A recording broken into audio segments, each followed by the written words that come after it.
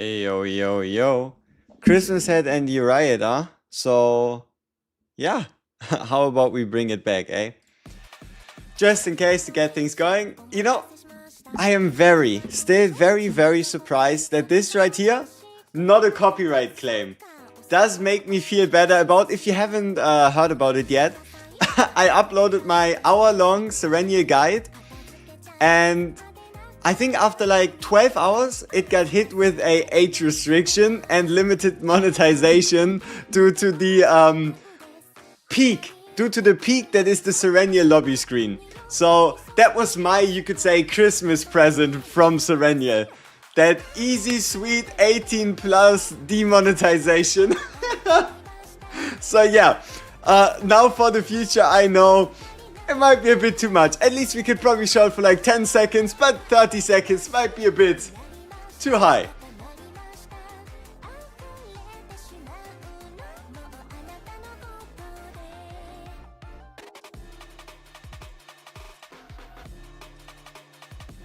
Yep, W present.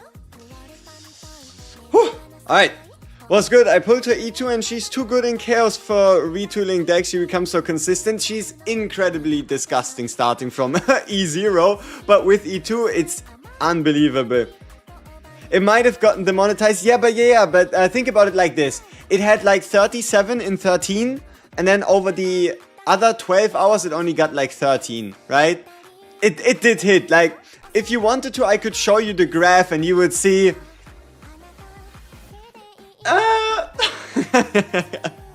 But it is what it is. I knew what kind of risk I was taking with showing off the home screen. Villa Rom, appreciate you upgrading to a commander. Thank you very much. And hey.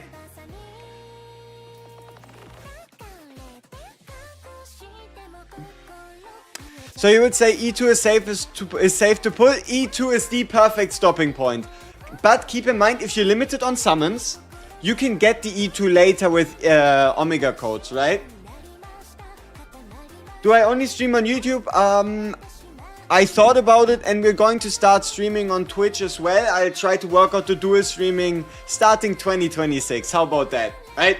There were some people asking for Twitch streams on the side. We did it for like the first 2-3 days of Chaos. It didn't really work out. I'll work on it, right? I work on it and we'll do it in 26. Probably Twitch. I mean, we could try Kick as well. I haven't really tried actually doing anything on Kick, but we can try it out. I don't mind. Roadmap when? Roadmap already happened. Oh, you mean a WG 2026 plans roadmap? On that note, yeah, I want to see something. I need prayers. I need help. And I need your support. This is my culmination of spending around 4,000, 5,000 stamina, maybe 6,000 stamina worth of worth of runs on the gear dungeon. The gear dungeon. So, yeah. I need your help. This piece has to succeed. This piece has to succeed. If this rolls flat defense, I'll cry. I will cry. No. It cannot. It cannot be allowed to go flat defense. It cannot. We're going to put on happy music, right? You know, just for a bit, right? Surely this lobby screen is going to help. Surely this lobby screen is going to help. And let's make it happen.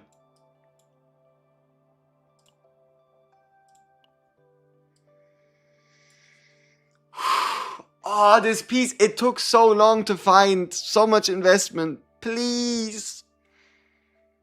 Please, I need like 1 or 2 rolls into crit chance. And then the rest can go into like crit damage or flat attack. Please. Please.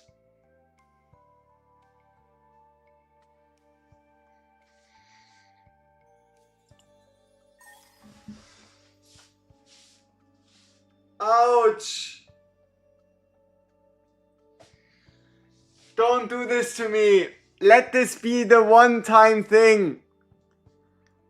Oh. No. Don't do this. Please.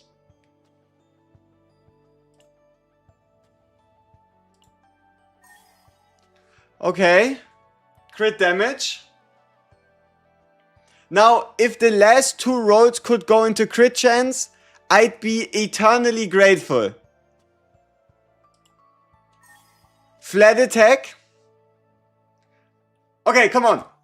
If I really want to use this piece, if I can really use this piece, I need that crit chance roll. Otherwise, hitting 60% with this one is going to be hard. Please, please give me the crit chance roll. Come on. Come on. Crit chance. But just not defense. Yes! Yes! It's a max roll. 2%. Yes! Yes! Woo! Oh, I would have been so mad. Oh, it's... Yes, we recovered. We recovered the piece. Yes! This piece is a good piece. Yes! Nice! Ah! Alright, I think it's time I flex a bit. Let's see if this is enough, right? I make some changes, we'll have a look at the total stats and then we'll see if it's enough. It could be. Or it's very close, I'm not sure. No! No! Look! Look at the crit chance! Ah, that's annoying. Ah, that's so close. That's so close. Oh, ay. Alright, let me show you the substats though. Because these substats, oof, there is some crazy ones in here. Important. We have 46.1% crit damage. But we're not running the crit damage set. No crit damage set. 46.1% crit damage. So, let's have a look at our current pieces. This piece is an absolute banger. Right? Oh, also, the most important part. Look at the attack. 883. 883. If you see other Sereniels with 60, they have like 750 attack. You see the reason why, but 4.5 crit, 19 attack, and then some damage and some crit damage. It's a pretty darn good vision. We just rolled this Desire. 14 flat, 5.7, 3.5. This ideal, honestly, could be worked on, but look at this. 14.6% crit damage. 14.6% crit damage. I think that's like 3 or 4 rolls worth. Yeah, I think it's like 4 rolls crit damage or something. It's a lot. This piece. Disgusting as well. Look at this. 5.4, 11, 4.0. Yeah. This piece is criminal as well already. And then we have ourselves this key. It's on the weaker side, but it is still pretty damn good. 4% crit chance, 6.1 critical damage, and then some defense and some ego recovery. Oh. Do we sacrifice 6.1% crit damage to hit the 60%? I don't know if that's worth it. I don't know if that's worth it. But we could. So the suppression is weaker. And then this again, it's a pretty sweet shock. 3.8, 10.8 with 22 as attack. Other options we would have is 3.1 on 6.3, 1.5 on 10, or 3 on 6.9. Yeah. Oh yeah, and she's affinity 27. Yeah. Definitely. The key definitely has more potential, 100%. Could be like a flat attack or something else, but just rolling the 4% crit is already so disgustingly hard to get in the first place, right? I worked a bit on the potential, as you can see. I told y'all in the video I was gonna work on it after. We invested like 900 stamina maybe.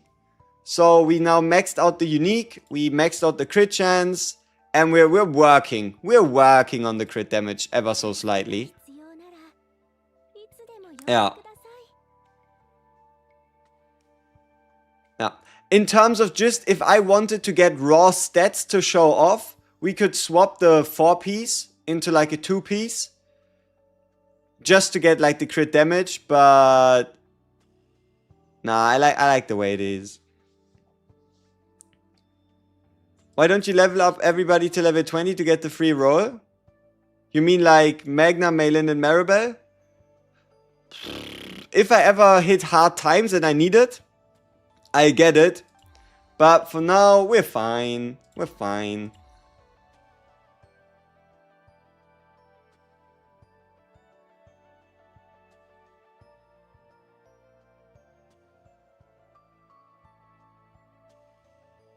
That is a guaranteed Sereniel. Watching from Singapore, love the vids. Hey, appreciate it. Appreciate it. Thank you very much. 2 questions. Which one basic common unique cards when the event ends? Does save data from there will be deleted? No, save data will always stay. The only question is where can you use it? And also, it was in my hour-long guide, but I actually forgot a part. I had like a 30-second part talking about potential and how the devs have an absolute W in, look at this. You see the top left? It shows you what type of card the card is. Like, Shining Core is a unique card, and Homing Laser Else are unique cards as well. And if you're just like, okay, but maybe everything is unique card, and it's not quite true. Luke's bullets are actually called common cards, right? His are the most treacherous, you could say. But they are labeled as common cards clearly there. So you can trust the labeling in the top left. Right? You can trust the labeling in the top left. And yeah. It's a pretty sweet upgrade, I'd say. How do you get that Sereniel background live animation? Affinity level 7, I believe. Let me see. No, it's affinity level 10. Here, special lobby gigantic Christmas gift. Affinity 10 is what you need. I was today years old when I learned about the top left description. Did I stop playing? No, I didn't stop playing. Still playing SNB. Selena build yet? Not really. But I did manage to upgrade her to level 50 at least. I did manage to get up to level 50 for now. I can invest some more stamina on like working towards 60. We could potentially even run her in Chaos today if y'all want to see that. But yeah, it really does seem like that, at least at the moment. At least at the moment, the meta strat for the Great Rift seems to be get as many tactical maneuvers as you can reasonably fit into a deck.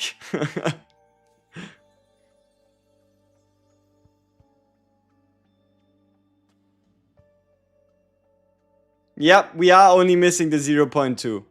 Indeed. Also, I always wanted to play Selena, but I never found the time. I don't know. There is just something appealing about a bunny girl with a gigantic sniper that has so many interesting cards. Not just the retain upgrade, but just the fact that you can apply marks. Other cards that are like, in my opinion, really sweet is, for example, this one right here, able to increase mark damage. This should probably work for other characters as well. So it would not only boost her marks, but for example, Luke's marks as well. this card here as well. When another combatant's attack card is used, 100% coordinated attack.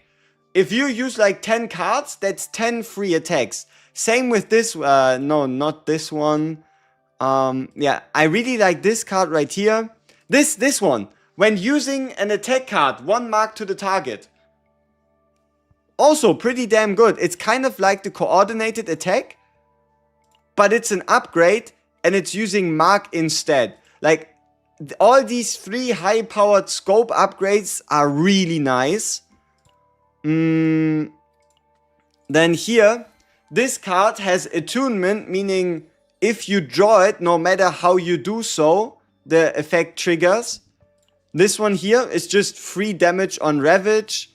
This one is just 4 stacks of mark. 4 stacks of mark. That is a damn lot. 4 stacks of marks is a damn lot. And this one here would just be card draw. Like, if you draw this card, you draw an additional card and you still get the shield out of it. Here, the ability to just inflict passion weakness. Mark to combo to apply mark. This one here, when using a passion attack card, coordinated attack to the target. If you combine drone bombing with a Meilin and a high-powered scope, like, let's say, this one, then all of a sudden, you use 1 Meilin attack, you do 1 mark to the target, and you do a coordinated attack, and then that mark triggers from the next attack, applying another mark, applying another coordinated attack. It's darn sweet. And let's see. Or here, for 1 turn, when performing an attack weakness, 100% chance to trigger coordinated attack. This should go not only for her, but for the whole team. So, for example, if you use Sereniel to apply, let's say, instinct weakness, and then with Sereniel you do the weakness attack, then this should again still trigger another coordinated attack. And then here for tenacity, I mean, that's just 3 bars of tenacity damage. 4 mark on ravaged enemies, but no, obviously this is like the everybody sees it type card. Is mark additive or multiplicative? You mean the plus to mark? It should be additive, so it goes from 150% damage, from 100 damage to 150% damage. You see how this says, when using attack cards, 100% extra attack, tenacity damage equal to 0, decrease mark by 1. Shizuru or Selena? Personally, I think I probably still like Shizuru just because of like the additional value, but no, Selena's just, she has to be a ton of fun. Maybe we'll actually run Selena, but I kind of feel bad running her on level 50, you know? I have E0 Sereniel and Universal Dupe and 600 currency. Would you recommend to get E2 that way? I have 40 pulls for partner.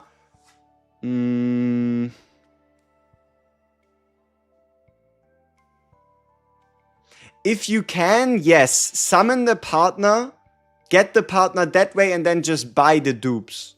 It's more value / less RNG. You're so confused with the additive or multiplicative. Alright, let's make it brief. Right? Let's make it brief by going to our example Rin and finding this card right here. So, this card says you retain your darkness stance, and if you're in the darkness stance, you add 60% damage amount to any cards used this turn. So this 60% is, let's pick the basic, the darkness sword form. That darkness sword form is now going to go from 120% to 180%, right? You just add plus 60, and then in darkness inner art you have this. It says buy 50%. Every time it says buy and the plus is missing, it's a multiplicative damage addition.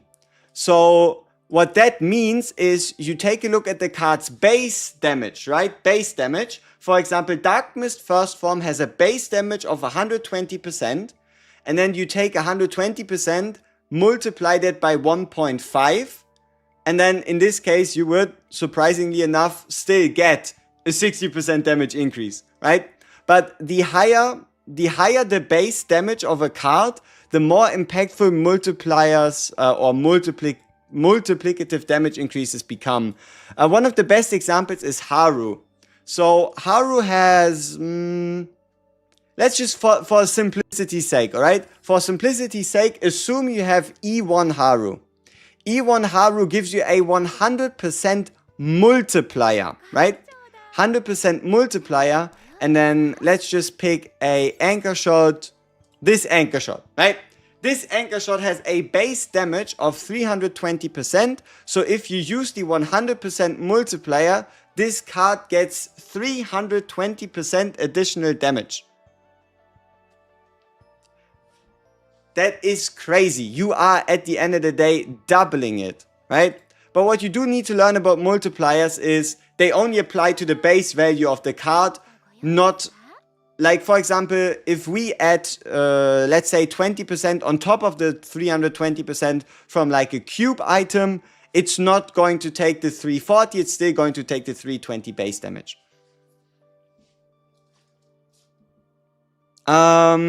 Coordinated attacks don't count as extra attacks, and I can show you exactly where you find that out. So, if you go to a character that has coordinated attacks, right?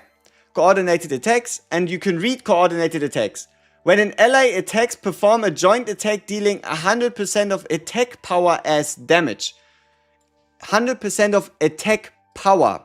Whereas something like Mark actually states when using attack cards 100% extra attack, right? The reason why Mark scales with extra damage is because in its description it is mentioning extra attack, right? Extra attack damage.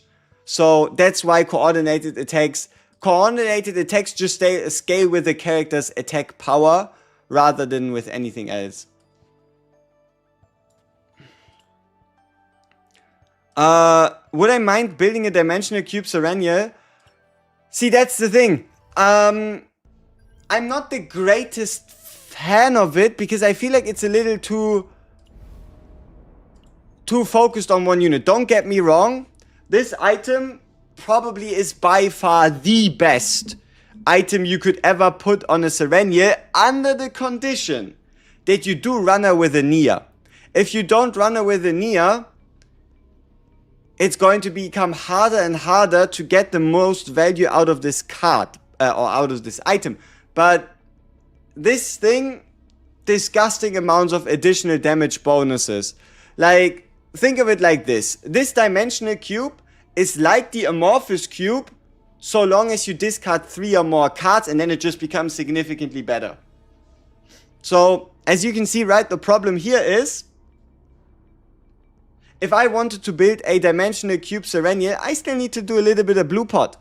And I think that's also going to be what we do today. We're going to be building Sereniel decks, but while building Sereniel decks, we'll be playing Twin Star Shadow and blue pot just for like a little bit of,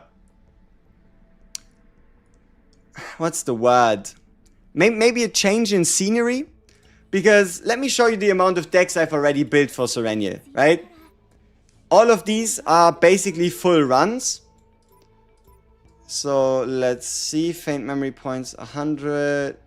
Yeah, so I already did, and I think all of them were pretty much done in lab 0 for the most part. So that is 1, 2, 3, 4, 5, 6, 7. 7 of those runs already done. So that's why might be good to also just check out some different planets. What be a good alternative for the dimensional cube? Honestly, the best thing you can get is just amorphous cube. Or, let's see, the upgraded version, this one. Emblem of Exceptional Entity, right? But then again, on the bug planet, I think it's the bug planet. There is this beautiful item right here. Chaos, come on. Chaos Manifestation, I think Exploration. This one. If you can get this one, game over. That thing is disgusting. 15% attack multiplier. The reason why this is so crazy is because it's a final multiplier on top of all your other bonuses. So it takes whatever attack stat you go into your run with and then multiplies that by 15%. Whereas, for example, a 15% memory fragment only takes your base attack and multiplies it. This takes your final attack value and multiplies it by 15%.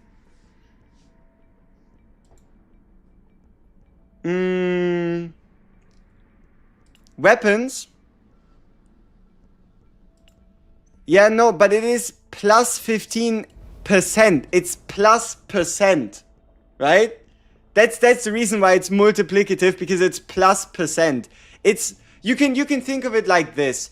You have all your attack calculations, all your gear in one block, and then in the block next to it, you now have something that wasn't there before, and that's a 15%, like plus 15%, but you multiply one block by the other. Is Peko really that superior to Yuki? In terms of damage, 100%. In terms of damage, 100%, you're going to end up getting way more. And that is because you have 3 different damage boosting multipliers on her. You get 8% attack, 30% additional, and a further 15% multiplicative so long as the enemy is ravaged.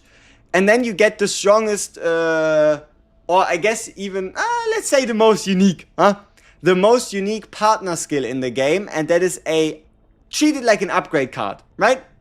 Treat it like an upgrade card, and this card, you play the partner effect once, and every single turn, so long as you ravage one time, you get the 25% crit chance bonus.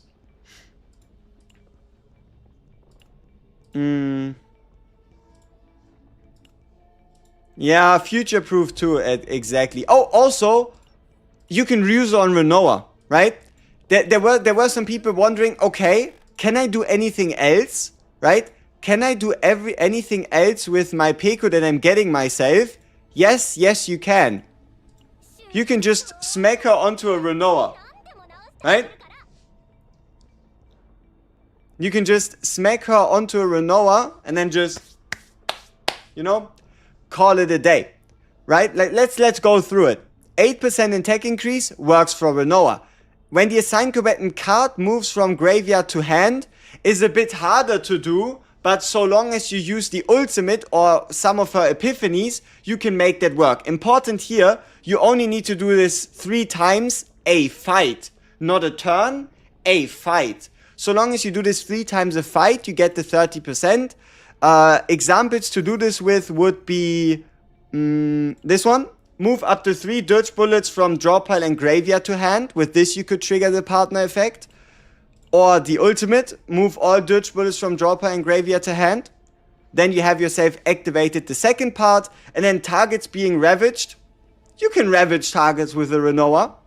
And then the overclock beacon, so long as the target is ravaged, the 25% chance also works on Renoa, right?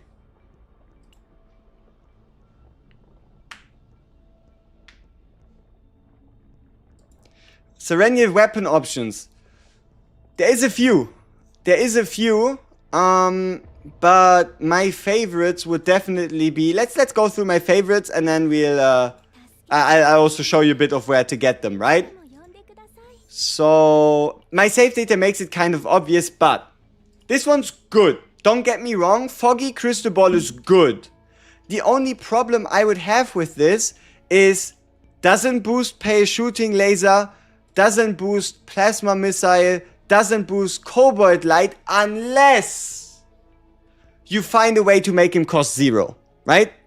If you can find a way to make Cobalt Light cost 0 when you play it, Pale Shooting Star cost 0 when you play it, then by all means this weapon is incredible, right? Pretty darn good. Then this one. When there are 4 more cards in hand, honestly, with the amount of cards you're creating, with the amount of cards that come back into hand, this one is active quite a lot. And it doesn't have a cost restriction, meaning that this 30% bonus goes for homing lasers, plasma missiles, shooting stars, cobalt lights, the whole gang, right? goes the whole gang. Let's see, what other weapons did I pick up? This one, you know, if you don't have anything better, it is pretty solid, but by no means is it something where you'd be like, alright, I perfected my deck, look, right? So, it's a good weapon, but by no means is it like a pinnacle one. So those are the ones that I found the most for now. Ooh, non-maintenance, let's check out what it does. Very curious about that. But for now, let's finish our thought process right here. So, this weapon. If Jarl can get this weapon, it is incredibly good. This one. For the same reason that the pulsating egg ring is so good, this thing does the same thing. Plus 15% attack, and you also get some additional damage to shields, which is not that important, but for a weapon to give 15% attack, pretty sweet. And that should remind you of another weapon that is obviously incredibly good on Serenia. Let me see on which troll character I have that. I think I have one on Mika. Yeah, I know what I'm talking about. I just need to find it so we can show it off. This one, right? If you can fight a Cthulhu, you're not finding anything better than the Intellected Discord. If you can fight Cthulhu in your run and you get this, you're blessed. If not, then hey, it is what it is. If it happens, it happens. If it doesn't, it doesn't. It is what it is. So yeah, these swords I showed you are exclusive to the Justice Planet. So if you want to get the sword weapon on your Sereniel, you have to play Foretold Ruins. That's how you can get yourself the sword weapon. I mean, sure, let's exactly check out where we can get it. And then we check out the maintenance after. So, what we do here is we go on our wiki website for all the encounters. And now let's just go one by one and see which encounter gives us Foretold Ruins. I want... No. Divine Epiphany, credits, max HP, stress, select, card, transform, legendary equipment. Okay, so we've boiled it down to legendary equipment, and now we're just going to click on the events and see which one it is that is going to give us the sword.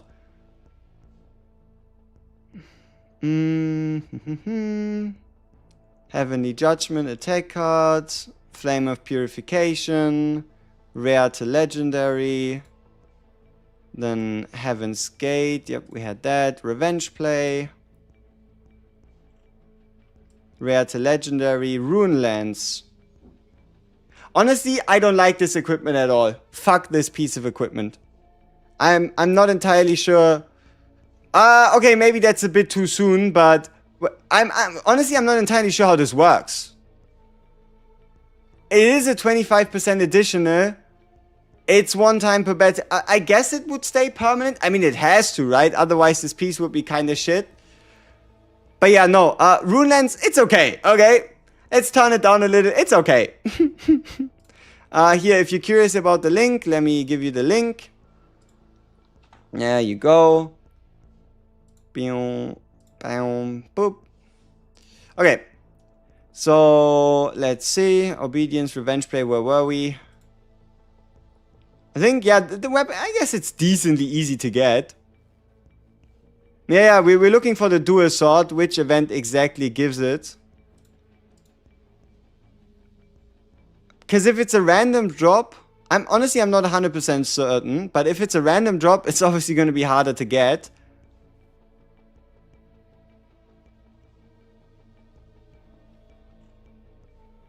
Corroded Core.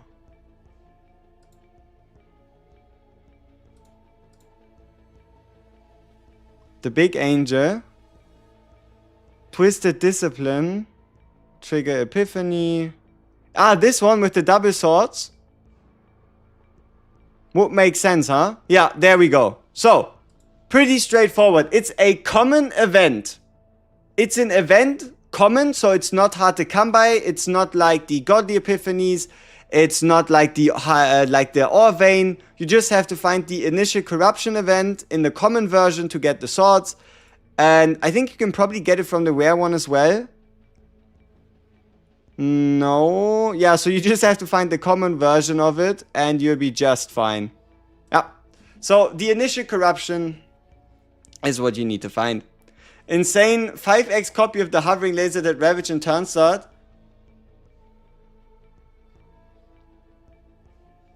So the way you did that is you selected it, you copied it 3 times, and you turned the shining core into a select one of your own, and you picked it? Is that how you got to 5? The Ravage mythic weapon. Yeah. I think the Ravage mythic weapon is sweet as well. The only problem is... the Ravage mythic should be Twin Star Shadow. Should be Twin Star Shadow. And then, yeah, here. Increases damage amount by 30% against targets in a Ravage state. Which might make it a bit harder to Ravage. But no. There's, honestly, yeah. Twin Star Shadow has some nasty items. Dropped by the boss. Yeah, it should be probably the case with Shellbug as well. Where to find Cthulhu monster? Play on Nightmare difficulty. If you play on Nightmare difficulty, you have an increased chance to get Cthulhu, and every time you beat a normal battle, or I think even an Elite one, Cthulhu can randomly pop in and say hi. The Bug Planet, it's the, this one. The Twin Star Shadow Instinct Planet. 3 absolutely disgusting gear pieces. Or maybe even 4, right? You have the Pulsating Egg Ring, percentage attack. The Shellbug Horn, 20% crit damage. On top of what you already have, goes really well with her partner. The 30% damage against Ravage state, Twin Sword of Greater and Lesser Evil or whatever. And this one also increases damage amount of attack cards with a cost of 1 or less by 25. Yes, it's only by 25, but it also includes or makes it easier to meet that condition. Yeah.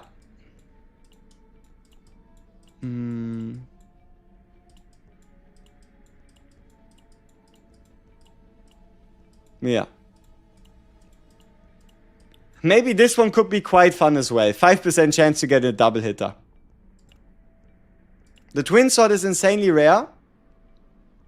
Probably. But if you can get it, you can get it, right? Which planet is best? City of Mist is fantastic because you can just get some good weapons for her, good chess pieces. Twin Star Shadow is amazing. Foretold Ruin has some great stuff. And if you wanted to, you could even try Blue Pot, but only really if you're still grinding for Dimensional Cube. Are the effects of equipment exclusive to the combatant that they're equipped on? Yes, unless it mentions the tag ally.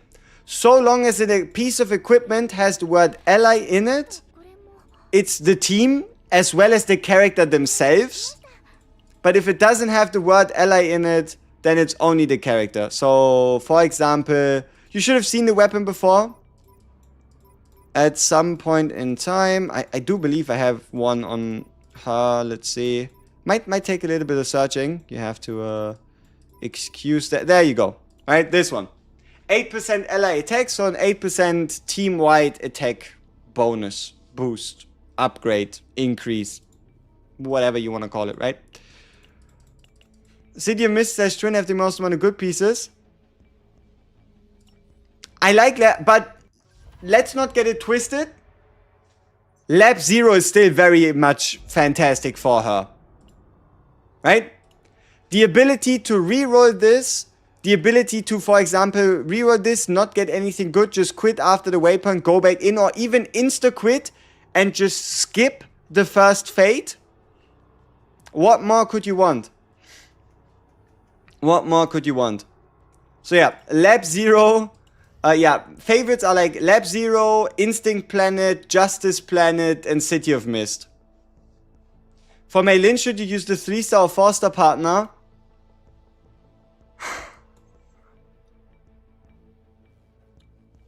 I guess it depends on how many copies you have of the 4-star, right? The more copies you have of Lillian, The more copies you have of Lillian, the more you should use her. But if you have like 1 copy of Lillian, just use Douglas, right? Then you can just use Douglas. Is the weapon has 150% fixed damage on Ravage any good? Not really, because it's only a single damage instance. Which really just doesn't have enough of an impact. So, we did have a maintenance to look through. Let's see if there's anything interesting happening in the world of Keosu Zero Naitomero. Maybe they did something crazy.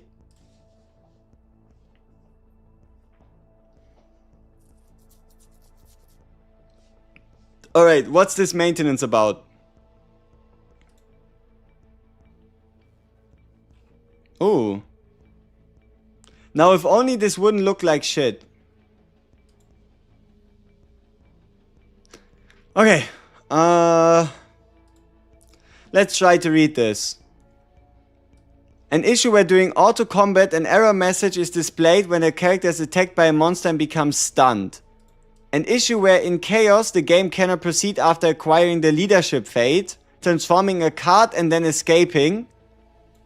That's random. An issue where in chaos the game cannot proceed after enlarging the minimap and then escaping. An fan issue where during the Divine Epiphany animation card information intermittently fades to display when tapping card details. An issue where after treating a combatant in a deep trauma state and clearing a chaos, the save data is saved in a corrupted state. Ooh, that's not good. An issue where when the equipped item time regulator, a warning message stating that no Epiphany cards are available is intermittently displayed. An issue where under certain conditions the visual after image of Sereniel's homing laser cards remains in hand despite card being unusable. I think that happens if you like run the game on auto, or at least that's what it was. An issue where within the list of obtainable rewards the label first is displayed in Korean. Alright. So nothing game breaking. Nothing game breaking out here. Which means we take our almost perfect Sereniel and we just play some chaos. They should separate the currency for counseling and excursions. You can buy the currency for counseling for 30 gems. You cannot buy excursions. So prioritize excursions. Worry about getting people out of breakout state later. Right? And also if a character is already broken down, they can't break down further.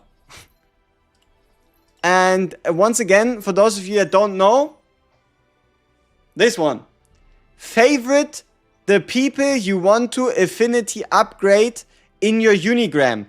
These 3 characters at the top are 100% guaranteed to be an excursion target every single day of the week. Right? If you favorite 3 characters there, they are always guaranteed to be appearing as an excursion target every single day.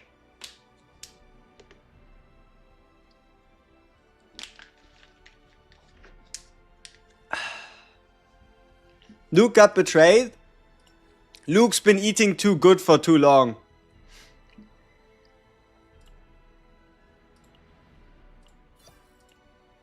He's currently in breakdown state. He's on rest. Is there an option to remove the text on cards? I don't... Oh, yes.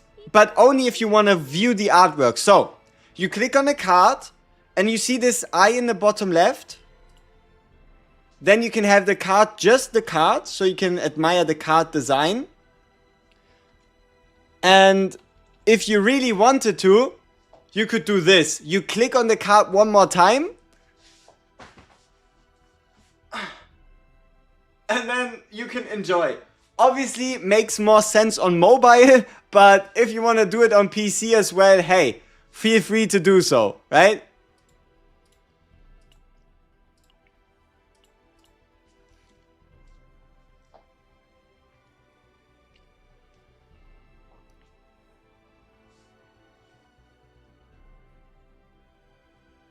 Which card should you animate?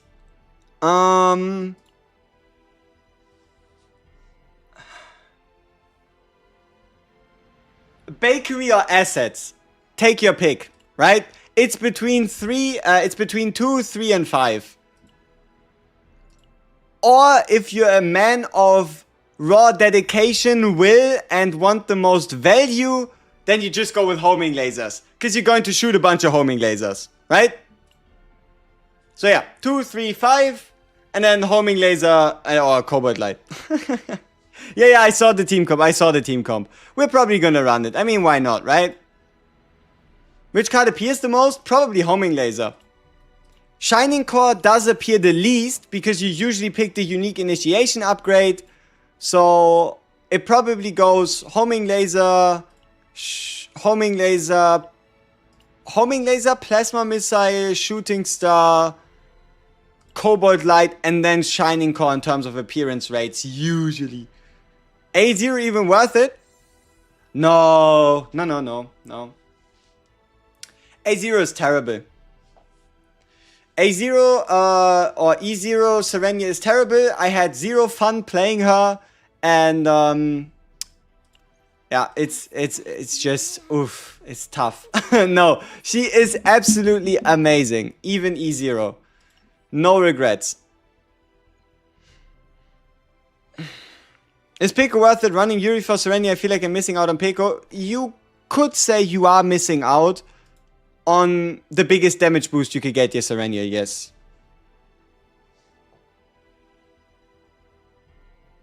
She bricked your account? No, she bricked you, but that's weird. You like men? Then you'll probably have to wait a little bit. Maybe at the end of Season 2 we could get a male character. Maybe. How big of a difference is Pico? In terms of like damage boost? At minimum like 10%. Should you buy Pico or pull? If you have the currency, pulling Pico is better than buying Pico, and you should buy a Sereniel dupe instead. But that is only if you have the currency.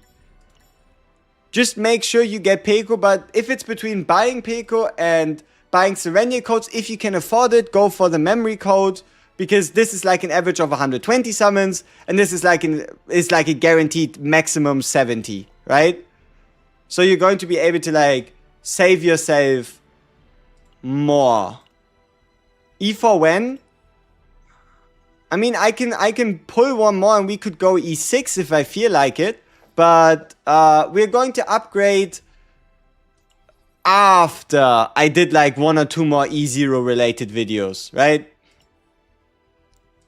That's one of the things I'm the most looking forward to, and that is upgrading my Sereniel past E0. Because it's just going to be such a pleasure. So, what kind of zero system planets do we have? How good is E2? If you ever at any point felt like Chaos was a bit too difficult, get yourself E2 Sereniel, and that probably won't ever happen again. Yeah, that's that. Alright, y'all. Should we torture us? Should we torture ourselves and play a run of Blue Pot tier 13? Does that sound like something desirable? Or should we play Twin Star Shadow? Unfortunately, only tier 11. But we could also play Swamp of Judgment. But unfortunately, it wouldn't really give me anything in terms of farming. They should just stop the 50-50. Hey, not the blue... Pico is limited to as well, yes. Blue pot. Alright. Blue pot, Shizuru, Selena. This is gonna be... this is gonna be a tough one. I'm looking forward to it. Alright, yeah, my Selena potential is non-existent. So, how about we fix that?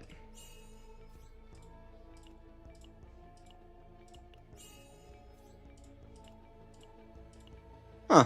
Alright, I guess this is all she gets. Okay, and gear set wise... Give me crit chance, crit damage subs.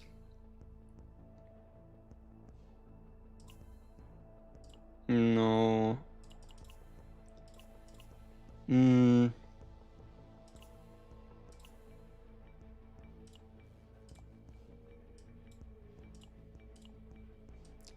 Yeah. I think we can just steal Lucas's gear.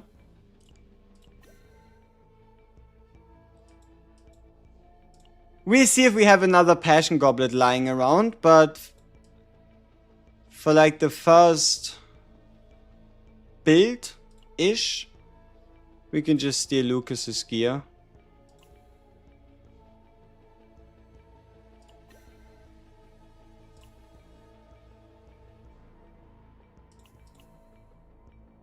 .4, 6.3, 2.3. Suppression.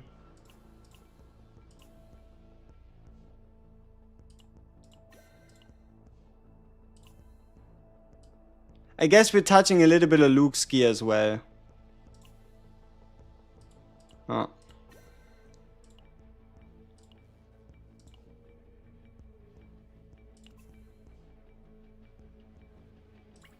Okay. 29, 1.3, 3.9, but it's attack. 1.8 and 22. 2.2. 2.8, 12, but a little bit of extra attack. Okay. Okay, so I do believe we have a few more passion-related goblets.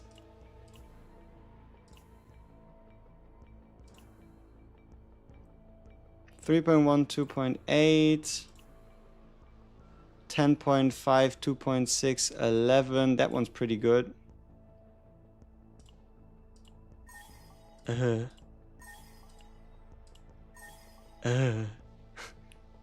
Bah. Okay. So these are our final Selena stats. These are our final Selena stats. Now we just need a... Oh, any piece. We could actually use any piece here. So... What's my best offset piece? 14, 3.13 by Stephen's main. 10 on 2.8.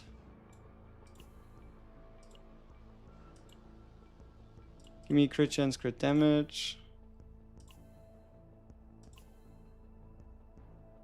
Huh. No. Yes. Yes. Sure. Why not?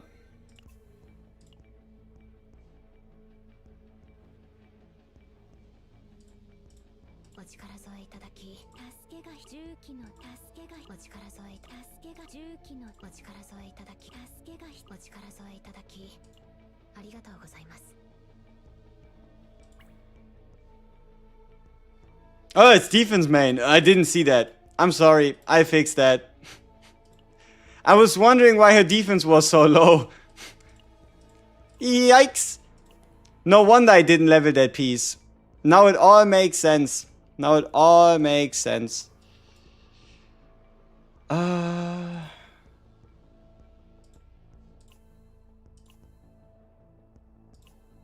mean, this one looks okay.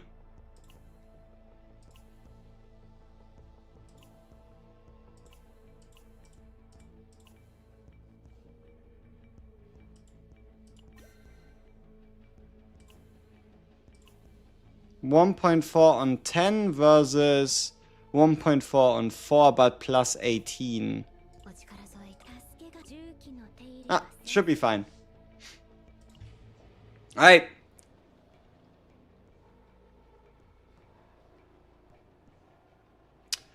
Or maybe do we treat Shizuru a little better? And give her the piece that's currently here, this one.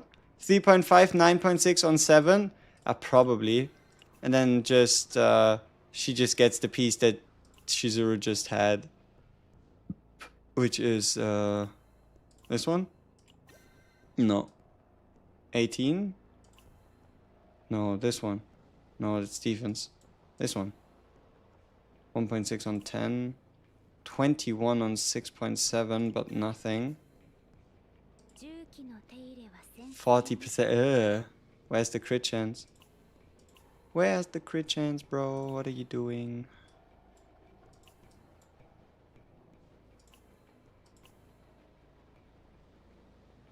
Let's just go with this one. That should be solid. Okay, can we survive this run? I have no idea. Let's find out. And our feeling? We're mainly hoping that Shizuru is going to heal us with her Shadow of the Moon. Yeah. So, good luck to me doing that.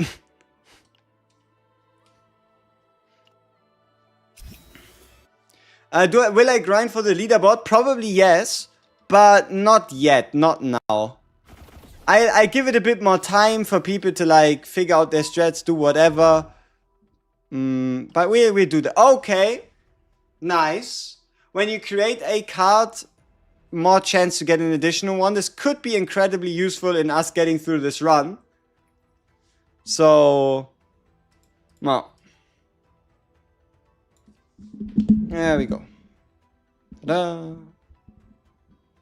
I'm meant to be the strat figure out guy. Yeah, but I'm having way more fun playing Chaos and working on decks. I'm still trying to cook up Serenial decks before I bother about doing other stuff there. So I'm just playing the game, you know? I'm just having fun playing the game. I don't think that should be too much of a problem, should it? Okay, so here we could triple fight. And then double, triple question mark. Yeah, let's go.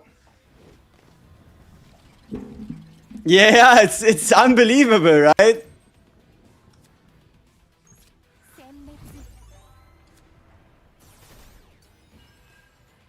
Ooh.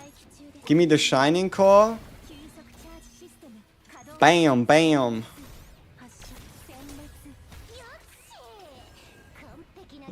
I don't really think there's a way for us to defend against this.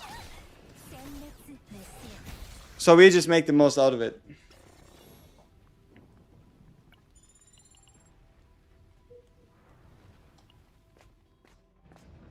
What's better, create 3 homing lasers or the 2 instinct weakness with 60? It's probably the plus 60 as well as the instinct weakness, just because it makes all your attacks hit against non-instinct targets, and it gives the additive damage bonus to all homing lasers, and homing laser Ls. The bit of a drawback with the homing, with the create 3 one is that it creates them in the draw pile. This epiphany becomes less debilitating if you have a E2, but if you don't have a E2, you have a chance of like dead drawing a bit too much, but none of them are truly bad. Okay, so I think we're meant to take the potion and then put the potion to the ghoul, right? And then he's gonna get eaten. Oh, no. Oh yeah, there's no ability to fast forward. What a time save. What's this?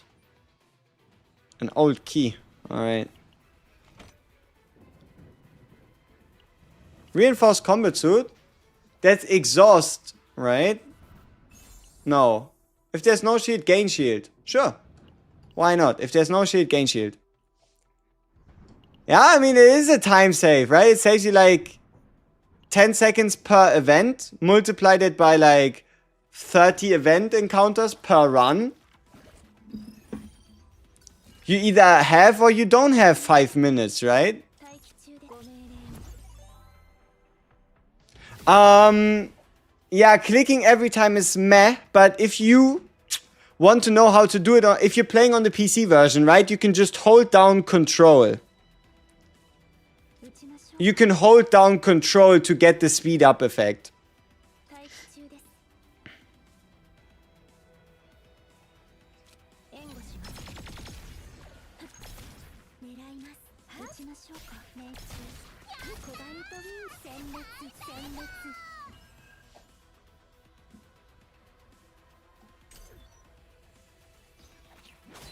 Double dipping, indeed.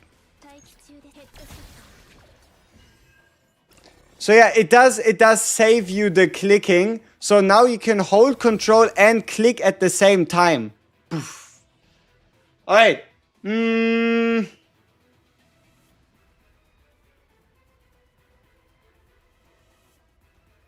Why did we pick blue pot? Because we have a rather high-ish difficulty blue pot run. So we kind of want to challenge ourselves, but also just see if we can get a nice deck going. 1. Mark build. 3. For shields and marks. Yeah. If we go with the upgrade, we might just die. Very true.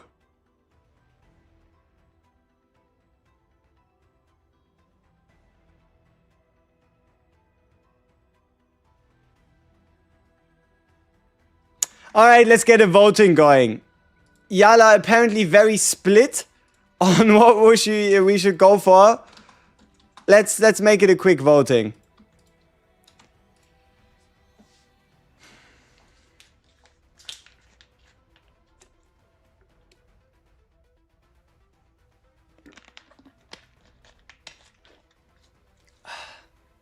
Aha. 70% saying 3. Alright, 3 it is. Let's go! Why no sustain? We have a Shizuru. We have a Shizuru. Trust me, bro. Shizuru is going to save us. She is going to save us. Easy.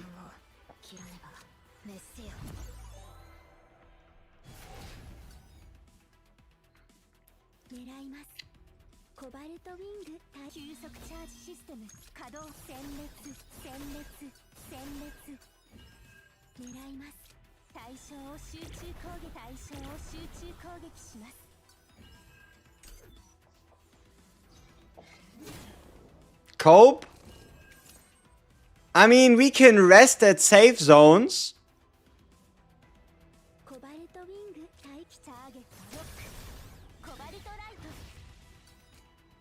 Right? Like, look. This is what you call prime time healing. 130 HP. Ever seen somebody heal that much? Yeah, I didn't think you did. Huh? I didn't think you did. So yeah, we gain around 130 health every time we do a Shadow of the Moon Plus. Yeah, how effective will that end up being? I don't know. We'll have to see.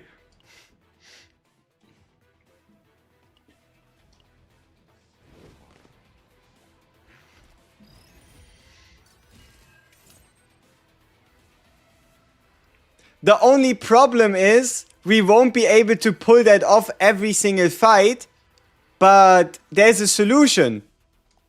You know what that solution is? If you don't want to get hit, kill the enemies before they can kill you. Huh? Right? If you don't want to get hit, just kill the enemies before they get the chance to hit you. Infinite, no damage taken glitch. Infinite, no damage taking glitch. Just don't get hit.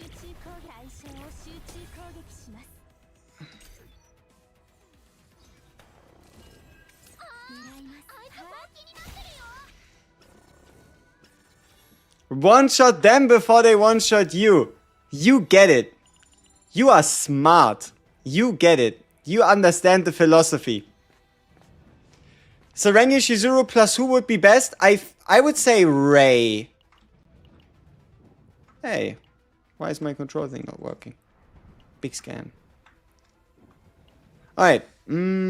Tactical action. Damage to shielded targets. Yep, very useful. Chris, what is it, friends, that is your greatest fear?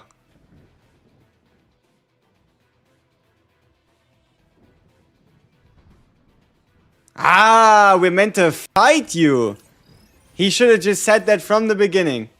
He should have just said that from the beginning. Alright, give me the initiation exhaust. Oh. Oh. Come on, 50-50. Yes, homing laser created.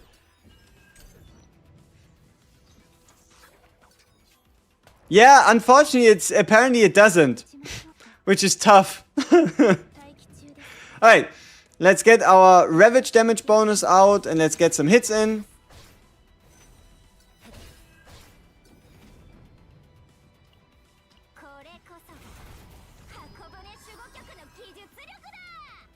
Alright, how much damage do you do?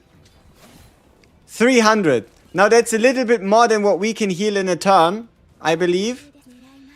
But we'll be fine.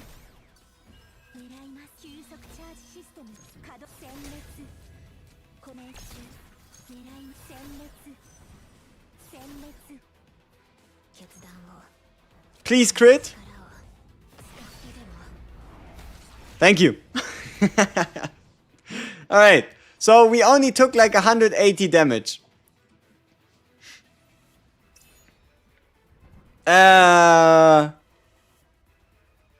Let's get ourselves an epiphany. Oh, cannot get any epiphany, sure. What? Huh? How can... But... Didn't you say you fixed that with the maintenance? 1, 2, 3, 4. Okay, she can't get. 1, 2, 3. Huh? I could have sworn I have some Shizuru epiphanies lying around. There we go. There we go. Maintenance only... it only finishes in 23 minutes. Alright. So the maintenance wasn't over yet.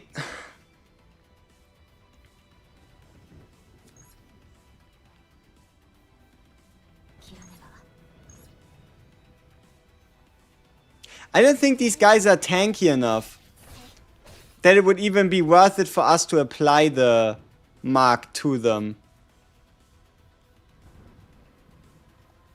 Yeah. We also didn't really... I mean, I guess we did have a homing laser in our draw pile that we could have activated.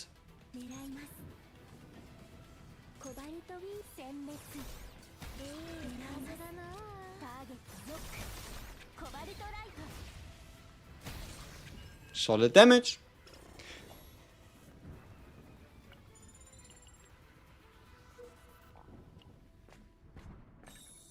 You made Selena a rapid fire mark / ravage build. You dupe Kosuke from near and each time I can select laser after laser for Sereniel. Nice. Favorite element? It used to be void. Like, I think it's been void since launch of the game. But Cassius is kind of sweet. Sereniel is kind of sweet. Nia is kind of sweet. It might just be void and instinct at the moment. All right. I can never get this damn quiz right. So, I decrease my credits by 40. So, okay. He loves credits the most, sure.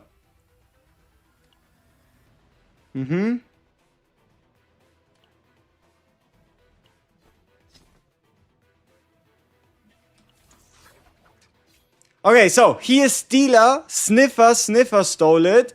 He is Snipper, absolutely Stealer Truth, for real, absolutely. Me, I did it, Bold Runner, I stole it. I don't know. I don't know. One of them was it, and I'm never really sure who exactly it was.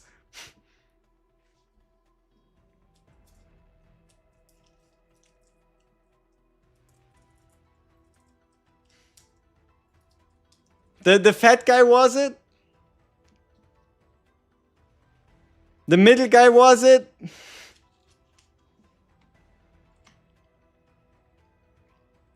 We'll just go by chat. I can't be bothered figuring this out myself.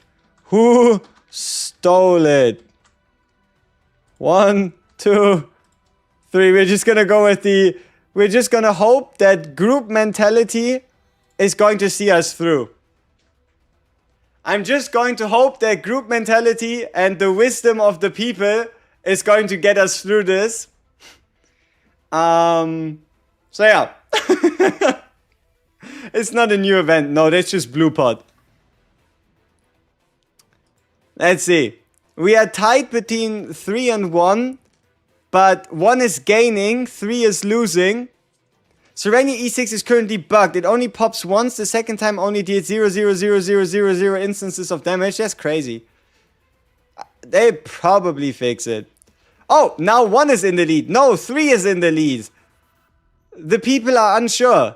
The people have spoken and they aren't quite sure if it's 1 or 3.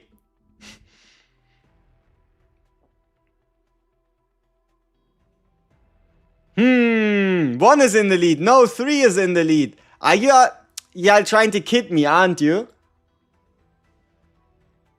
What is this? What is this 40% hopping? Like, in the last 10 seconds, the lead position swapped like 5 times.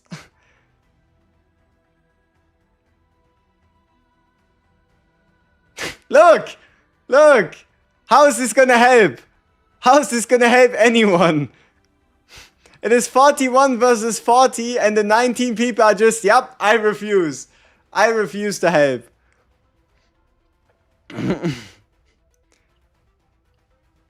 Alright, we just go with 3. We'll just go with 3 and see what happens.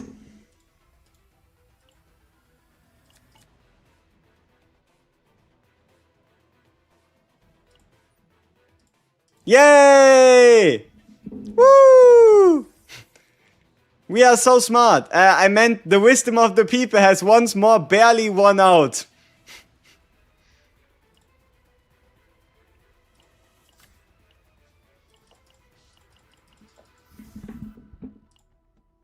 If it was wrong, then we wouldn't have gotten a legendary piece of equipment. Oh yeah, you saw the achievement? I think this was my first time ever getting the event correct. You did saw the achievement, blah blah blah detective. So, it might have just been my very first time getting this garbage correct. So, I wasn't lying. I wasn't lying when I said I usually don't get it correct. Now, usually don't get it correct apparently also includes never having gotten it correct in the first place. But it's not that important. It's a minor detail. Which was it? It was the rightmost character. The big problem here is there's 3 different outcomes to this. There is 3 different versions and every single time one of the other guys is the wrong one, right? So it's not like you can always pick the right one and be correct. Sure. Let's go with Engraved Malice. Close the poll? I will. I shall. There we go. Should I reset a run if one of my characters gets the stress debuff? No.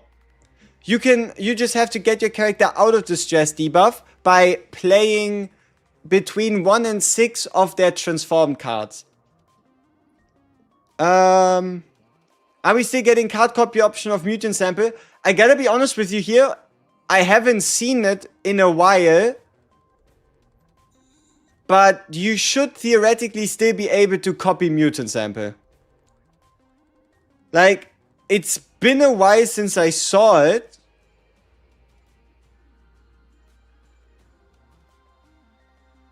It does not show anymore. That is huge. No wonder my copies were feeling that much better even on mutant sample runs.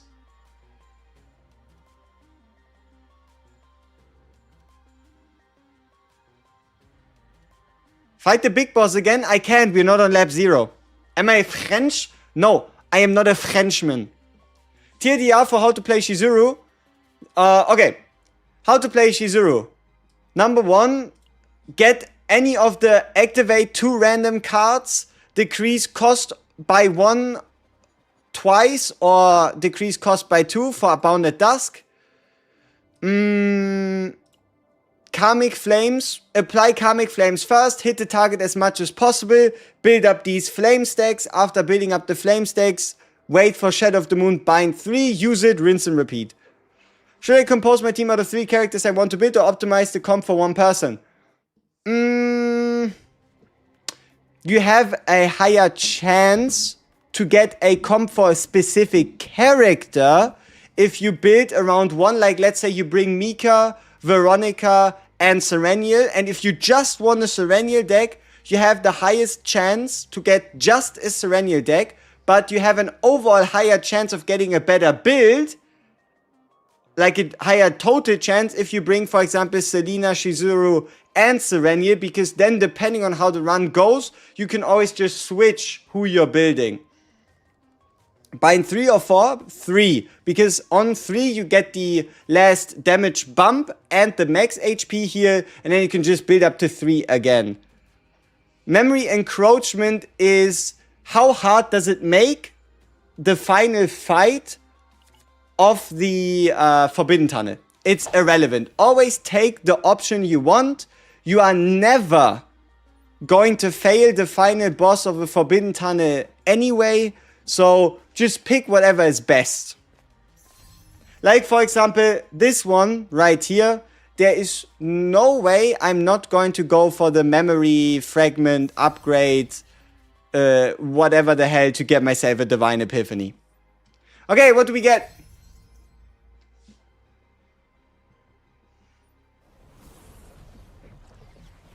Ooh, Selena. Oh! Tactical maneuver. You don't say.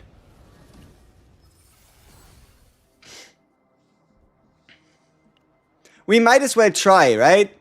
We might as well try and see if we can get a Selena Mark rebuild build going, right? Immunity, I think it only prevents you from getting debuffs, not debuff cards.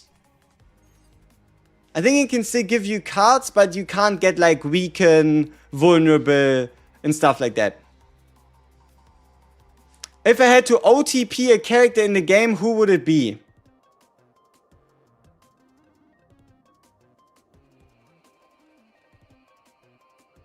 E6 Luke?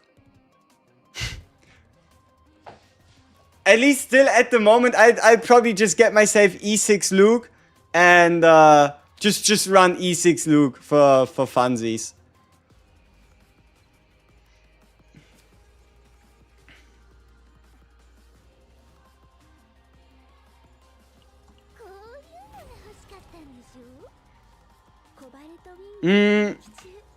Best Cobalt Light Epiphany.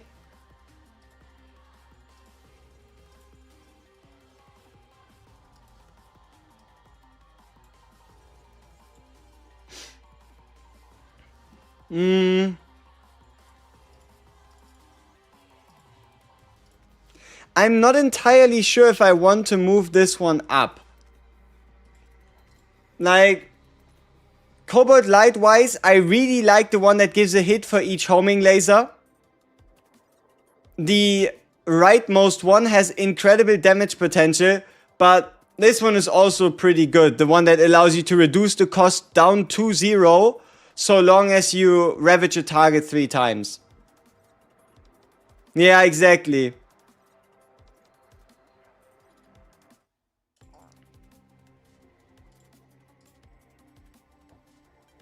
How big of a difference is it instinct percent and attack percent?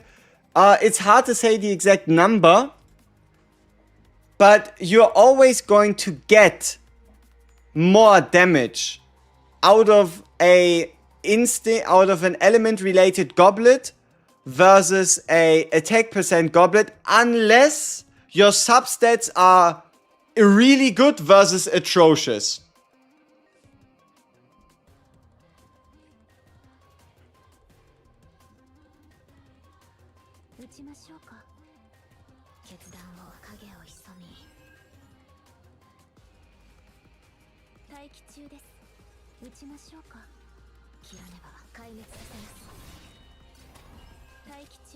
Okay. Which one of these ones? Leftmost one, right? If we wanted to build like a Selena we could use in the Great Rift, probably the leftmost one, no?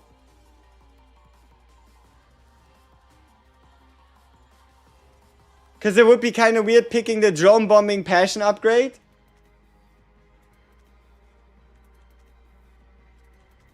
What did somebody say?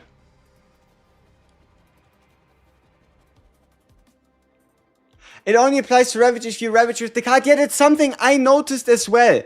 I found that very weird. I wasn't entirely sure, which is why there's the question mark. They'll increase 4 and 5-star partners. They won't make the 3-star partners worse. So, yesterday, I had a save, or I think I had a run, where I played the Cobalt Light. I had it in my deck, and I ravaged the enemy, but the cost stayed at 3.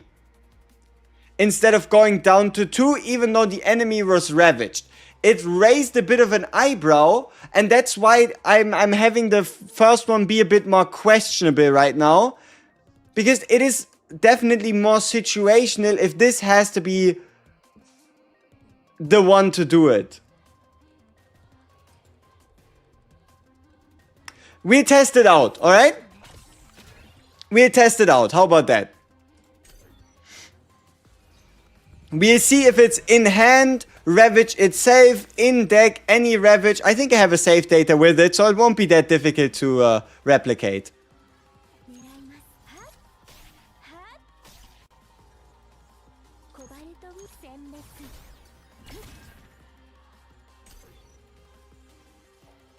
Do you think an E6 or Leia with a damage deck could carry? She can, but how hard can she carry? That's to be debated. Okay, let's try this out. So we get ourselves the, for 1 turn when performing attack weakness.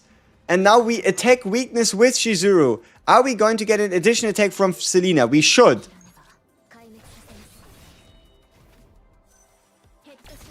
There we go. Perfect. That's what you would expect. And that's what we got. Sweet.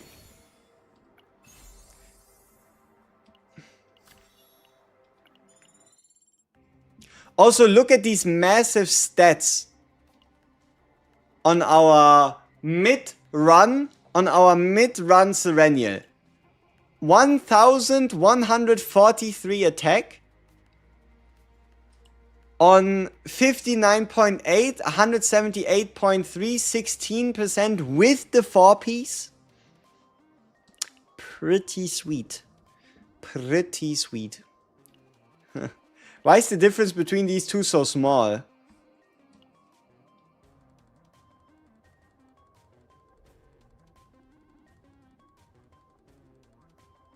I could have sworn my Shizuru had a lower total attack than my Sereniel. So why is it within 2?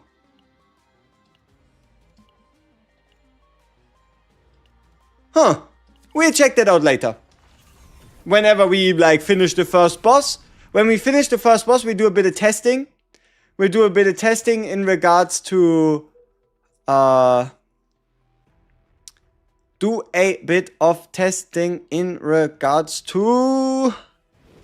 Ravage card. And then we also just check out the stats again. Is it true that you better avoid Dimensional Tunnel in the interior because the event in the interior is really good? Only for lab 0, you could say. Because for lab 0, you get like a slightly higher chance of getting the copy event if you do not take the interior tunnel. And while the interior is okay, it still only gives you 2 fights, 1 neutral card, 100 coins, and a divine epiphany, but you cannot pick. It's just a random one. And by the time you get to the interior tunnel, mostly you should already have some type of like good card on your character, and getting additional divine epiphanies just might make save data building a lot more difficult, huh?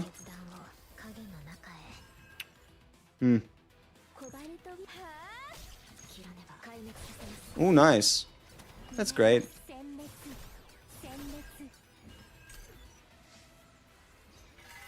If Shizuru gets stressed, you have no more heal? See, I have a trick.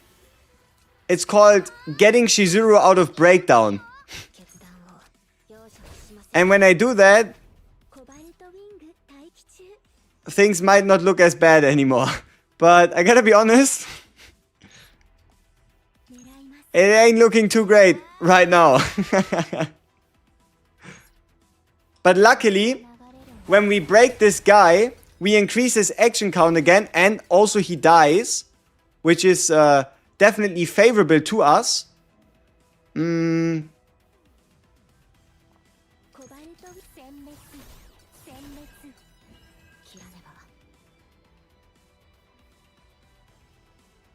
Anything we could draw into that like helps us here? We can make his tenacity bar full again.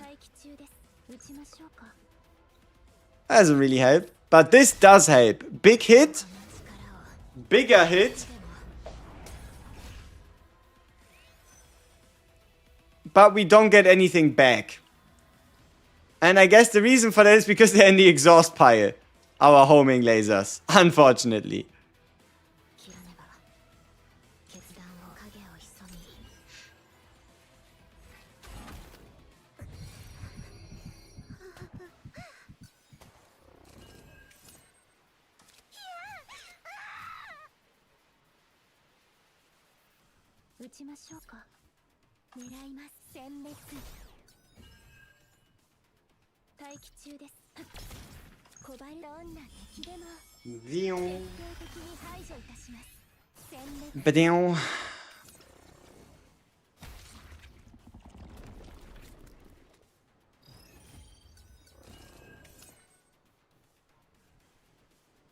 I've seen better moments to face Cthulhu.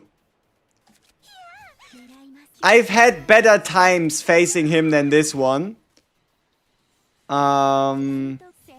Especially with the debuff going wrong. There's been more pleasant meetings with the guy than this. Oof.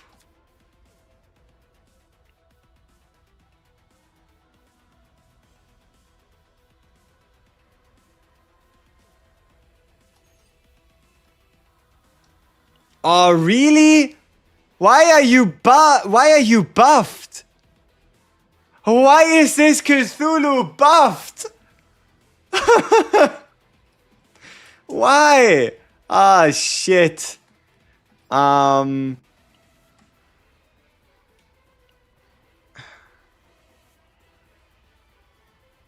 not so great.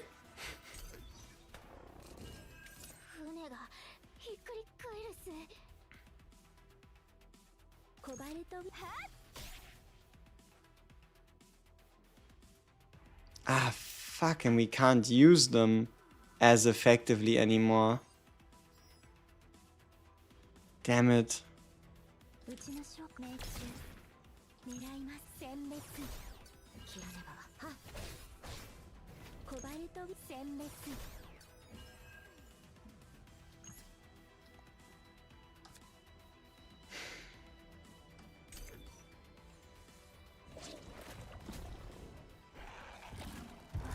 Uh-oh.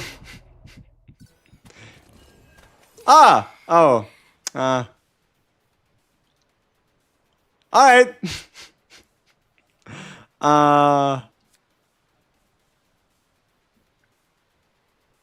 I guess that happens. Oh. It was a fun run though. It most certainly did have potential.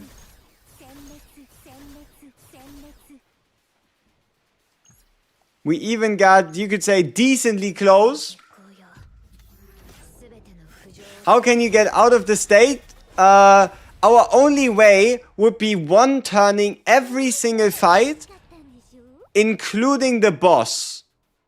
Which... it's a little tough, you know?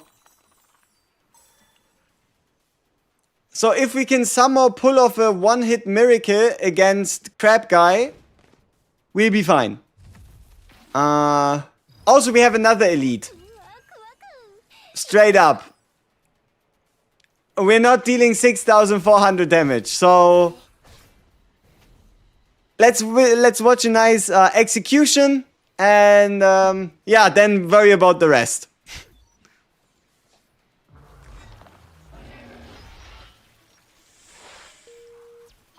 Ooh, that's grimy.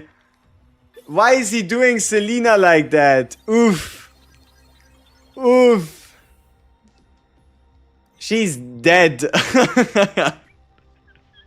She died for our sins. Yeah. The least we can do is give her a little bit of counseling.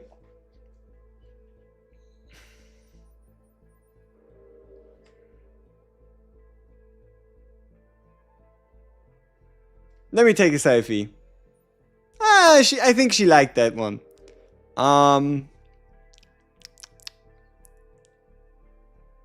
We are truly very understanding. Ah, shit.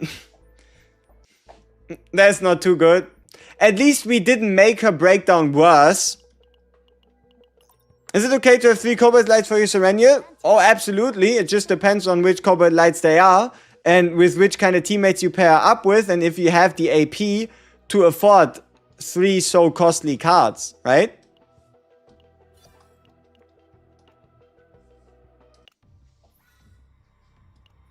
So yeah, I guess the planet is gone. Which means we have a free slot. We have a free slot to find a new planet. Ooh. Tier 13 Swamper Judgment. Oh, not bad. What's this? A tier 12. Now that we have a tier 13, surely we can swap this one.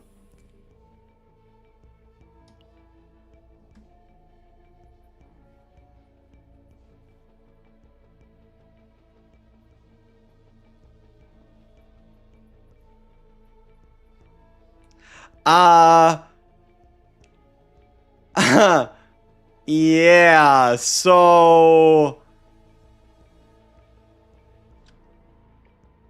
I don't think it gets a lot more difficult than this. Maybe we could remove Shizuru and put in...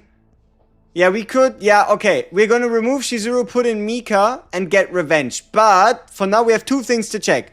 Number 1, how exactly does the Ravage Epiphany work? And number 2, why was my Shizuru so close in attack to my Sereniel?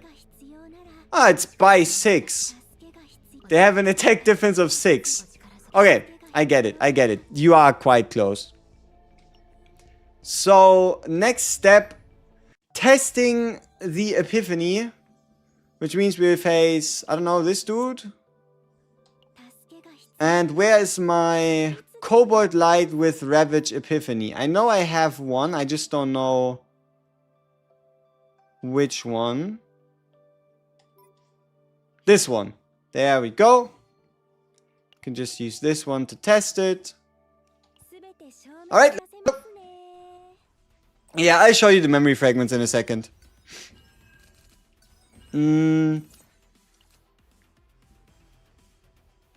Okay, that's a bad example. I don't want to fight any bugs that can't be stunned. It just takes too long to test. Can we maybe do we start this fight off? No. Is there a fight that's instinct weak that you start off with people that can be broken? Maybe this one here. Do I have another Ravage reduction? I do. And this one has less cards as well. So then just let's use this one. If a homing laser had a divine epiphany equals +1 AP, would a shooting star trigger it? Yes. Yes, that's one of the reasons why I think there might be a way to just get something nasty going with homing lasers and divine epiphanies, because you can get multiple times of value so long as you activate them. So, thing we need to test is right here. We bring him close to a break state. And then now we just go into the next turn. I think he's probably gonna die, which is a little unfortunate for the guy. But we can play this fight in hard mode. Maybe he doesn't.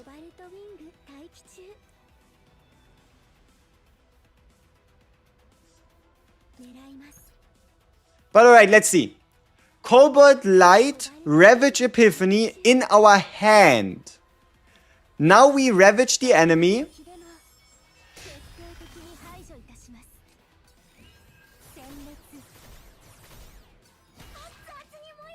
We obviously go into the next turn. But you see, it's still 3 cost. Right? So now let's use Cobalt Light to ravage by itself. Okay, we can't quite see the result.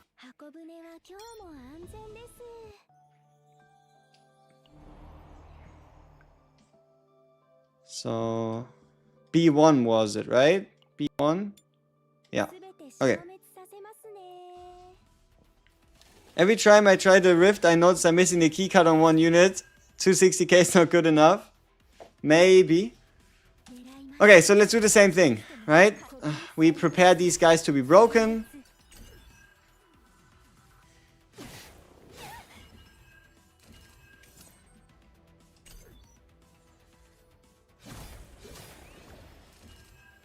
Alright, so Cobalt Light.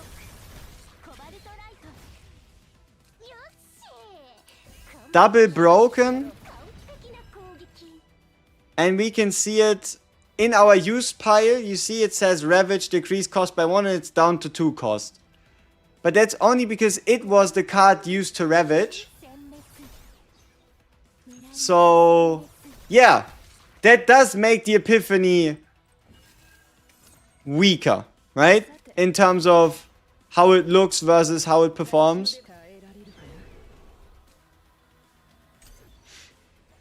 No, it's not. It's not bad. It's not that hard to ravage a target 3 times, and getting the power of the card at 0 AP, it is worth something, but it just isn't the most overpowered version of it that it could have been.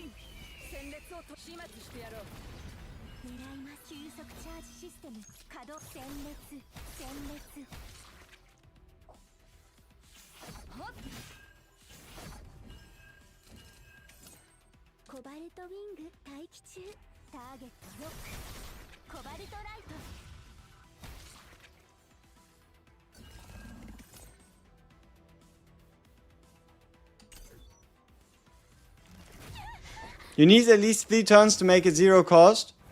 Yeah, but in Great Rift you have 10 turns. Right? In Great Rift you do have 10 turns. And here we just ravaged another enemy.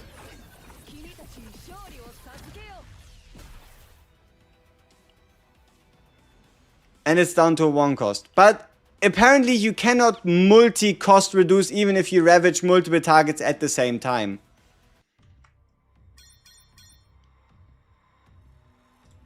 So, how does that change the legacy? How does that change the legacy of this specific homing laser?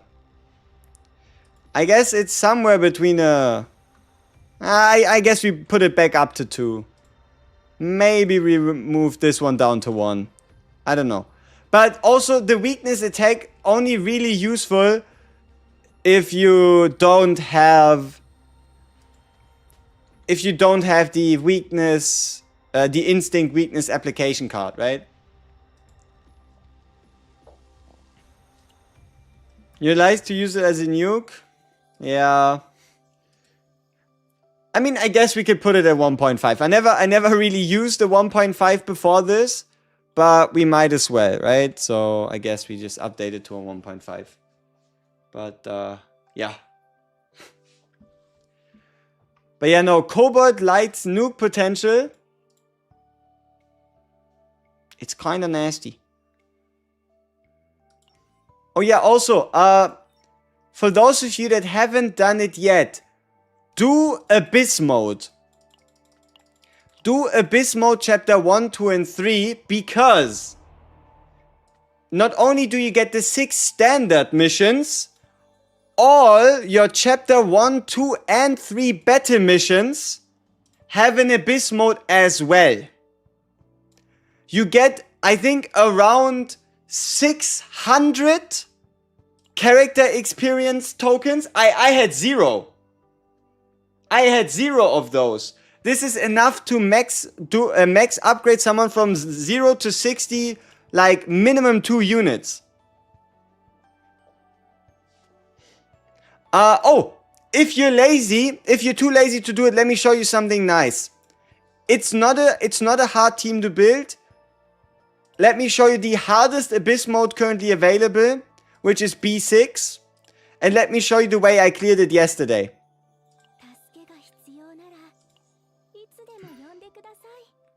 Let's see, which one did I use? I think this one's just fine. It's not that important. I take Mika, I take Kalib, I take Sereniel, I hit auto, and you're done.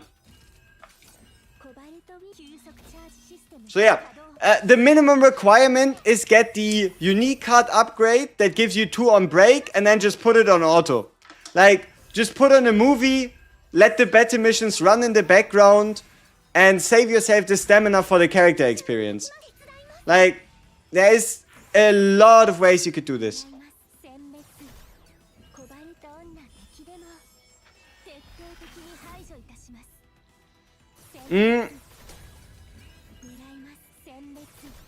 But yeah.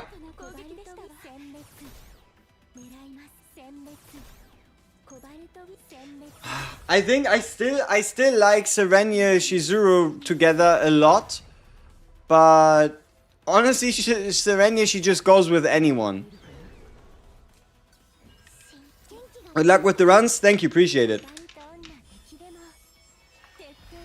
You really want to play with Selena, but who goes third? Mika. If you want the easiest time, just put Mika third. You can repeat those missions? No, I'm honestly just repeating it to show you that it works on auto, right? There's no point repeating them. Does Kalib work well with the Ravage set when you pair with Serenia? I have Kalib on the Ravage set when I pair her with Serenia. It's nothing super exceptional, but it's a good set regardless. So this is my current Kalib. Yes, I know, attack set, what a crime. I just didn't have any good defense goblet and defense denial for the defense set, right?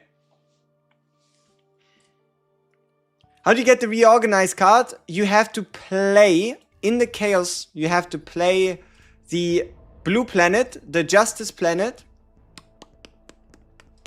You have to play the justice planet to exploration level 25. So that you can add it to your draw pool, or drop pile, or run pool, whatever you want to call it. You have to get level 25 exploration on Foretold Ruin, and then you have it unlocked.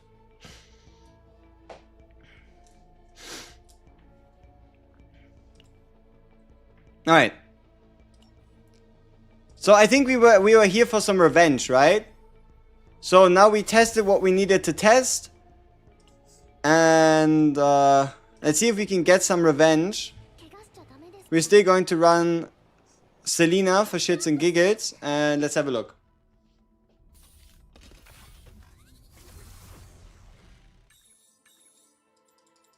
Do weapons at level 30 work the same way as in they get added to lab 0? Yes. Alright, select and remove one card. Let's get rid of the shield.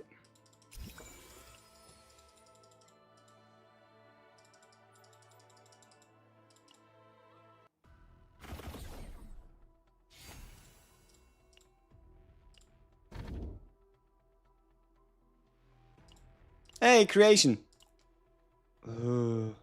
Where did my health go? But what is Selena's breakdown condition? Increases. Why? I mean, why is this a thing? Increases stress by 8 when copying the character's card from the deck. I mean, sure. Alright.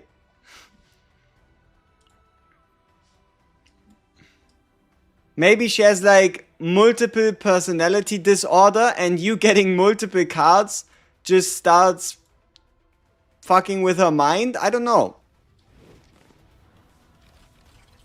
I mean, it's not as bullshit as getting 1 stress every time you kill someone with an attack card as a main DPS, right? So, you can always find worse. They should remove the conditions? Nah, I think they're alright. They make you have to play a bit more cautiously, but they're also not too bad.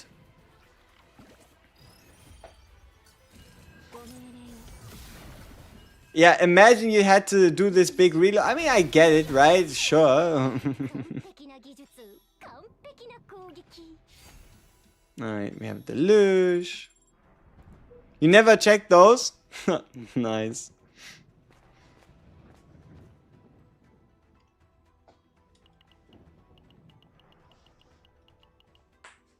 Oh, it's this guy again. I think we fight him one more time.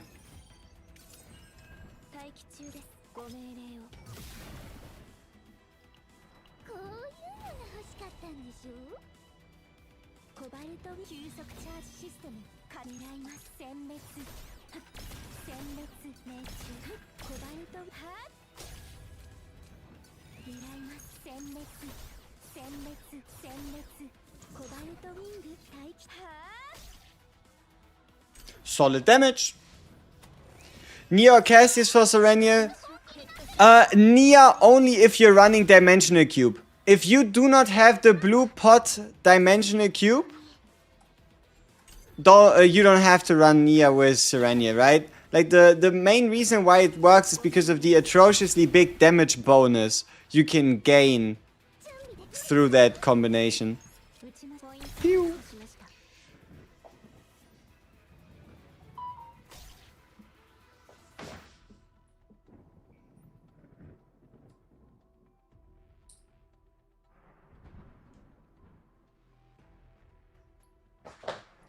Alrighty, just had to check a quick text. Sure, let's increase the tenacity damage of the first card used. Why not? Should we farm memory fragments or in simulation or chaos? If you're targeting a specific set, you are better off doing it in the simulation, especially if you're time bound, right? But if either you A, have a lot of time, B, are farming multiple sets at the same time, and C, you want the absolute most value for your stamina, then you're best farming it off by just collecting it after beating an interior and exterior boss. And also, if you're mainly looking for right side gear, then you are guaranteed right side gear, 3 pieces of right side gear every single time you beat a interior or exterior boss. Yeah. Alright. Let's start with the middle one. No, I think this guy's probably gonna attack us regardless. We won't be able to kill him. Or maybe that is not quite the case.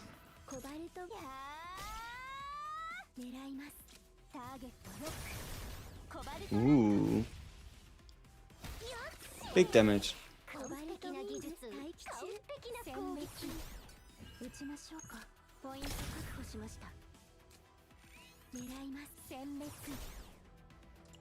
I guess we can kill them all. Boop bop. Whee!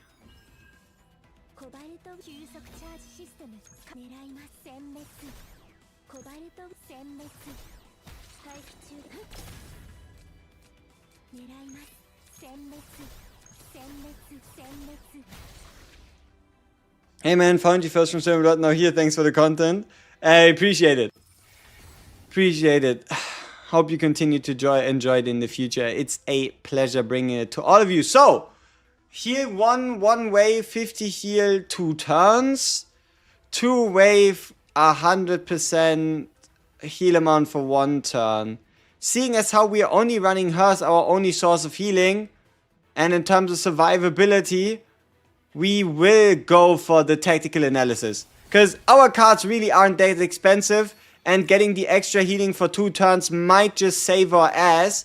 And I don't really intend to build a Mika deck this run anyway, so 3 it is. Exactly, we cannot rest. Look at these debuffs. Max health decreases by 2% at the start of each turn. Decreases max health by 40% and cannot rest in safe zone. So we do have to play it a little bit on the safer side. Just a little bit. How do you think a Serenia would be with a Maelin? They'd be crushing it. Like, you'd probably be better off playing Blue Pot with a Maelin Sereniel than a Selena Sereniel. But... oh shit, no, wait. Ah yeah, I need to get the key. Haha. What is better to copy? Shining Laser create 3 or Homing Laser that deals 2 hits in Ravage? Probably the the Shining Laser create 3. Alright. Boop. Rest is needed? It depends. The less healing you have in your team, the more resting is needed. Is it her best or preferred team? Not really. I can pull up the graphic again. Let's have a bit more of a look here. So, I still like this. I really like this. Serenia, Shizuru, Rei. Works together really well, flows well, makes you feel like you have 3 people that all synergize with each other in some way, shape or form. But the weakest link between this 3 team would probably be Rei, and you could replace her with any of these 6 rather easily. Huh? And yeah, even if I play Rei, I do remove Serenia's basics. But it depends on how much save data space I have and if I can even afford to remove all 3. If I find something like the mutant sample, removing all 3 is a no-brainer. If I don't find it, it depends on if I'm copying in Divine Epiphany or not to see if I have enough space. And then here, out of this kind of, if you don't have or don't want to play Shizuru, Maelin is awesome, Veronica is awesome, Beryl is awesome, Selena is awesome, Hugi, why did I call him Hugi? I don't know. Hugo is a bit more of a sleeper pick, and Yuki Serenia just does what it does, and Haru is a bit harder to make use of. Whee! Wrong remove. There we go. Yeah, I don't know why I called him Hugi. Divine?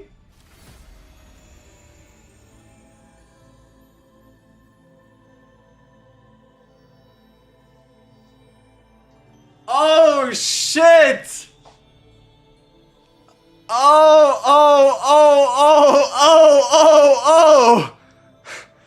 On Ravage or at start of the turn, move to hand 2 vulnerable? Oh my! Oh my! I don't think it gets much better than that. I don't think it gets much better than this one. Let me also point your eyes at something that you need to realize in the form of text for all these homing lasers. Alright? Look at this. This is the standard homing laser. On Ravage, move from graveyard, right? This is your base homing laser. Look at what all the other homing laser epiphanies have in common. It says on Ravage, move to hand. Meaning that no matter which homing laser epiphany you pick, they come out of the deck into your hand as well. They come out of your deck into your hand. That is true for every single homing laser epiphany. But yeah, damn, you're gonna be hard pressed finding a better homing laser epiphany. Let me show you the reason why Vulnerable 2 might just be the best one. And that is right here. We have ourselves the Epiphany database. And these are all the divine epiphanies, right? These are all the divine epiphanies you can get. So we have, let's move you all out of the way a little bit. Ta-da, right here. So we have reduced cost, which only works on cards costing 1, 2, 3, or 4. We have 1 AP. I do believe this one is a bit false because this one works for 0 cost cards as well.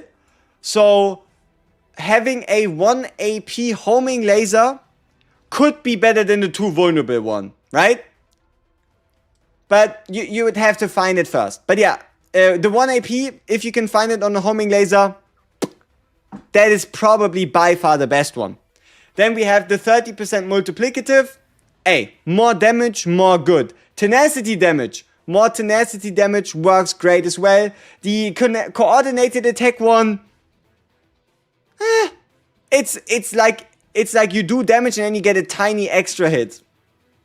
Not that crazy. The always attack weakness depends. Are you fighting instinct units? Useless. Fighting non-instinct units? Fantastic. Do you have the instinct weakness for 2 turns? Yes or no? Then let's see. This one could have been game breaking. Getting a homing laser with draw 1 could have been game breaking. But the devs protected themselves against this by having draw 1 only appear on skill cards. Ta-da! These devs so smart. But yeah, no. If you could have gotten a homing laser with a draw 1, that could have been quite disgusting. But yeah, then we have ourselves the vulnerable. And obviously you cannot get the upgrade card one. The 4 agony. At that point you might just be better off without one and just picking a better standard epiphany. But yeah. The homing laser with +1 AP. One of the other reasons why that's so great is because of... Where is it? We don't have the card yet. But the purple card allows you to activate the homing laser with the card itself. Meaning that you pay 2 to activate the purple homing laser, to activate 3 cards, and one of them then gives you the AP. Every time you activate the homing laser, you also trigger the divine epiphany. So yeah, if you wanted to find peak, it might just be the +1 AP one, but good luck getting that one.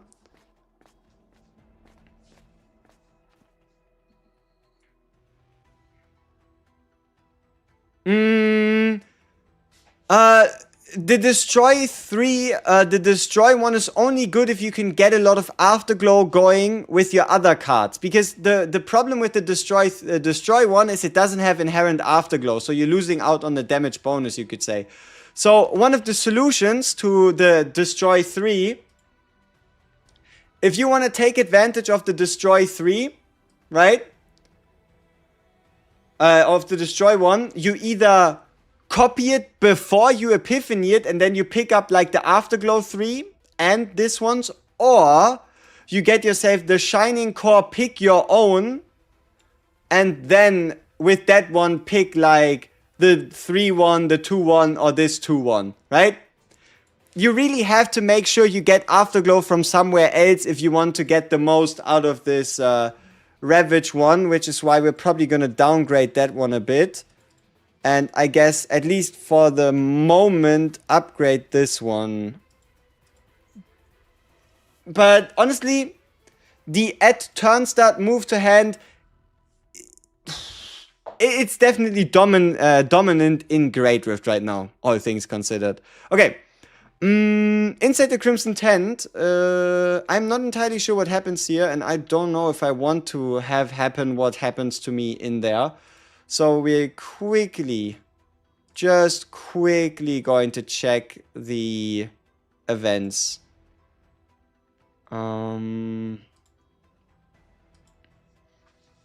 Okay, so we are on Blue Pot. It's Cultist Shelter. Inside the Crimson Tent. Examine the box. Is there a box? There is an examine the box, so it is the same event. Alright.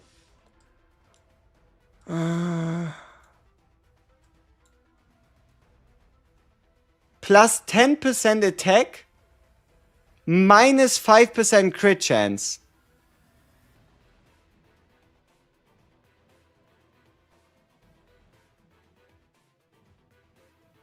How are we feeling about that weapon? 10% attack, minus 5% crit chance.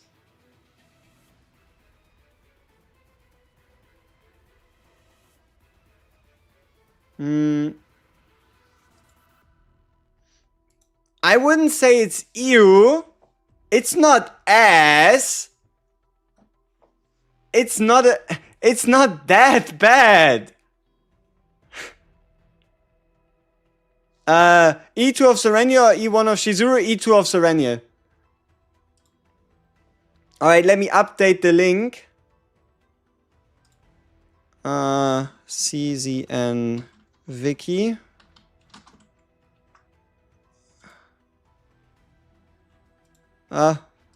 Where's my link? No.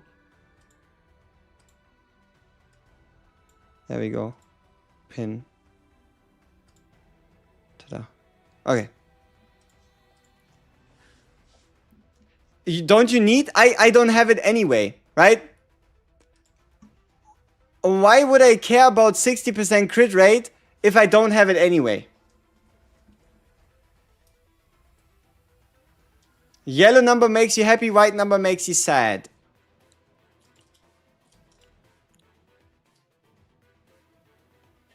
Valid, I guess.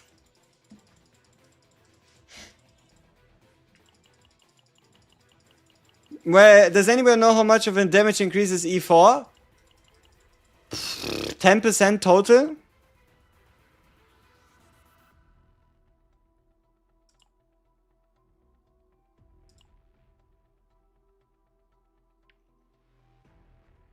Should we fight these guys? Is there a benefit to doing this? They might just kill us.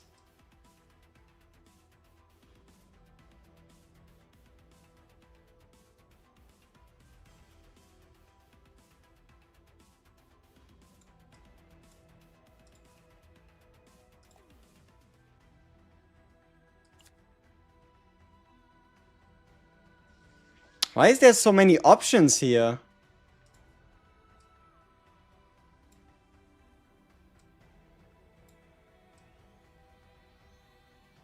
Oh, there's a 50-50. We didn't get the blade event.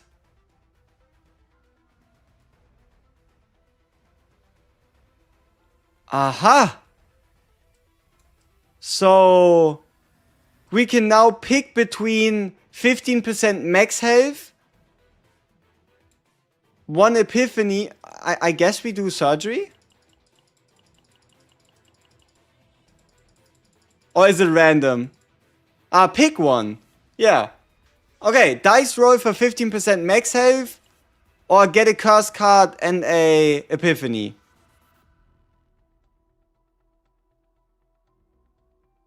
Probably just max health to make sure we don't die. Oh, fuck. Probably just max health to make sure we don't die. Does the Delang shop sell the Wind of Freedom?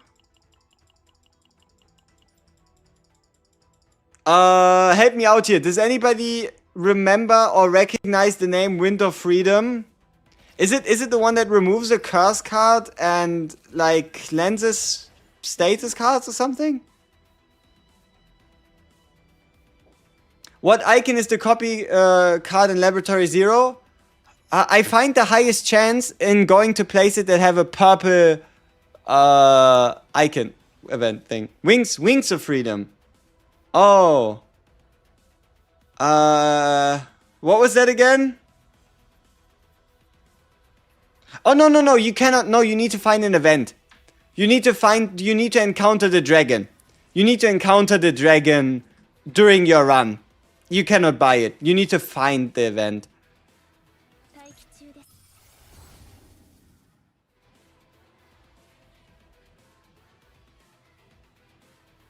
Ooh.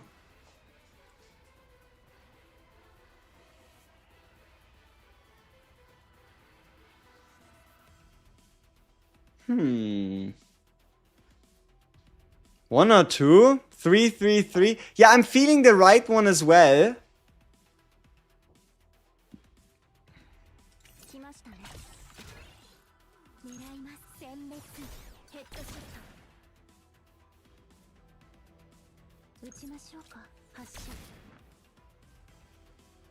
Go, Mika! Fantastic.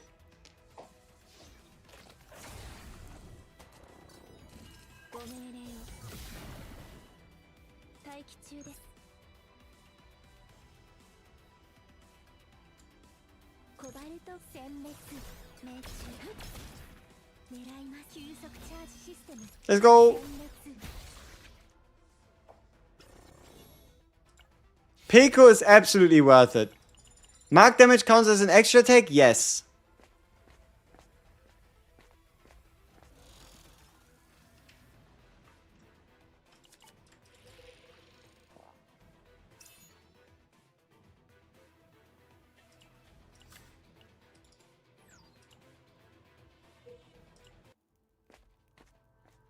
Alright, now we do what any sane person would do.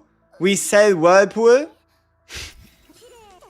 I find selling Whirlpool is always very satisfactory.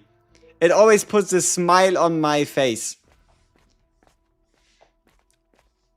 Oh, we got the butcher shop as well.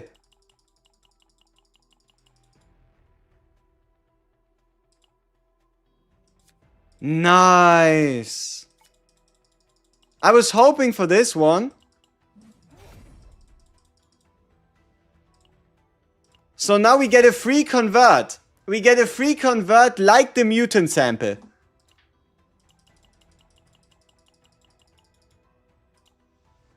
And also, you want to know what the best about it is? It is even better than the mutant sample because you can remove it the first fight you encounter. The first fight you get to, you can remove it by just playing it. Yep, the card doesn't save, and you can even remove it before the first copy, before you even get the chance to copy it, you know? Ooh. Hey. Ecstasy of Violence is always nice to see.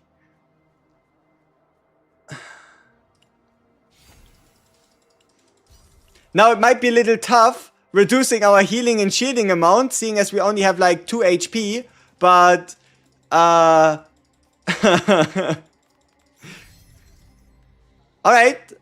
Divine Epiphany on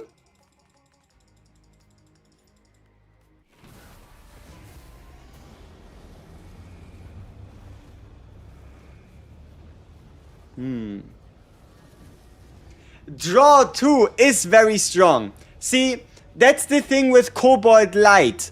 Cobalt Light, due to it costing 3, has some really disgusting neutral epiphanies. I'm not entirely sure what we pick. Maybe the middle one or the rightmost one?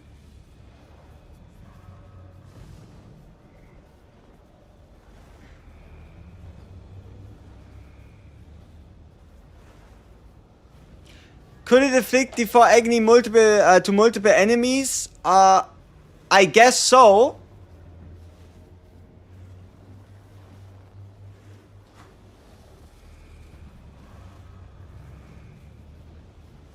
But I like the damage. I like the damage of the third one. Look, it's a 216% multiplier.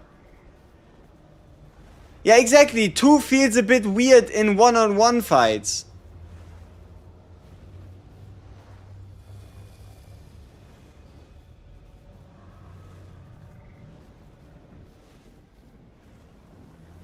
Yeah, let's go with 3.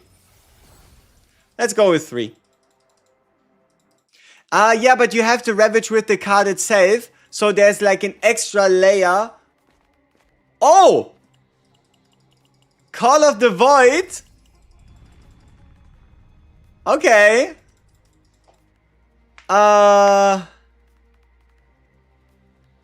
Okay.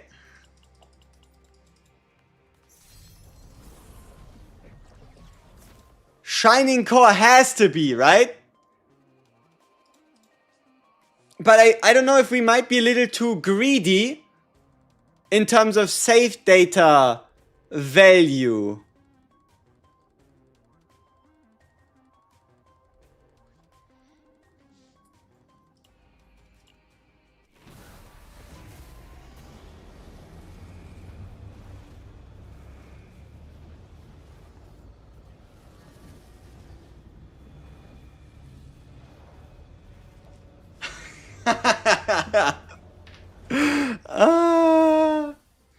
Alrighty.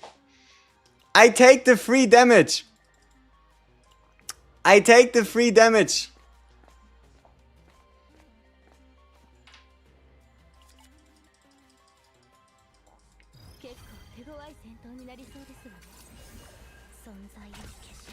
Alright, so we do the Black Stain bundle.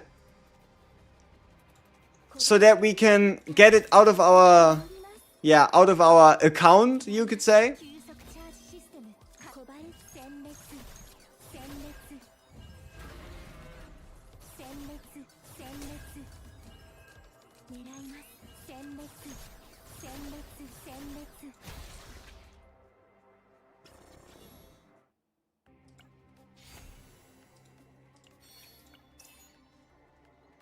Brother did not survive.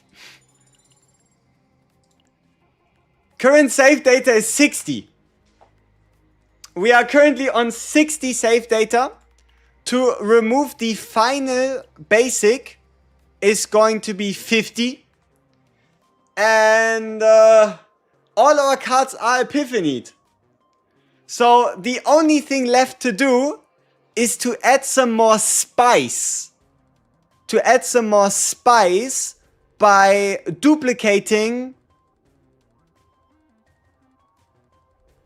I gotta be honest, I would be happy with a 4-copy homing laser. But if I can manage it, I wouldn't mind. I wouldn't mind getting a pale shooting star copy. Yeah, we'll figure out if we leave the basic in or take it out towards the end of the run, right? For now, we're just going to do damage and epiphany control and see how it turns out with save data cost.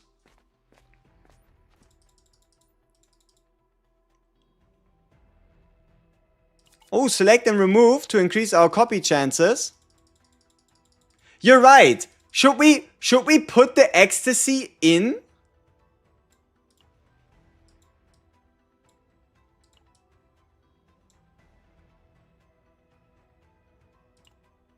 Like, we do have a forbidden ecstasy as well. That is another 20 points.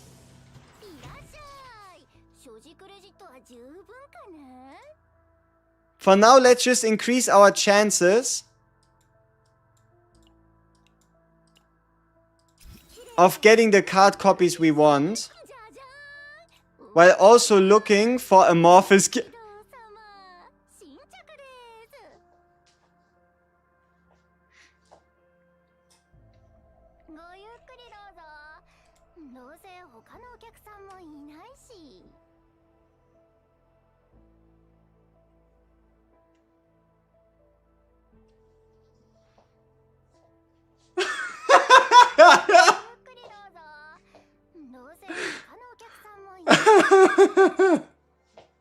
I mean, alright. You know, you don't say. Huh? You don't say. いつぶりのお客さんだろう。ここにいると寂しいんですよ。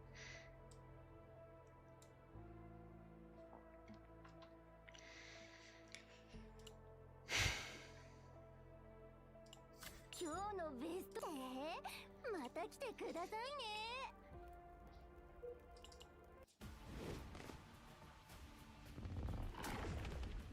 後ろに私がいるってこと忘れないでね。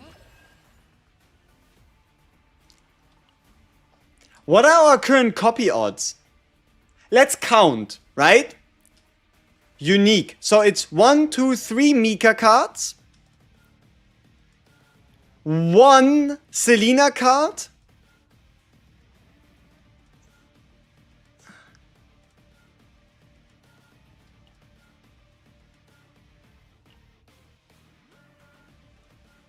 Homing Laser, Shining Core, Cobalt Light, Pale Shooting Star.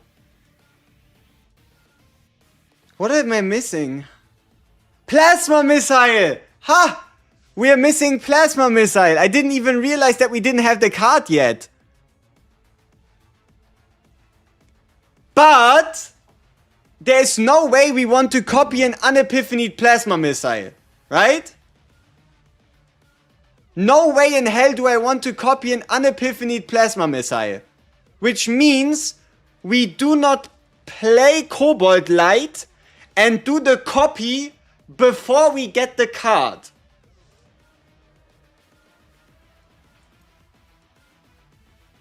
Exactly, exactly. Don't play it during the boss.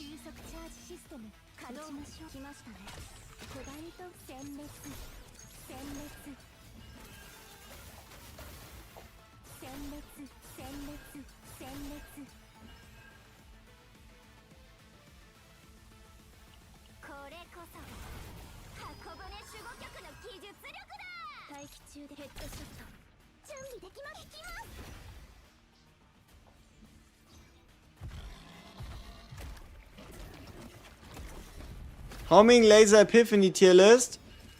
Alright, sure. One sec.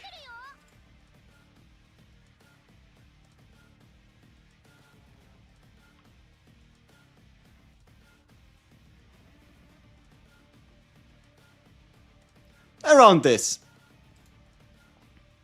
Played, it doesn't matter? No, it does matter. I'm not going to take any chances. I'm going to get this as high of an odds as I can possibly make it. I'm not about to take any chances for any reason.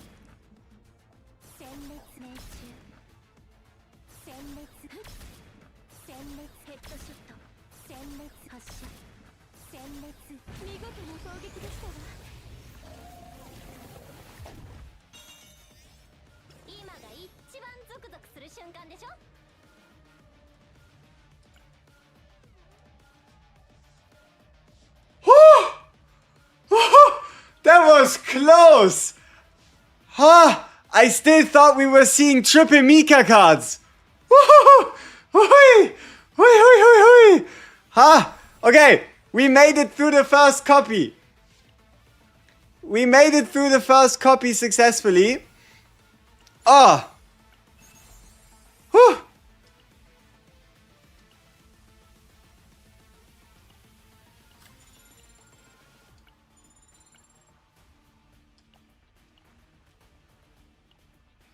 Now, what to do?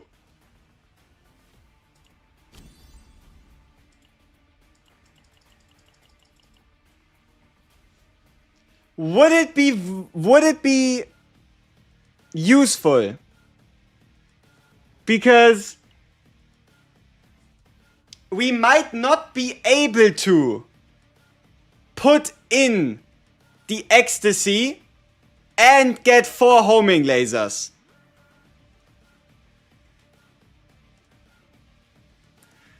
Okay, people, we need to whip out the calculator. We need to whip out the human calculator. Notes. Okay, so.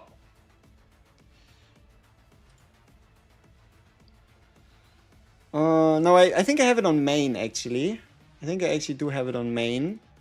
Cover, TS, run, then calculator. I can just swap that over to the nodes. Okay.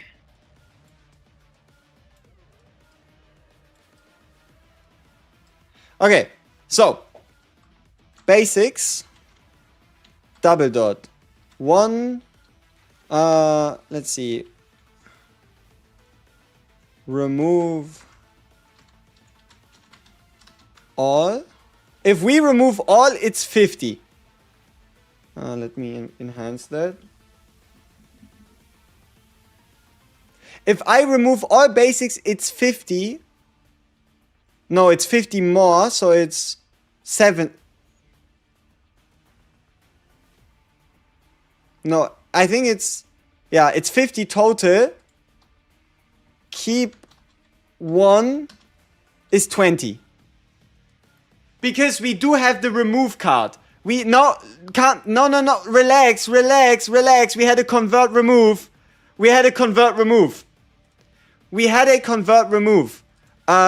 Meet convert remove equals free. Okay? So, meet convert remove equals free. So our basics are either 50 or 20 points. Our epiphanies are by itself, on its own, already 40. Right? 2 times divine. It's just base cards, right? Base cards. Is 40, meaning 2 times divine on homing laser shining core. Right? Let me cook. I can count. It's alright. Let's make this properly. Duplications. We have currently 1 duplicate, which is 0. Right? 1 duplicate equaling 0, as well as 1 times divine, making it cost 20. Alright? That is all we have so far at the moment. Our second duplication is going to be 10 points plus 20 for divine. If we do go for the homing laser, it's going to be 10 cost plus 20 for it being a divine. So 30. Our third duplication.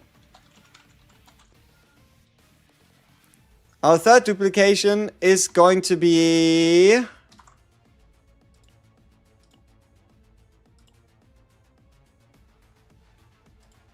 somebody help a brother out. What's the cost? What's the cost for the third duplication? 30. So 30 plus 30? Or is it 20?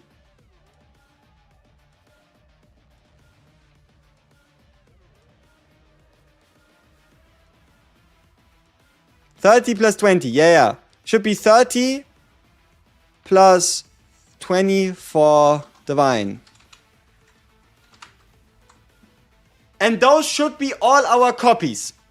So our current cost is with 1 basic in.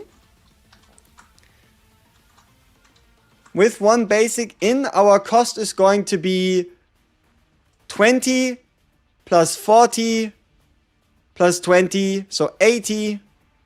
It's going to be 80, and then it's going to go up by 30, so 110, and then it's going to be 160. Right? No, the convert is free. It's a convert plus remove. there's no point cost to that.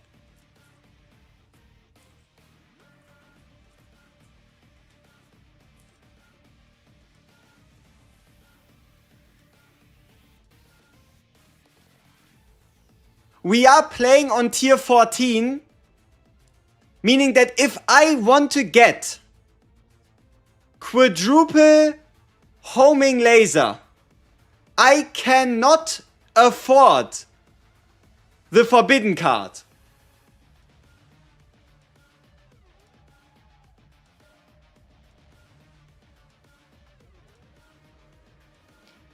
And if I remove a basic, I would be at 190.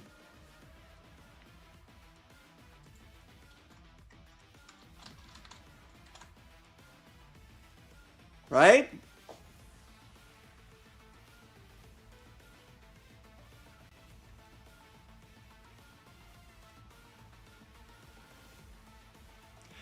Online deck calculators, while being great, get a bit confused on the concept of removing and not removing a card through the usage of like a mutant sample and stuff. And you have to be very careful. Doing this shit manually is, in this case, a lot more secure. Because, yes, we could click some buttons and do some things, but this is very delicate right here.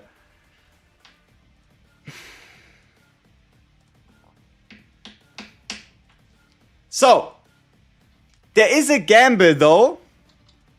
What if, instead of 4 homing lasers, we copy ourselves 2 plasma missiles? Then we could save ourselves 20 points. But yeah, no. It just looks like there's no way we should put the Ecstasy of Violence anywhere close to our deck.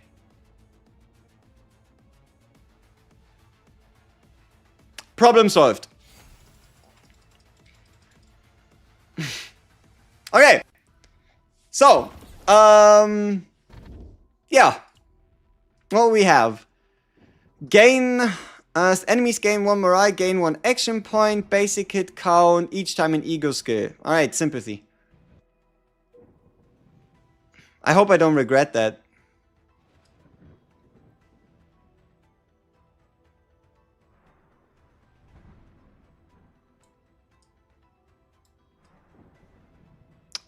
The bottom lane is looking tasty.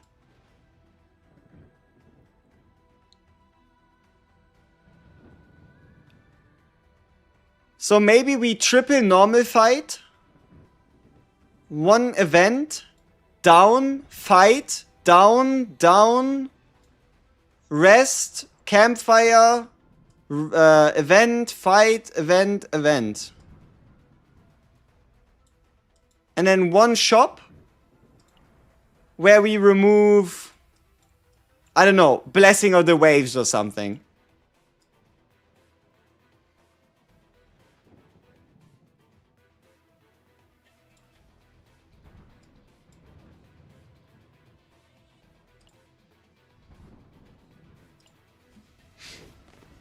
All right.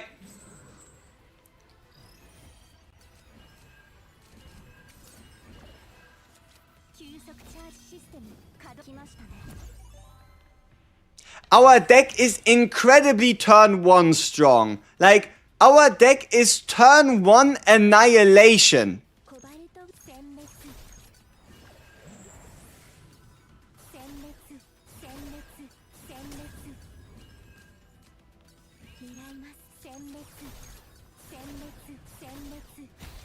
Yeah.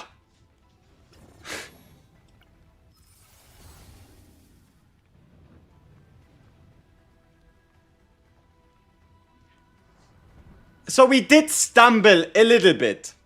Unfortunately. We got the wrong Plasma Missile Epiphany.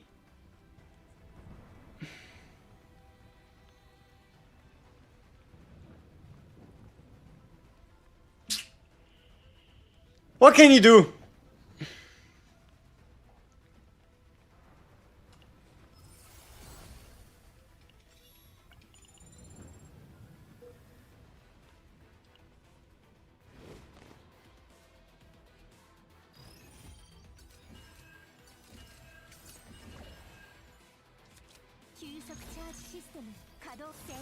Reroll?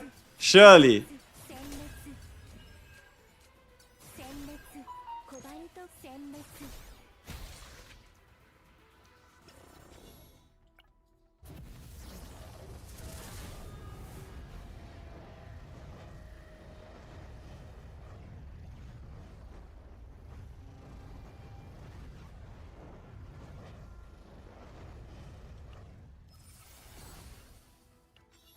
I mean, oh yeah, true. People, as much as this looks like despair, we can fix this. The only problem is, for us to be able to fix this,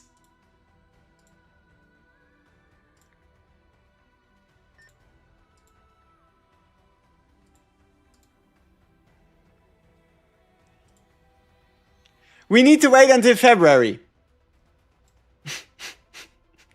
So, we can fix it, just not yet. We can fix that deck in February. It's better than it being insta-cursed, right?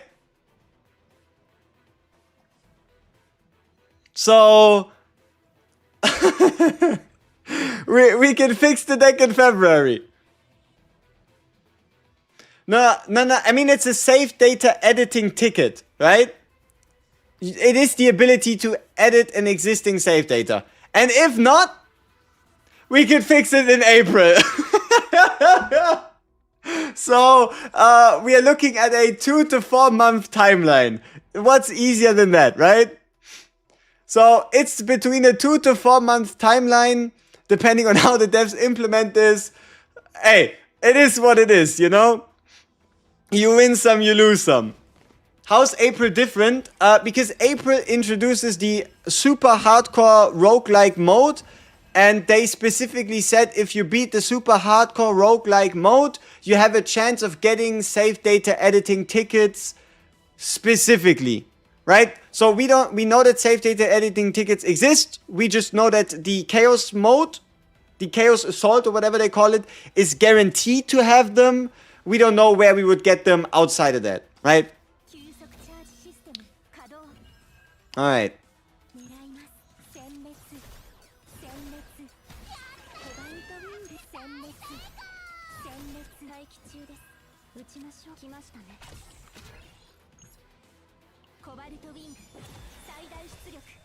Should you pull for Pico? You have 22k. She's worth it.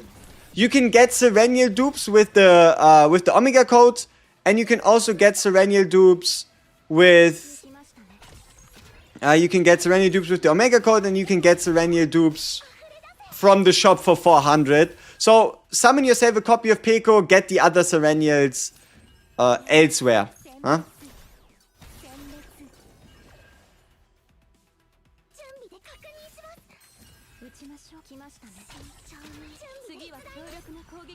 I should have played this better. There was no reason for us to take any damage here whatsoever. My favorite Sereniel team so far. This team is being fun, but I like Sereniel Shizuru. Okay. But we are all of one mind, right, people? We do not go into the Forbidden Tunnel. There legit is no point for us to do so. Right? Can I get some yeses? Forbidden Tunnel makes absolutely no sense for us right now. Whatsoever. Period. Stupid. Dumb idea. Not worth it.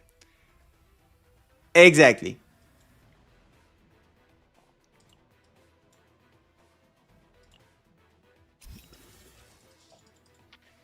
Yes, and fantastic. That's what I like to hear. What be the best team for making a build for Sereniel? If you're specifically asking for the highest odds, Mika Veronica Sereniel gives you the highest odds.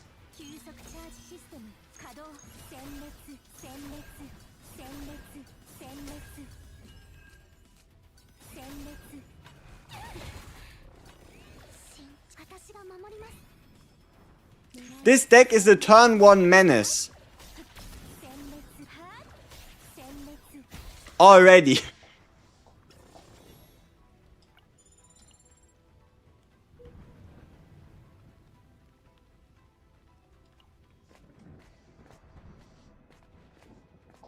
Okay.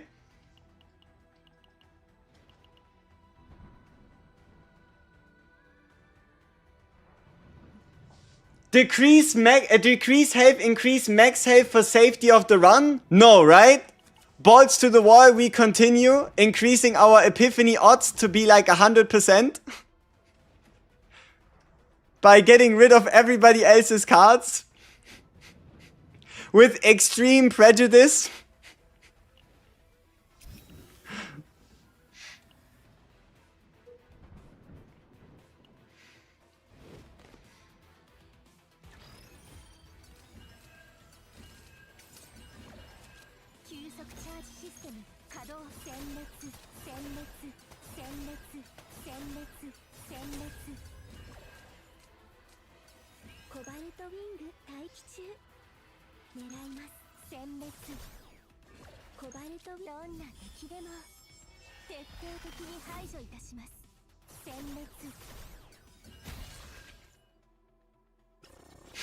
This deck is turn 1 disgust.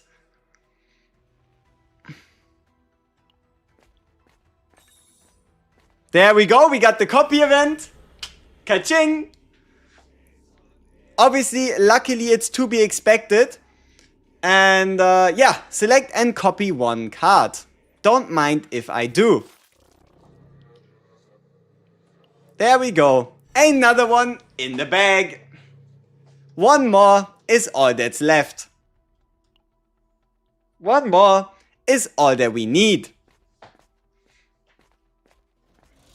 So now every single turn is going to start with us getting 3 of those into our hand from the deck. Like, if our turn 1s were disgusting before, what are they now? The only problem is, I have a riddle for y'all. Can anybody tell me where we get a good weapon? Like, at this point, our best chance of getting a weapon is either the damn sword from the shop, or we somehow find Cthulhu. We somehow, through some miracle, find Cthulhu and he gives us the 18%er. Because unfortunately, we are on blue pot.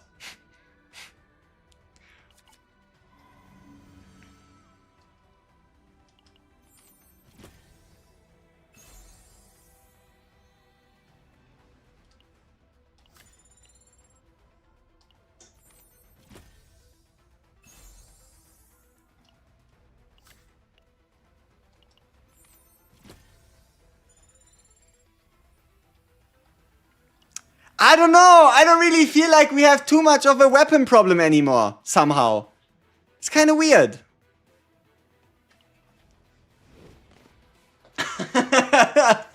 It's kind of weird. It really feels like it's not that bad. Oh yeah, and did you see this? The move to hand on turn start happens before the turn draw. It is impossible to draw a homing laser one move epiphany. That is what makes this so strong. Because look at this. This is our turn 1 hand. 8 cards.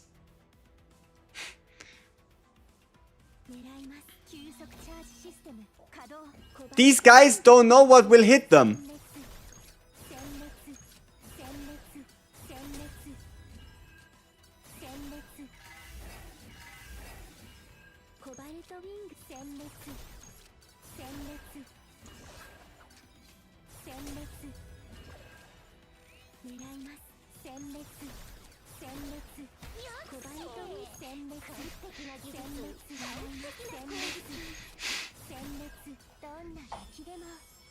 徹底的に排除いたします。殲滅。 And we had to spare! We had things to spare! Ah, holy shit. Holy shit. Holy shit. That was disgusting.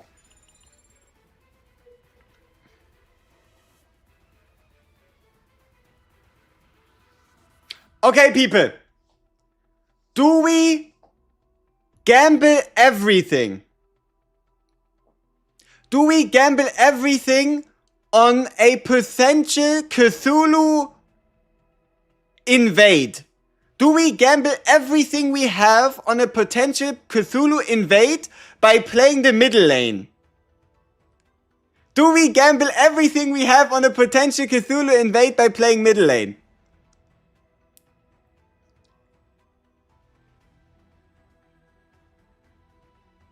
I don't think we can lose. Like, obviously, you know, whatever the blah blah blah comes before the fall, but I don't know if we can afford the also, look how few cards we have left. There's 2 cards for Mika, 1 card for Sereniel, and the rest of our 1 cards for Selena. Like, it's only 3 cards. Should we really double shop? Okay. We need to get the opinion of the people here. This is our deck. This is communism. This is our deck. What to do? Option A, double shop. Option B, double fight for Cthulhu cope.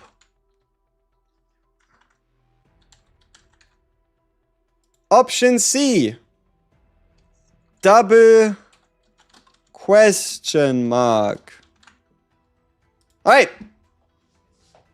A, B, or C. Double shop, double fight, or double question mark.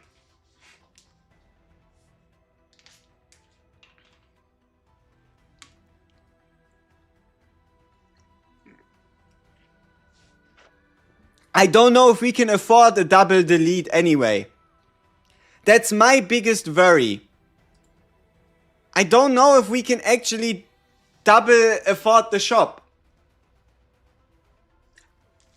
Because I think our shop is already pretty fucking expensive. So double shop would be pointless if we cannot double remove, you know what I mean? Let's get the VAR in. How expensive was our last shop removal?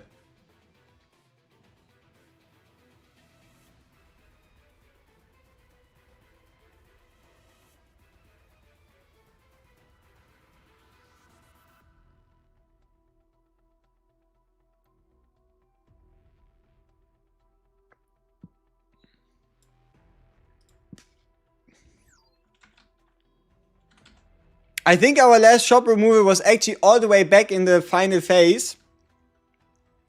Ah, wait, 120? I mean, we surely can afford 120, like a, let's say it goes 180 to 40, we could probably afford a double. I do believe that was the last one. No, it's not the right one. Where else did we shop? So, let's look. This is the start of the fight, right? This is the start of the fight. We didn't take a shop here. We went down. No, we didn't encounter any shops. This was our last shop. Double fight wins anyway. Oh shit. Does it?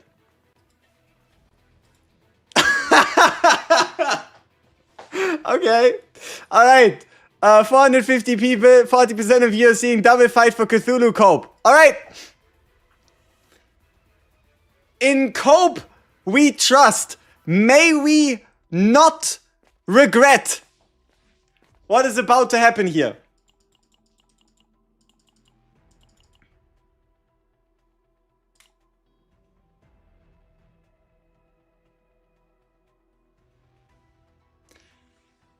This card would be really good. Like, really good if it was Ravage. Unfortunately, it isn't. What's up, 07? Bruh? Cthulhu? Go crazy? Died? 15k Cthulhu? Creds? Don't shock me like this. Who? What the hell? Alright. But yeah, no, the weapon doesn't really help us. Because we would need to find targets to kill. Like, if we could kill targets, like, if we could guarantee killing targets every fight, this weapon would be unbelievable. But it's not worth it. Yep, alright. Let's fuck him up.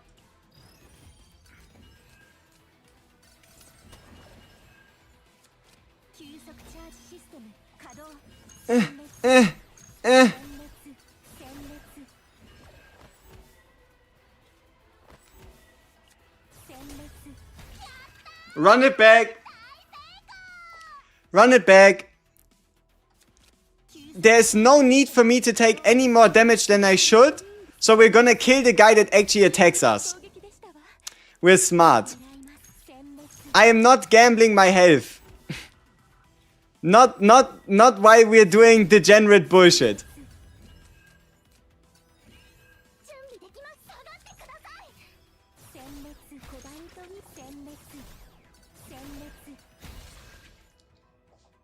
Alright.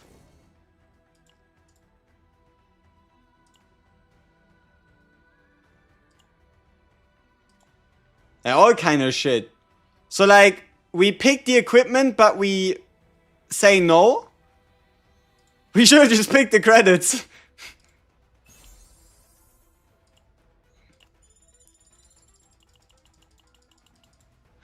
Alright.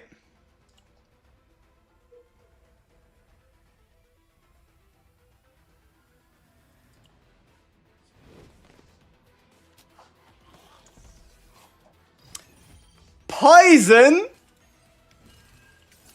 You nasty bastard.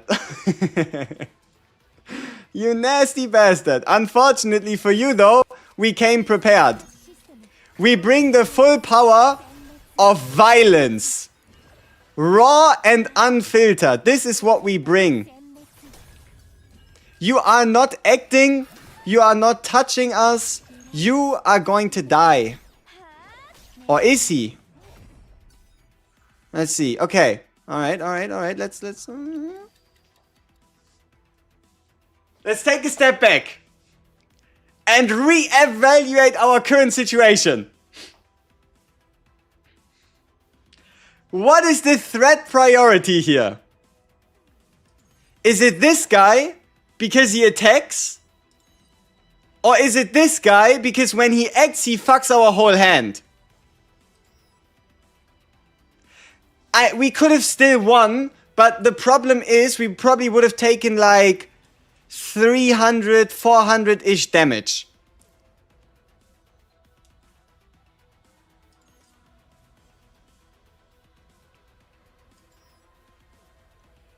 Yeah.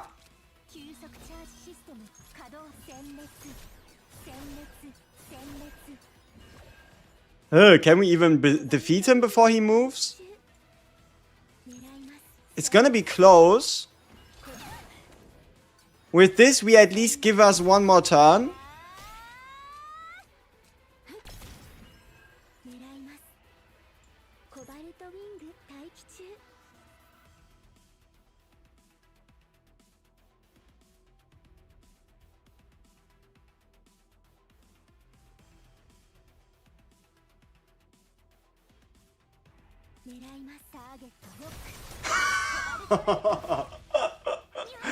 $1,800 damage? You don't say. You don't say.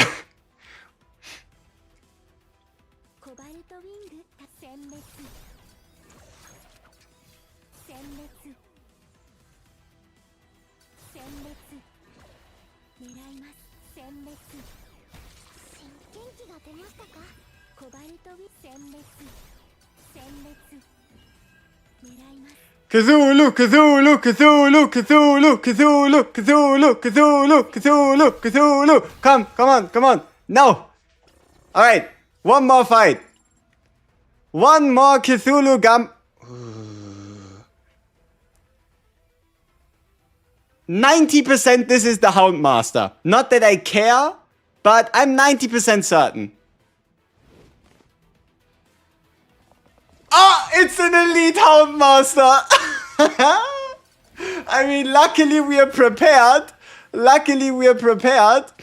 Whew, that could have gone very badly. But for all of you that had frustrations caused by this guy, watch. Okay? Just watch.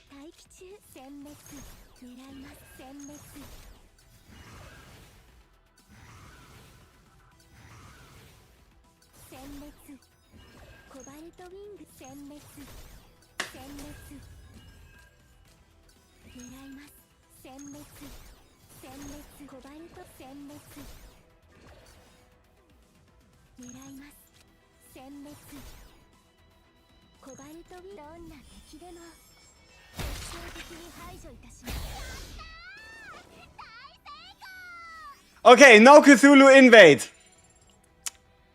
Fuck. We tried our very hardest. Double shop would have been so cheap. Double shop would have been so cheap as well. God damn it. Alright.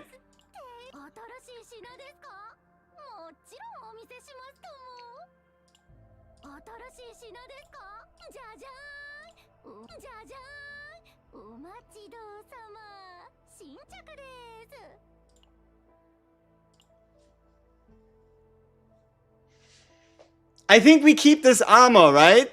Because this armor just screams DPS. At least more than anything else. I don't know if we should go for like the shield on exhaust.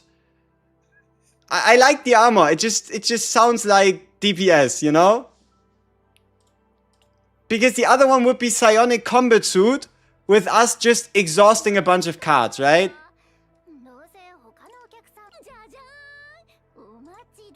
Jajan!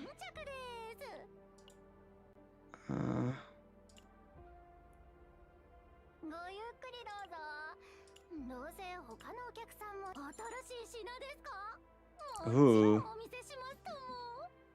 What's better? It has to be the zero cost, right? We are all in on the zero cost damage? The multiplier just ain't high enough, right? Yeah. Yeah, multiplier just ain't high enough.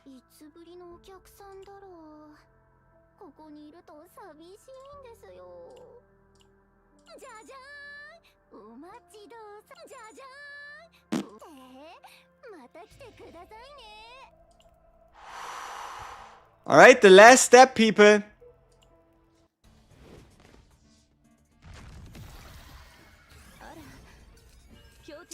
We do not have any turn meter increasing capabilities.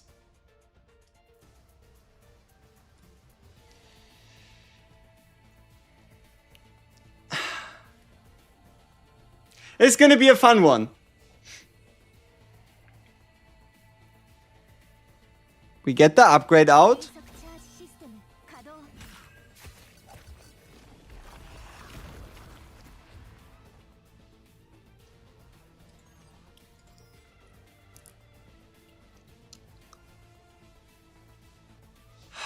Now what? I don't know if we have the damage to kill them in 3 actions.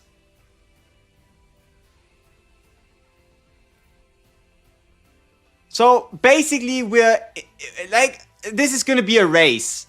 Can we do enough damage to the boss before he kills us.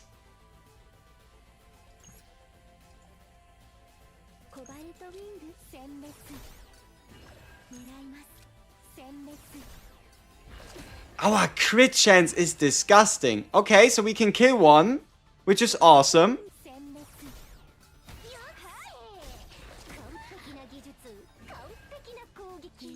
The mark landed lucky on the second one.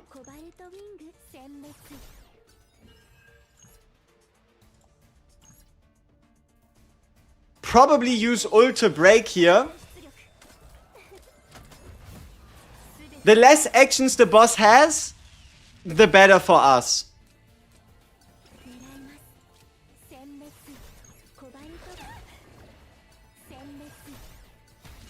Okay, I think we're through. I think we made it through the hardest part of the fight. I don't think we can lose. Yeah, I think the boss is dead. Alright.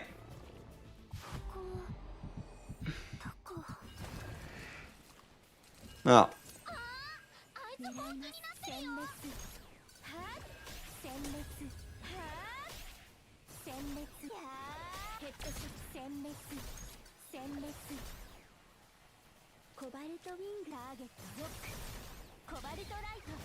We have like a fucking 80% chance to get the right copy. Like before we do it, let's have a look at the options. It's either Source of Water, High Powered Scope, or one of Sereniel's cards. So it has to be minimum one Sereniel card, and we have the homing laser 3 times. Please.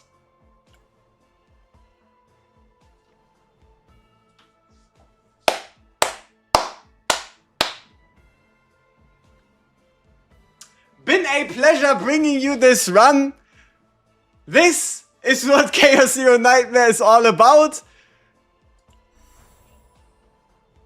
And with a deck like this, and a 160 out of 160 perfectly calculated finish to this run, we leave the worst planet of them all, Blue Pot, in the dust.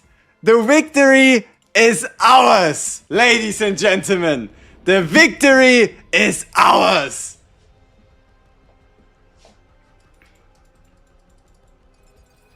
That's how you do it. Yes! Nice deck, nice cards, nice gear. Fantastic Divine Epiphany. It all came together just like it was meant to be.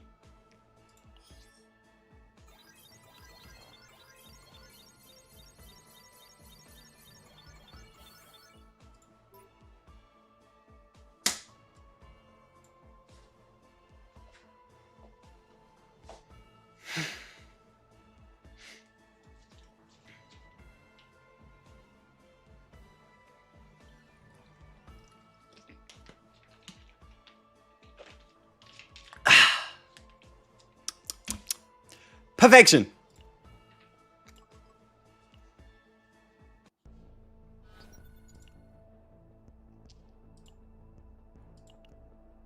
Reroll to get better gear. Yep.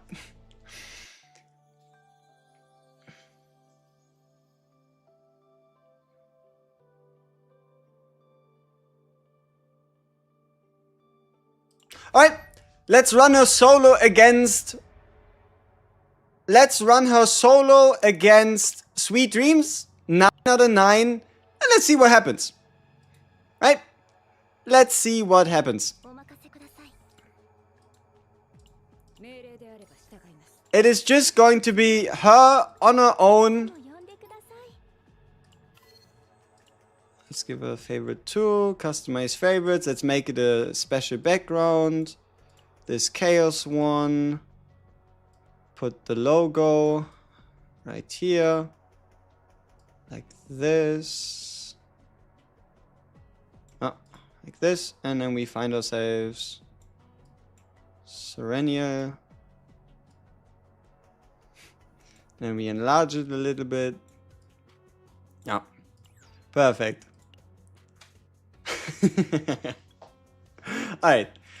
Let's have a look how this performs.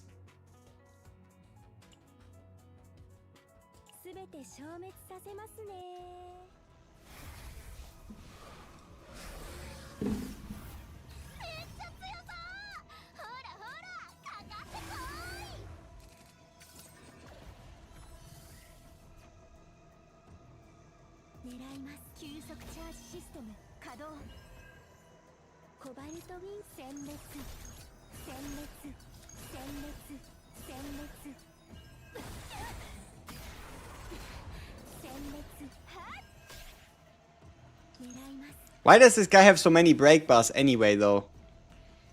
Do we play the pulse fire? Well, let's see what happens.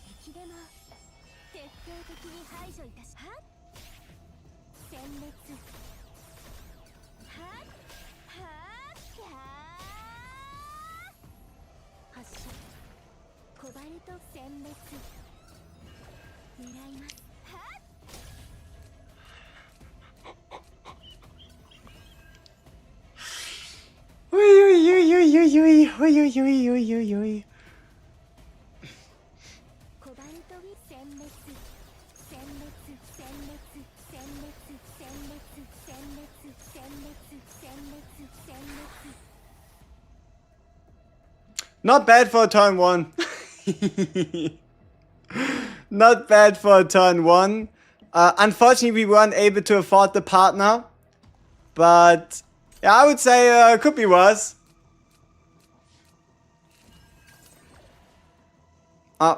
Could be worse. Alright, let's try that again. So we activate our beacon. And we do 1 and a 2 and a 3 and a 4 and a 5 and a 6. And then a pulse fire right here. And then another one. And then...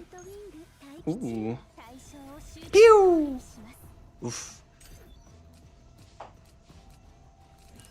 And then a bang, and then we go a bang, a bang, a bang, a bang, a bang, a bang.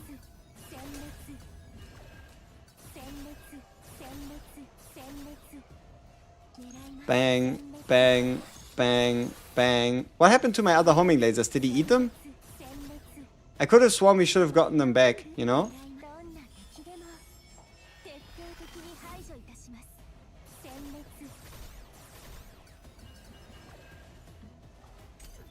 Oh, pretty solid. Yeah, the plasma missile with the instinct weakness would obviously be great. We unfortunately already knew that.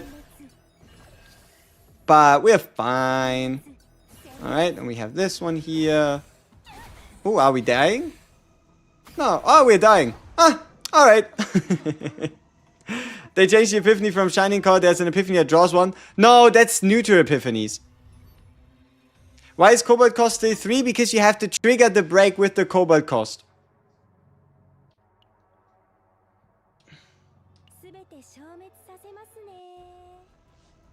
Keep in mind, this is just her, right?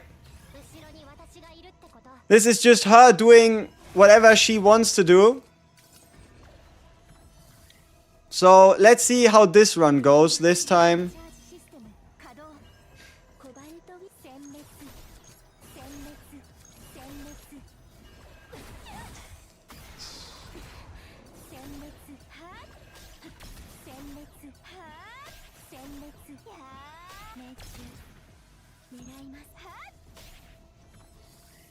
Huh?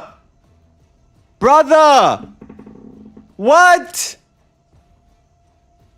What? Are you insane? Are you insane? Thank you so much. Holy shit. Elix, probably Felix, right? 7180. Hey, thank you so much, my guy. You did not have to do that. Holy 60 buckaroonies. God damn! Thank you! Thank you so much! Holy! Appreciate it. It's hard to put in words, right? Like, what the hell are you meant to say? God damn! Holy shit! Yeah. Nothing more, nothing less.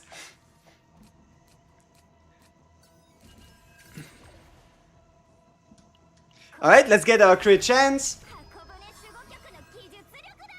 I think the problem is his break bar. It's gonna go away and it's meant to give us all our cards back, but all our cards are still in hand. That's a little awkward.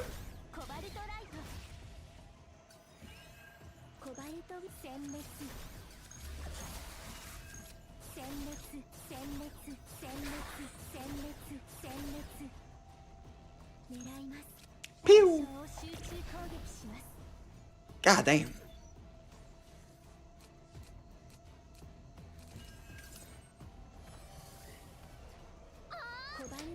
And you know, the power of this is only going to go higher once we just snag ourselves a E2 Serenia real quick. Because keep in mind, we could then activate 5 homing lasers. And also we would mitigate any potential death draw by quite a bit. And I guess we would get even more homing lasers at the start of battle. And this is awkward. Look, how we're just missing a little bit of tenacity damage, which kind of makes our turns feel a little weird, right? Like, what is this? Why is this tiny bar even a thing? But yeah, as you can see, the Cobalt Light cost reduction does come into play. Yeah, I'll show you my stats, no problem. Whee! I don't think we would get 3 extra draws. I think it's only 1 draw. And that's also only if... I don't think it works with that Epiphany. Because it says at the start of the turn of homing lasers, one of the drawn cards draw 1. I don't think you get 1 extra card per homing laser. It does? Yeah, it doesn't work, yeah. When did I get the 3rd ego manifestation? I did some offline summons yesterday. They didn't go very well. But yeah. This is our current Sereniel stat-wise. You can see we are getting there. We are getting pretty close. We are on 59.8% crit chance. And here's my potential. 10 for unique, 5 for crit chance, 3 out of 5 for crit damage, and the unique stat upgrade right here. And that's the stat overlay look thing. Why do I use 2-piece Blackwing? Substats. I just don't have as good substats on my other pieces. Yeah. Wait, but I guess I could... Would that be worth it? No, I like having a lot of attack. Right? How did you get the art in your save data? It's something you can create. So, step number 1, find the save data. Step number 2, assign it a favorite slot 1, 2, or 3. Alright, assign it a favorite slot with this button right here. Let's say 3. And then this button, customize favorites, is going to light up. You can click on it. You can then choose a background. Like, I don't know, this one. Let's pick this one. And then you have all your stickers that you've earned through achievements and the like, right? All your stickers. And then you can arrange them however you want. You can turn them, you can make them bigger. You can put up to 10 stickers down at a time. And yeah, that's how you can personalize your save data.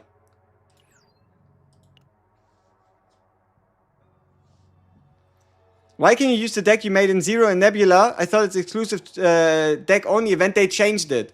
Now, every time you see, it's been like 2 weeks now, 3 weeks. But here, look at the planets. event dimensional tunnel occurred. Any planet of the Zero system that has this tagline also gives you seasonal save data.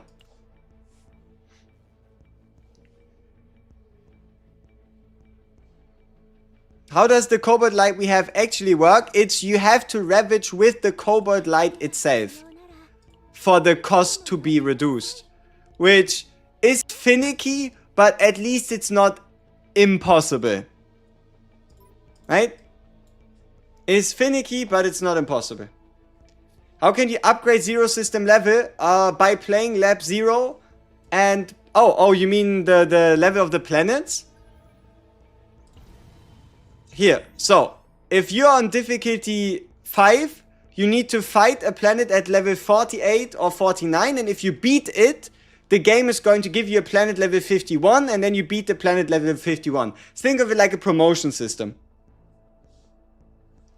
I think they fixed it. I think they just fixed it with the emergency patch thing. Could I explain afterglow of homing missiles? I don't know if there's a lot to explain, but the reason why Afterglow is important is because of this. Afterglow is a exclusive to Sereniel buff that works for all her attack cards and increases the damage these cards do by 1 tenacity if the enemy has a tenacity bar, right? If the enemy has a bar, you're going to remove 1 tenacity per attack card used so long as you have Afterglow stacks. On top of the damage that already removes tenacity. And if there is no tenacity bar, then Afterglow instead is going to give you plus 50% damage instead of 1 tenacity bar. Works by attack card, not by hit. Does Serenia's E6 count as extra damage? No, because otherwise it would have said extra damage. I don't think it does. Does the plus 10% crit chance help with her potential? No. You cannot get this. You need to get this with gear and gear only. The reduced cost cobalt is still bugged. Had it on hand. Ravage enemy still cost 3. No, you have to ravage with the card itself. You have to ravage with the card itself.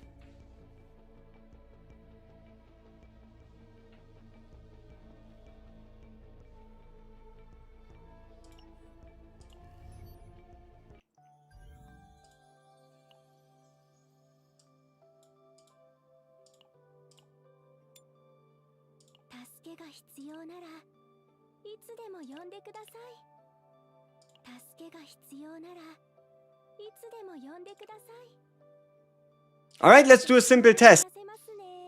Some of you want... I'm not 100% sure if Afterglow works by hit or by attack. So let's figure it out right here. The way we do this is by restarting until we get a certain hand, and then we should have like 100% confirmation. So we go hard, and then we go 1.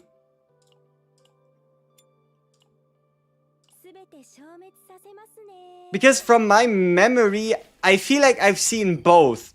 It both being per hit, but also per attack. So, we get ourselves 3 stacks of Afterglow, right?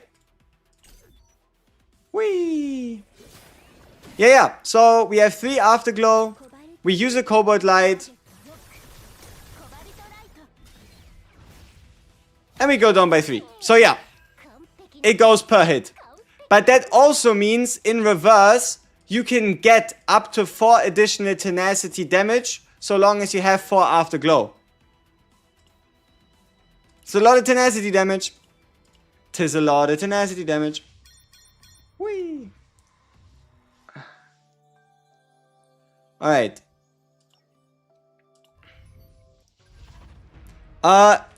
Afterglow is very important to Sereniel. Yes, if you don't have any Afterglow, then you also don't deal any tenacity damage. And if you don't deal any tenacity damage, then you also don't break the enemy. And if you don't break the enemy, then you also don't get your cards back. And if you don't get your cards back, then you're in trouble.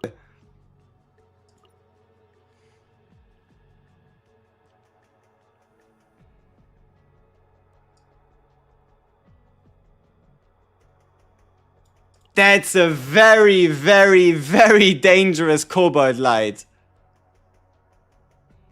That's a very dangerous Cobalt Light right here.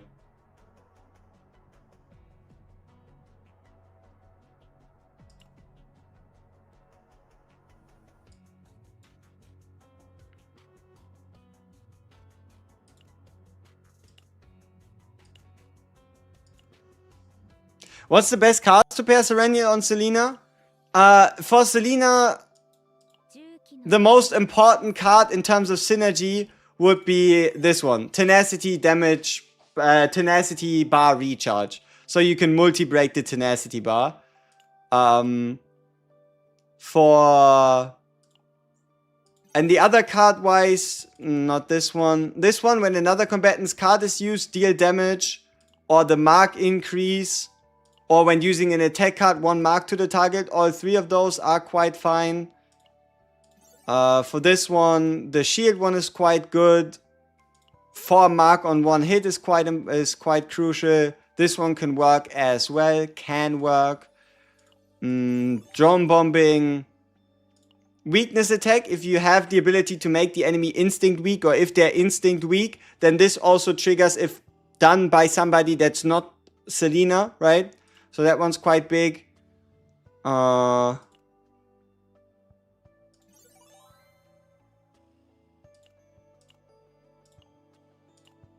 I think that was her in a nutshell. I'm so torn at the moment with who to pair Sereniel with. Sereniel, Khalib, Mika, and I do not want to lose Khalib because she's just fun. Selena, I have an E6 though, so I kind of have to know. You don't have to.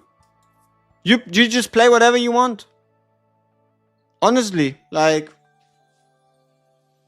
you can just play whatever you want to have fun with. But if you do want to build Selena, then unfortunately you have to include her in a chaos run. Am I not E6ing my Serenia? Oh, I can. And I probably will.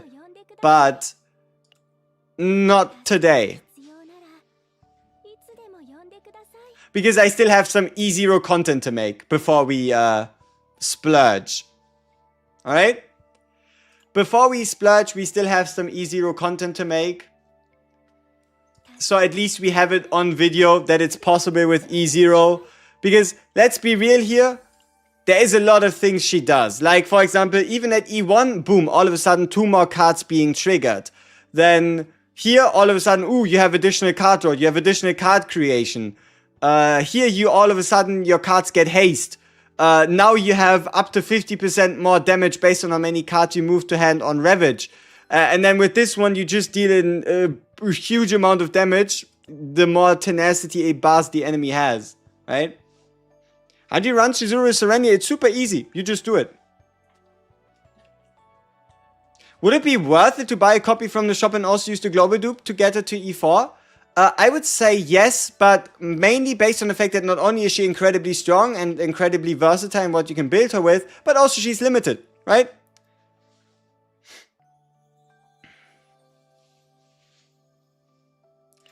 Only synergy with Khalib is applying weakness? No. Look at Khalib's kit.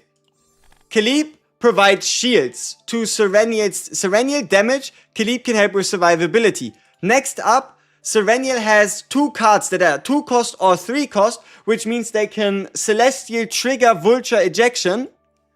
And then you also have this overpower card right here, which can...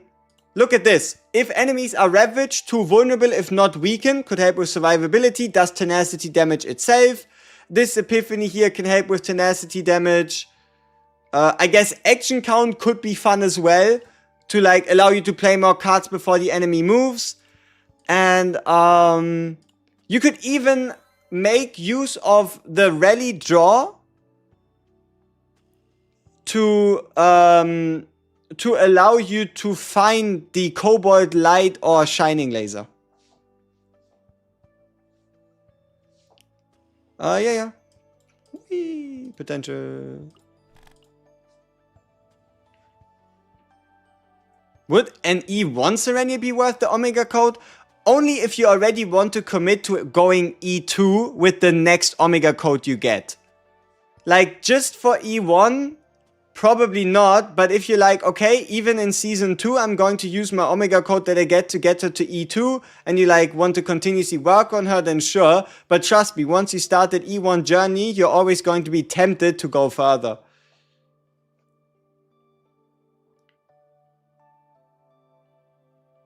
Instinct damage, yes.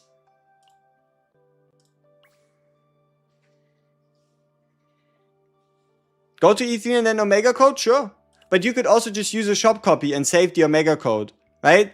Like if you have the shop currency to afford it, getting an additional Sereniel is the best value there ever was for now in terms of so many tabs. Like buying this one just saves you the most amount of summons and is the most valuable because she's limited. Huh?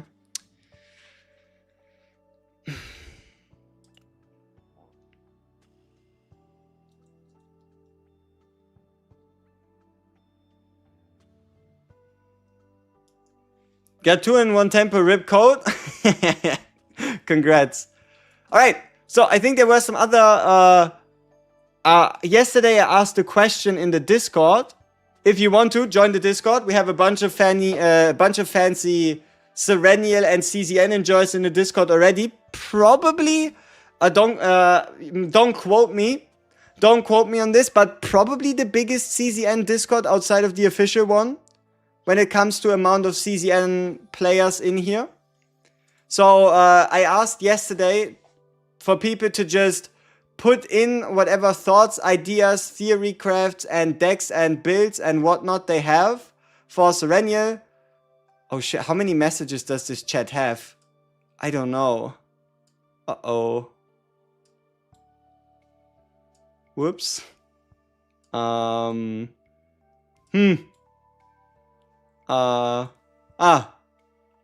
few. Just a few. Just a few. Alright. It's 1 Omega per season? That's the minimum. Yeah, that's the minimum for now. Alright, let's see if we see anything crazy. Is it worth it to go to E3 from E2? No, only if you plan to go E4. Like, don't go E3 unless you are sure you will at some point go E4. Right? Like, there's no point going E3 if you can't go or won't go E4. Then better to just stay E2 and save your resources. Did I put an E-Joe in? Not yet. I'm currently saving my summons for whenever I find the time to stream it. Alright. This looks familiar. It's the move to hand, but this guy has it on always attack weakness. And also the plasma missile on always attack weakness. And the Ravage 1. And the Forbidden Ecstasy. But only triple copy instead of 4 copies. Oh yeah, we need to... unusual join activity. Mark as resolved. Increased activity from normal members. No action needed. Appreciate all of you joining. Alright. At least that's what I'm assuming. Let's hope we're not getting cooked here. Alright. 3 Afterglow on Ravage, attack weakness 4 times, tenacity damage, 1 morale, activate 1 more time, pale shooting laser, 40% damage, 25 cube. This thing is pretty close to what we got as well.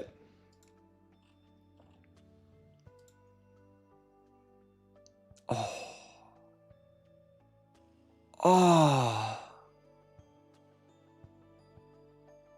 that's nasty. 4 homing lasers with 1 AP. The only problem with these homing lasers is that it's the base version plus mark plus AP. But that isn't even that bad. That isn't even that bad.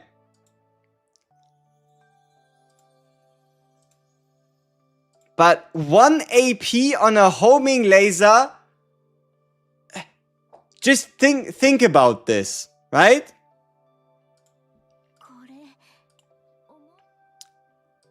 You go into a fight. You go into a fight, okay? And because for some reason you managed to do it, every single turn start, if you can get this epiphany with 1 AP, every single turn you're starting with 7 AP. If you had this 4 times. Every turn you start with 7 and get an additional 4 if you Ravage. That is 8 AP. That is 8 AP just from Sereniel's homing lasers. That 1 AP one could now work with Kairon, yeah. But do you even need that much? I don't know. You would probably combine it with another unit that has like really costly cards for really great effect. Yeah, it's gonna be like way too much AP if you have Tenacity, Reset Selena, yeah.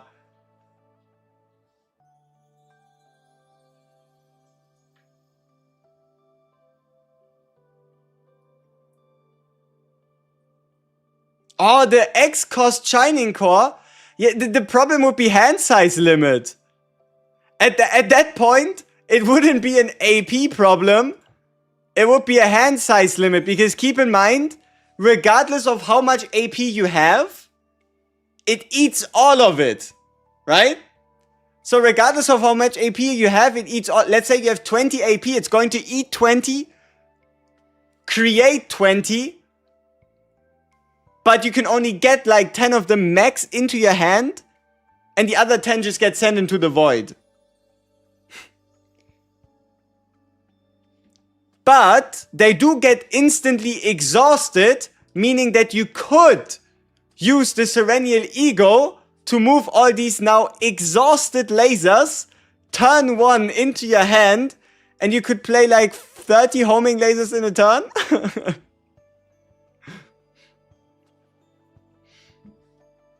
There's some interesting things out there.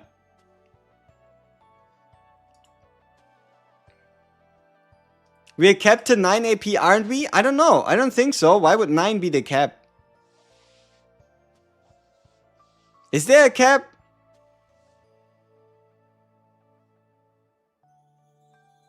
I don't think there was a cap on AP that you could hold at any one time.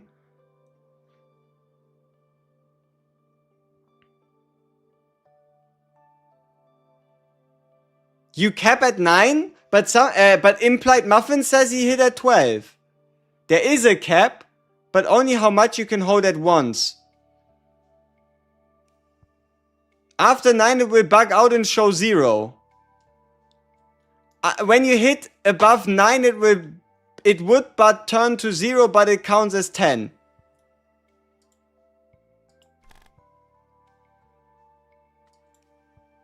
There is no cap, but the number will show 0.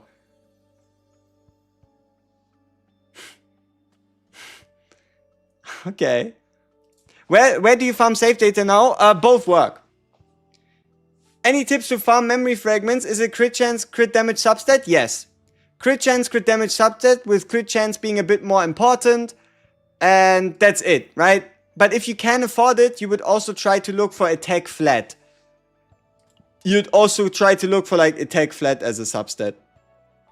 But on most pieces, the only 4 substats she cares about are attack percent, attack flat, crit chance, crit damage.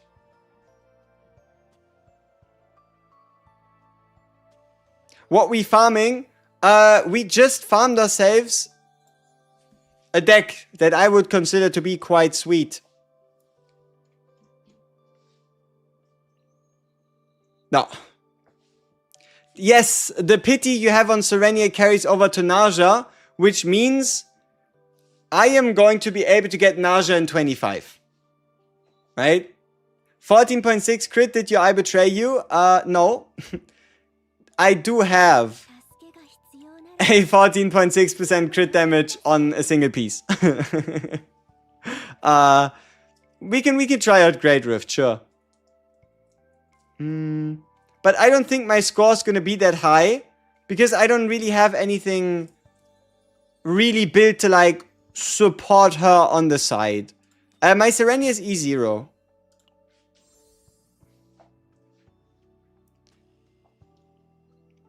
Afterglow is an important part of her kit, yes. Can you ask how the Mountain of Corpses, the Instinct Planet, Level 30 works. Alright, sure. So, Chaos Manifestation, Instinct, Planet, Exploration, Reward, Info, Mountain of Corpses.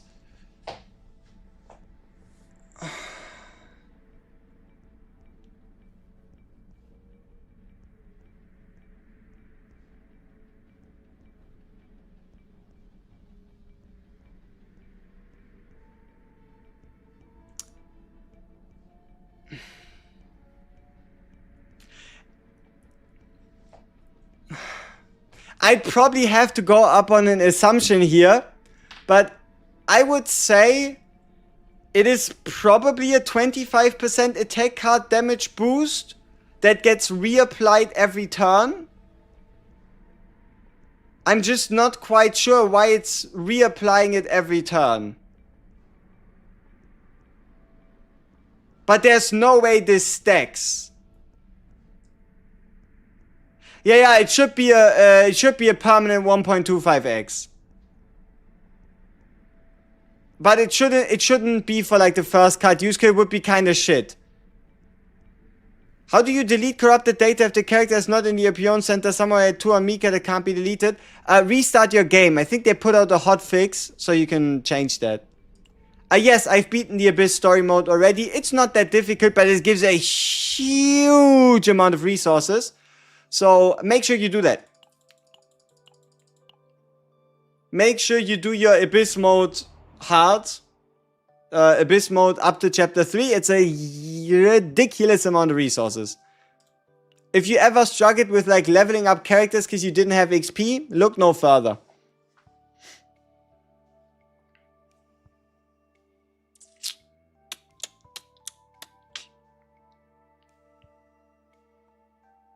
It's so boring though. Put it on auto. That's what I did. I think I watched like a YouTube video, like a documentary or something. I put in Sereniel, Mika, Kalib, put that thing on auto, and they did it themselves, right?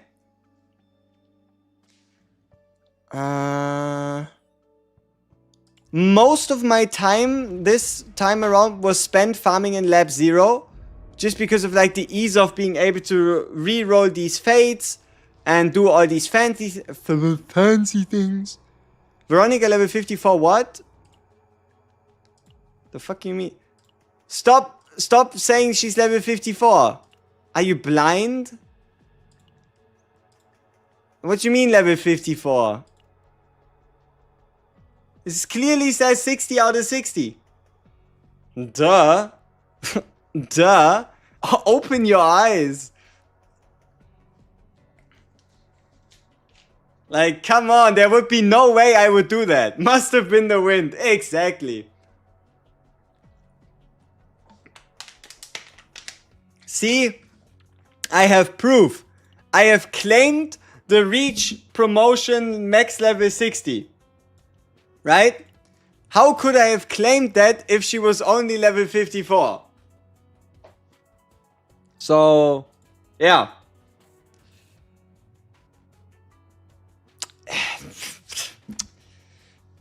But now she's in front of Sereniel. That's annoying. Can I unlevel her?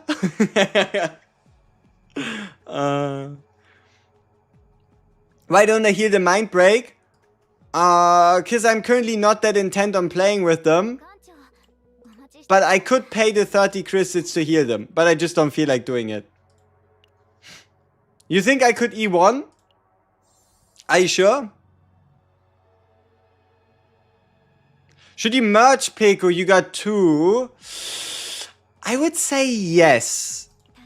With the way things are currently looking, you are very unlikely to run 2 different characters that want Peko at the same time. Because the only other character that fits her at the moment would be Renoa. So I don't know. Hey Sokobolski, appreciate it. But yeah, no, I don't think we have any ego manifestations to do for people. How to reach 60%? I don't know. I am not quite sure how. As far as I can tell, it's impossible.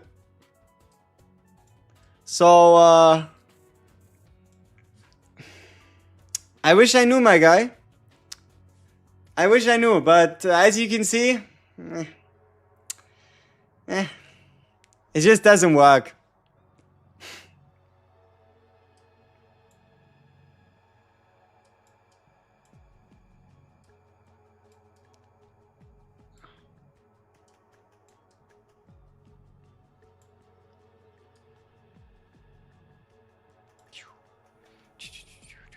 But no, now in all seriousness, you just get max crit chance here. You get 13% from then total, right? Like you get the gray 13, you get the 27 from the necklace, and then you just average 4% crit chance on every single one of her pieces. Like for example, like this, right? You average like 4% crit chance, and that's all you gotta do, right? Now I want you to tell me which stat line do you think is better. I'm going to take a screenshot and you're going to let me know which stat line would you prefer, okay? That's what we're going to do. I'm going to put on a stat line and yeah, let me know what you prefer, okay? Oh, no, da. Crit chance, attack, defense, critical damage with a bit of attack. Ooh. But it's attack, I think like this. And here, and then we take ourselves a copy here. And alright, and then we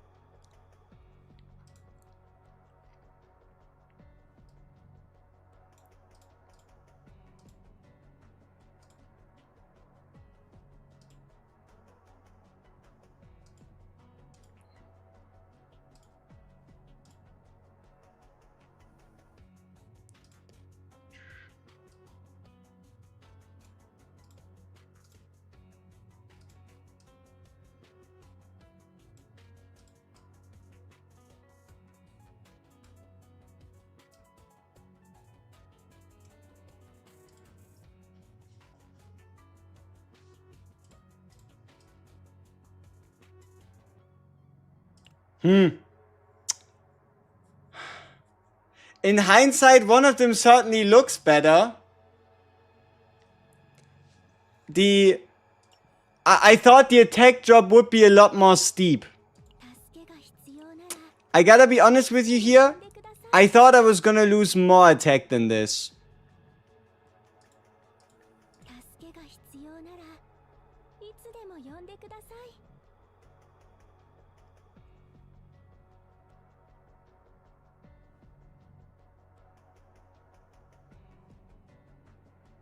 $63 attack or 14.6% crit damage and 0.3% crit chance.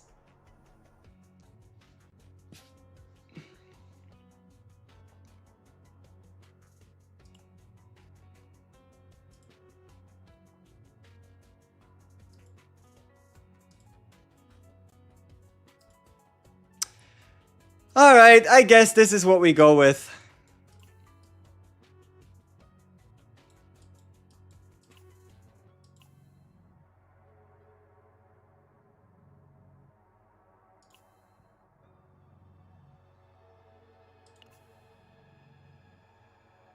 But I like this. I like this. This piece is beautiful. Where is it? No. Who stole it? This one. This piece is awesome. This piece is fucking awesome. I want to use it. Like, that piece feels so much worse, so much better than this one.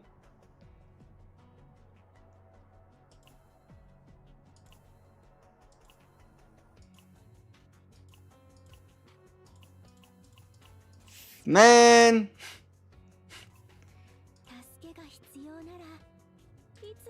でください。She doesn't need extra damage. She doesn't deal any extra damage.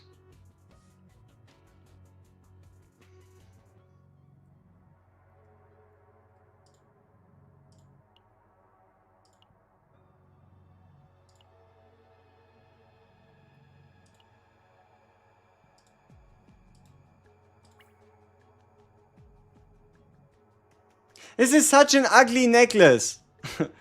Such an ugly necklace. This one is way better. Look. So ugly. This one's way better. This is way better than this one. But no. I guess we keep her like this. 助けが必要ならいつでも呼んでください。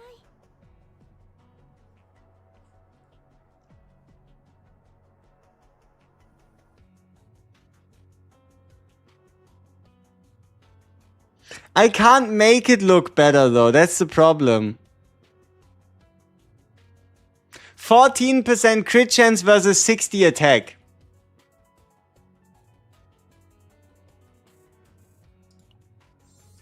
%, crit chance versus 60. I mean, think about it in raw stat values though, right?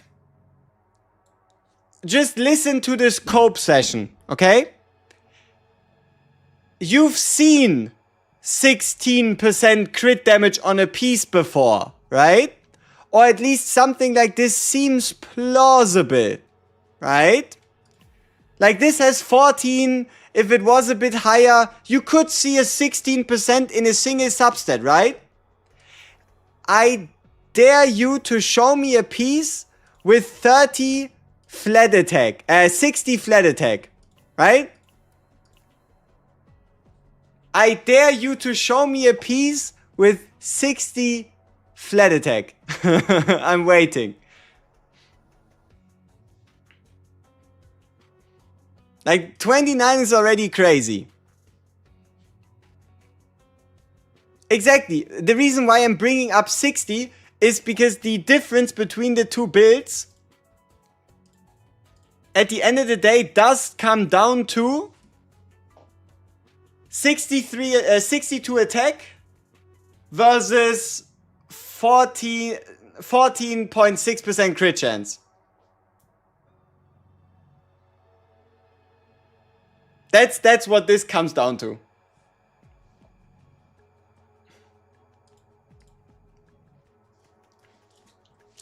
Memory fragment loadouts absolutely needed. I agree.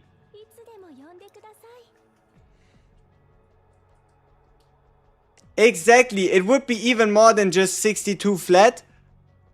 But I mean, I guess luck has it, our save data doesn't have an attack % boosting weapon. I'll cover Joanne in Silver and Blood, but only when I find the time. Just try it in a battle. I mean, how would we reasonably compare them? The big problem is the crit build currently wins out because we get the additional 5% modifier. So, yeah. Yeah, I know it's the potential activation. I just work on a better... I just find a better piece and then I sneak in my attack set again.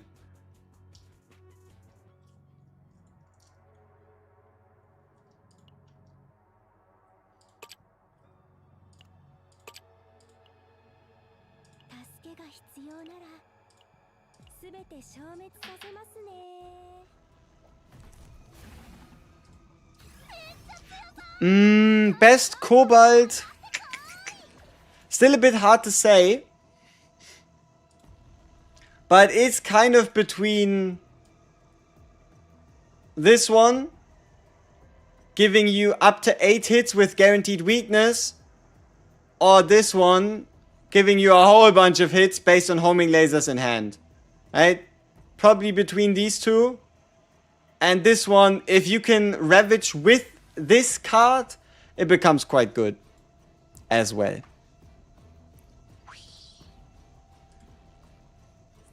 Any specific reason to use Amir? It's just because she doesn't have any decks. Like, she doesn't have any cards in her deck, you know? 急速チャージシステム稼働コバルトウィング再殲滅殲滅殲滅殲滅殲滅殲滅やー狙いどんな敵でも徹底的に排除いたします殲滅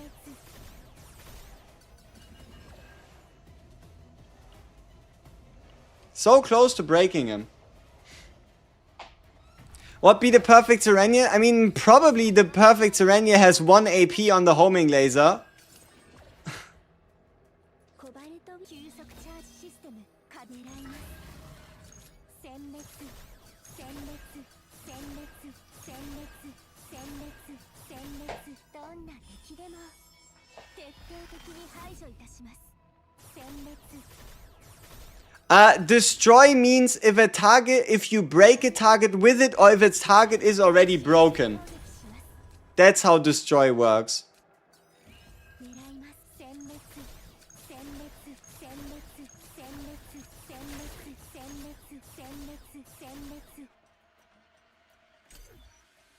Can you get draw 1 on homing laser? No. コバルト殲滅殲滅殲滅殲滅殲滅狙います Ooh, nice.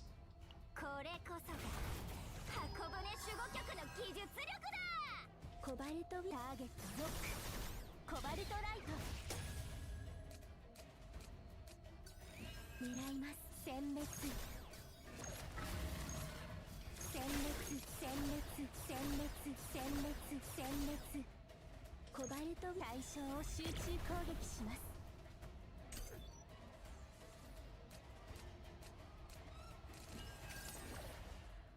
狙います殲滅殲滅殲滅殲滅殲滅はっコバルトウィング待機中狙います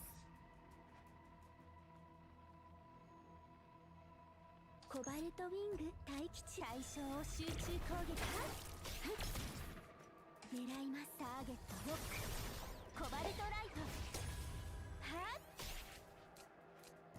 ヘッドショットコバルトウィン殲滅殲滅殲滅殲滅殲滅殲滅 Oh yeah, people.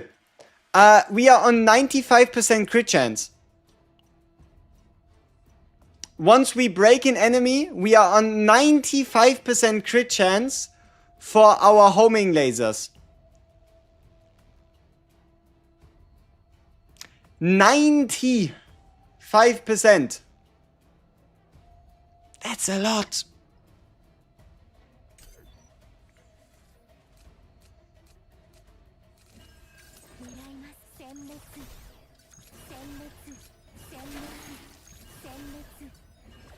No. 60 plus 10 from the weapon and 25 from the buff.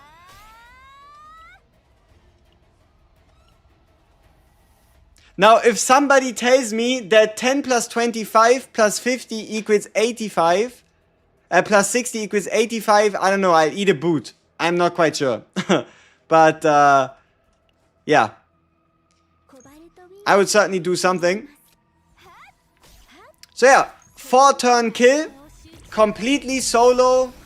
Solo bolo by herself YOLO. Good job, Sereniel. We're very proud of you.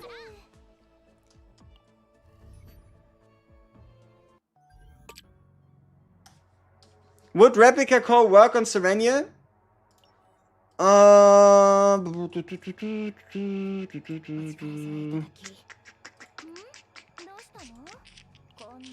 Let's have a look at the exact wording. No. Because it would need to come from the...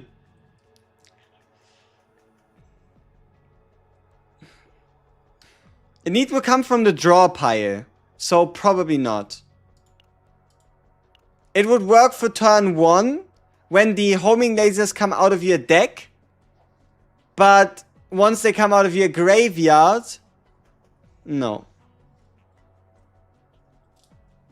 What do you think about Serenia Ray Cassius?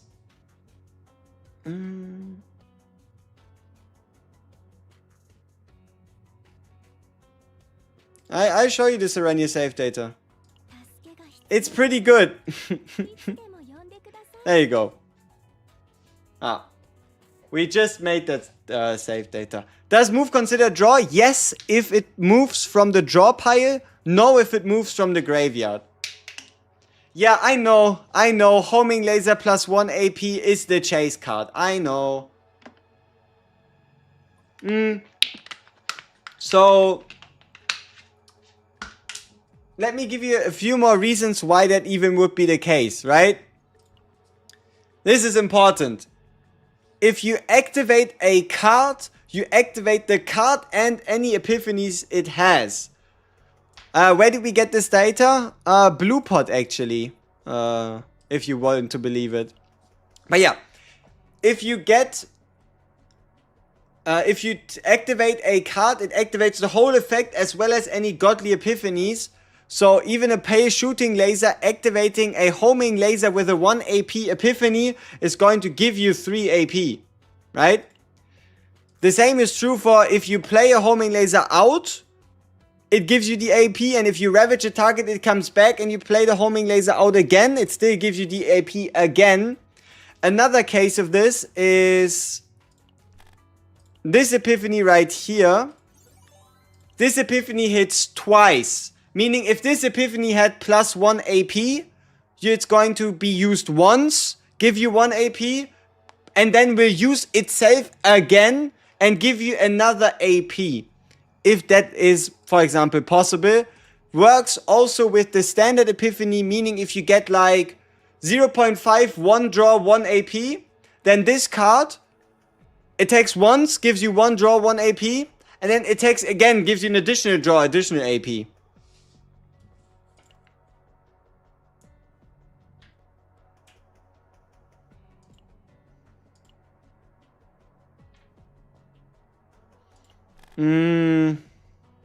Yeah.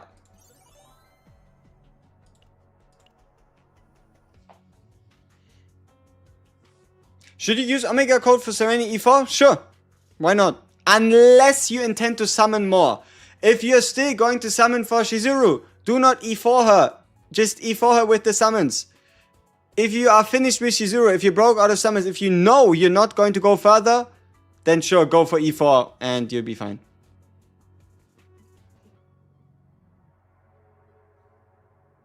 But you kill everything without using anyone else. Why so much AP? So that you can use other people. Like, it's not necessarily about knowing what you want to spend the AP on. It's about having the AP to spend for whatever you can come up with. Right? Like, every single character in this game, past, present, future, is going to use AP to play their cards. So having an infinite supply of AP is never a bad idea. Chorizo strikes again.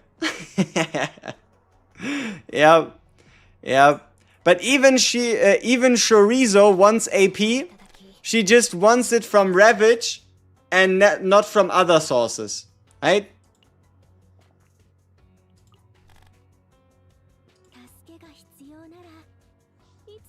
Getting selected God Epiphany with copy is so hard, man.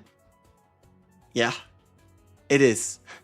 But if you want the easiest time getting a dedicated Godly Epiphany, your best bet is playing until a Forbidden Tunnel, playing the Forbidden Tunnel, praying for the select one card to make it divine, see if you hit, don't hit, leave, repeat. Where do I find my decks? I mean, I'll just give you the rundown, right? Super simple. Lab 0, but these were runs I left early. Lab 0. I think this is a run I actually somewhat finished. Lab 0, and these ones in order go Lab 0, Lab 0, Lab 0, Lab 0, Lab 0, Lab 0, Lab 0, and this one is Blue Pot. I do believe I have a 4 total copy Blue 0 Lab 0 fight as well. Let's see. I think I have one 4 copy save data from Lab 0. but I'm not quite sure what I copied on that one. I don't know. This one's just nice. Did they nerf Lab Zero Godly Epiphany procs? No. Why would they? Oh yeah, there you go. 4-card copy. This deck is from Lab Zero. Alright? This is from Lab Zero. On Ravage, move to hand for Agony, plus 60 laser. Create 3 at 0, plus 60 laser. Unique initiation. Draw 2. And a draw 2. Oh yeah. And a confiscation. And a forbidden ecstasy of violence. If that wasn't enough. Oh, and a draw 3, discard 3 chess piece, and a weapon, and a cube.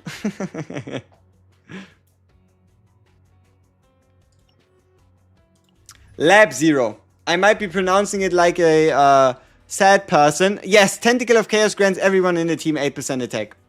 Agony Kek W, I agree.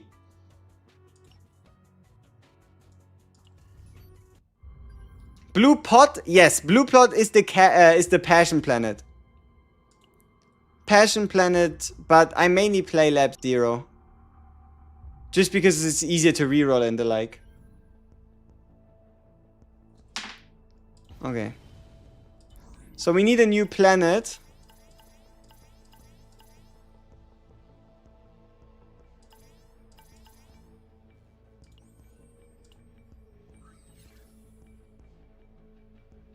I'm looking for like a minimum tier 12 bug planet. Meaning instinct planet. Ooh.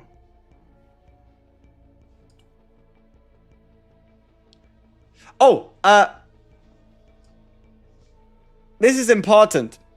For some planets, this can be really important. Look at the difference. 5% chance, 10% chance, 40% chance. That can be important.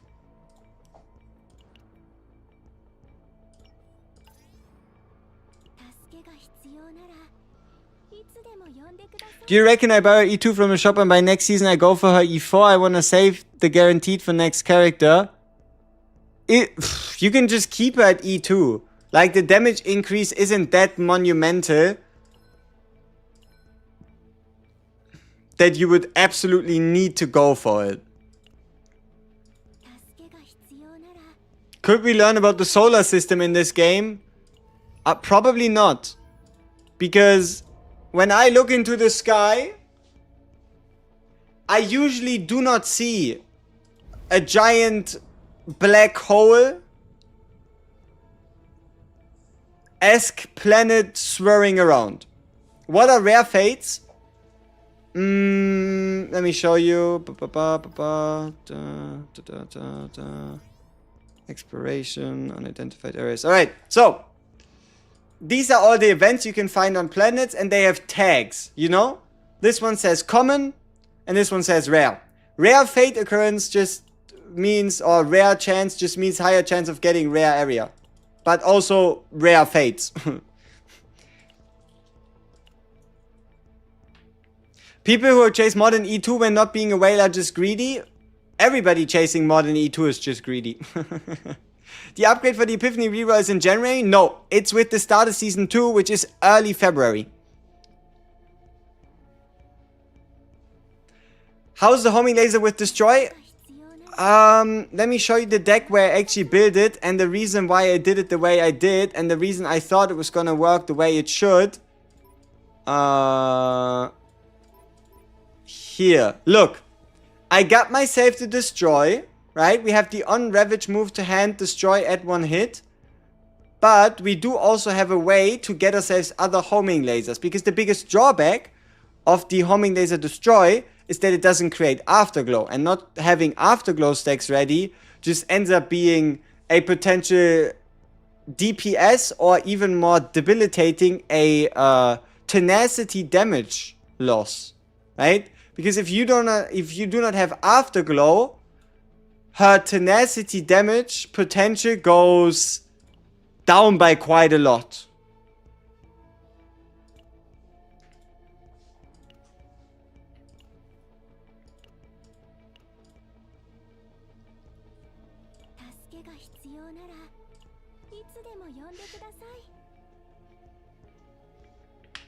Next Omega code should probably midway through Season 2, which is around late February.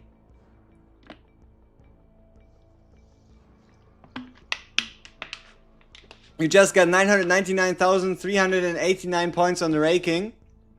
Congratulations.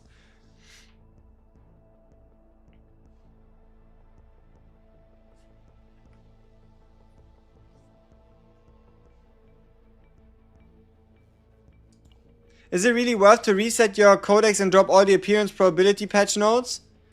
I'm having fun. Like, Serenia is so strong that she just kills everything. So I never bothered resetting it. The whole purpose here would be, when entering the chaos, increases the chance of incurring a rare species monster.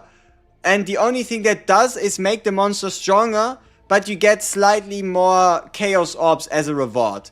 If you want to min-max it and if you want to be safe, you can then just reset it and skip these rare species, or you keep them in because you like to play dangerous.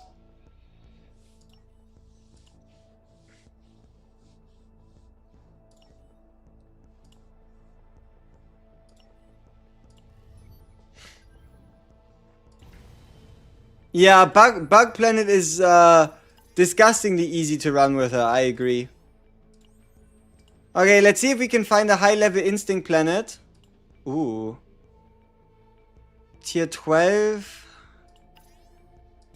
Let's do like 1 or 2 more.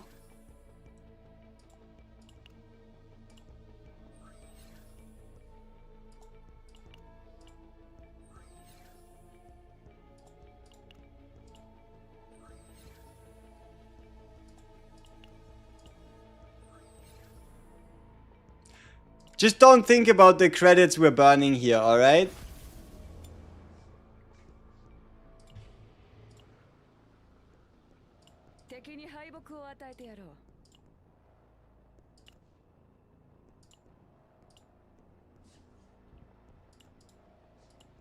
What team are we going to try next? We're just going to lean back. Like, people, if you ever wanted to have an easy time, just grab yourself a Mika, a Sereniel, a Kalib, head into the Instinct Planet, and life's gonna be good.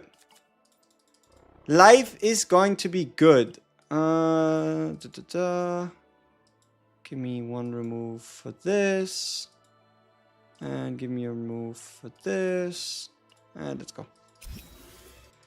Blue pot the best spot? Hell no. Blue pot is actually a terrible spot to farm for Sereniel. The only reason you would play Blue Pot is because you want to get exploration level. Like, I highly advise against actively farming Blue Pot if you're looking for a good Serenia deck. The gear really isn't that great. Mainly, honestly, all the best options are Lab Zero, Instinct Planet, Justice Planet, or Void Planet. It probably goes in... order. If I had to put it in order, let's see. Probably Lab Zero and Instinct Planet, Justice Planet, Void Planet. You don't have to avoid it at all costs. We get a good deck from there. It's just... not the... not the highest chance, huh? But then again, Blue Pot can allow you to get an additional remove, right? You don't get that remove anywhere else.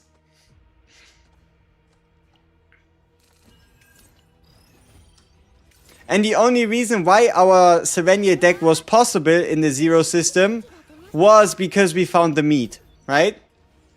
So, yeah. If you want to play for like multi-copy divine decks, there's no better place to do it than Lab Zero. If you wanna go for multi-copy homing lasers that are all divine for your Sereniel, you gotta play Lab Zero.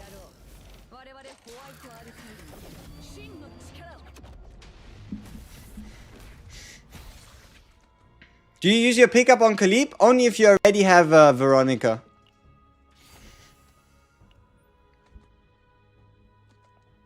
If you already have Veronica, Meilin, then pick whoever you want, right?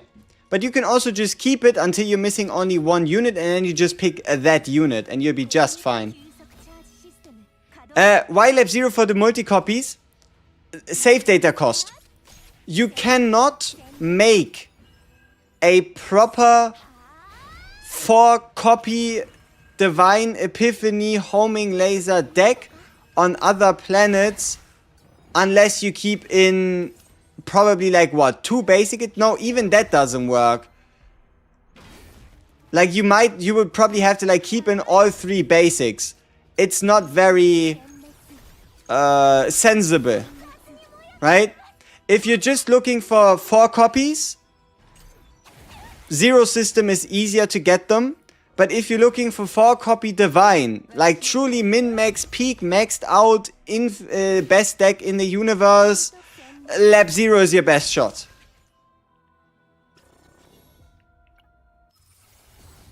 Yeah, it is. The copy event is rarer, yes, but it is also easier to get the Lab Zero copy event is rarer, but it's way easier to get the removal event, right? The free 50 save data saved.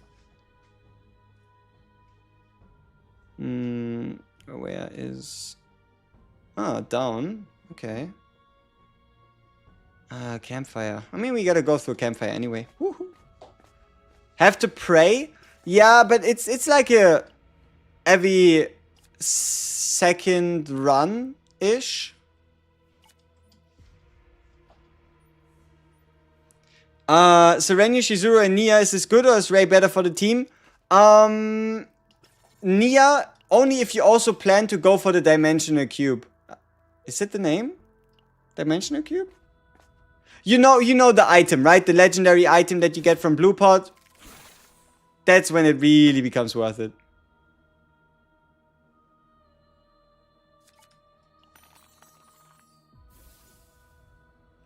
They got a moving around like an anniversary unit. I mean, it's Christmas, right?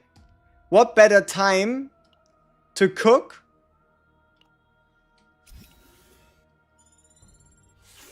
I thought Lab Zero was where people farm for decks. It is where people farm for decks. But especially if you have like a lot of Lab Zero fatigue, or if you're just looking for a bit more simpler decks with a higher chance to get them faster, Zero system is where you want to be.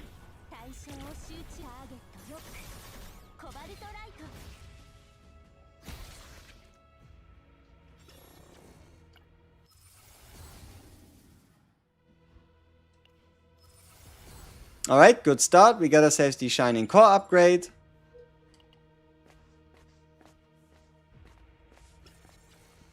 The Lab Zero benefit is just save data. Save data capacity. Uncover the gaze. What the hell do you do? Twin Star Shadow. Gigantic Mushroom.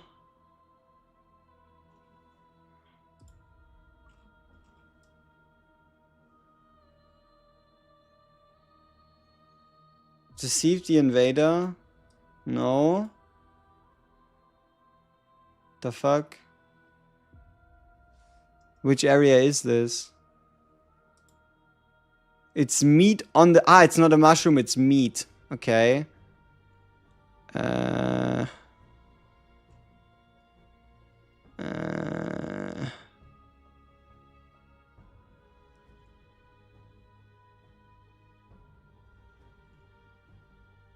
Is it this one?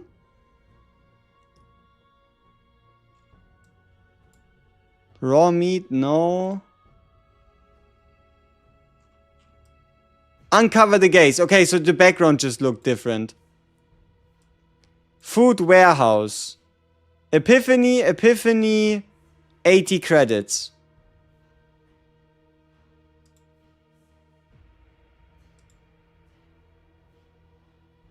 Alright. Epiphany and 80 credits it is.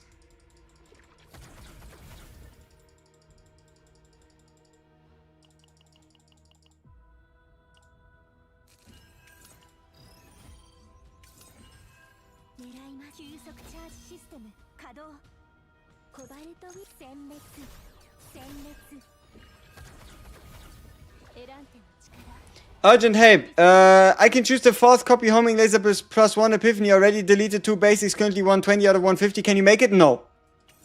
But you can gamble.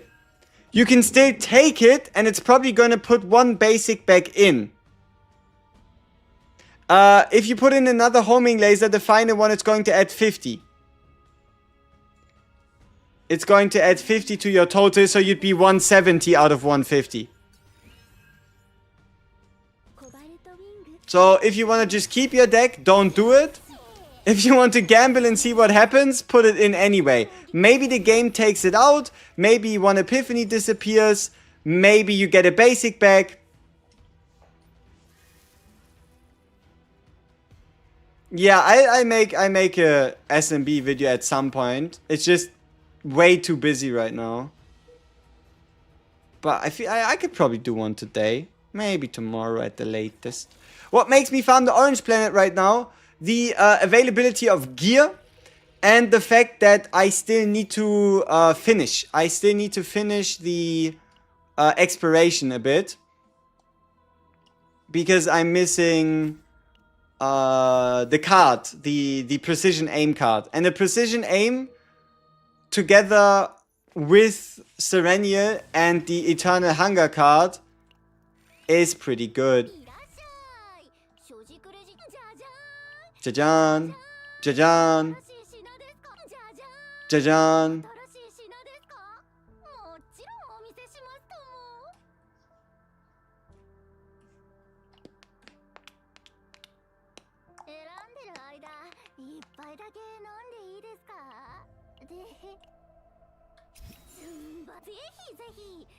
It's already crazy with 3 copies you won't gamble. Alright. Reasonable. Isn't that combo better on Veronica though? Why would it be better? Why would it be any different? They are both hunters. But I said both hunter slash ranger. You could run them on either, right? But sure, you could also just get the precision shot on somebody else. Get the Eternal Hunger on somebody else. But yeah, it's a deck you can make, so yeah. I don't think there's much more to it.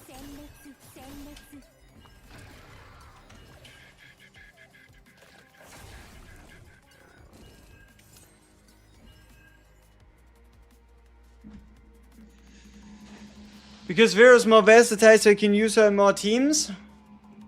Yeah, but what does that stop you from doing it for Sereniel as well, right?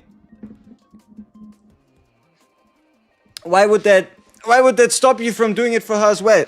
Sure, you could build it on Veronica, but you can still build it on her, no?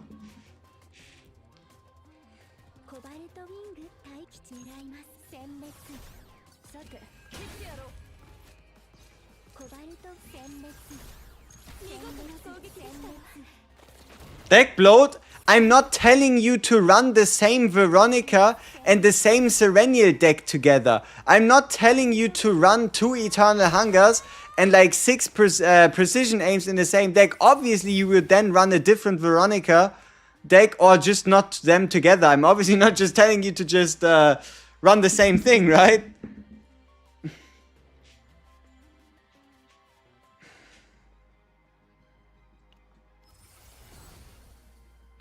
Yeah, you see it rarely, but every once in a while, huh?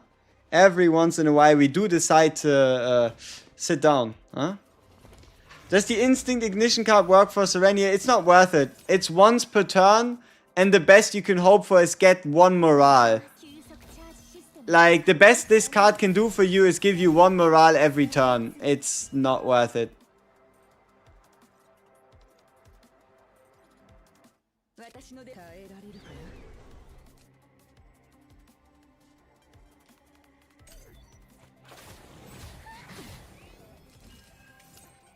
I got 3 copy Shining Core Initiation plus custom homing laser.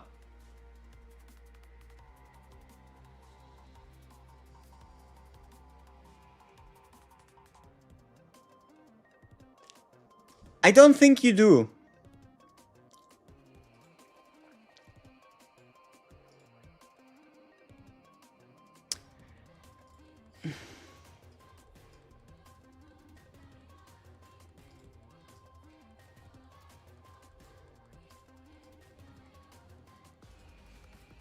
Because if you did, I would want to know how you got around the unique tag.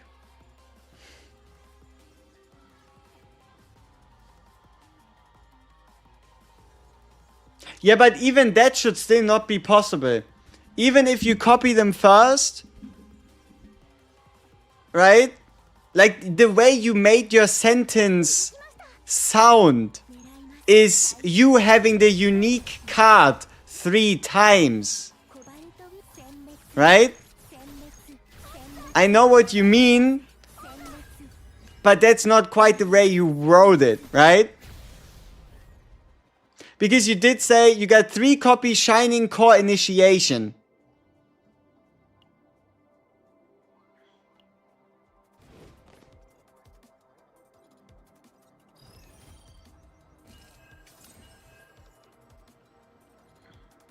It's not possible.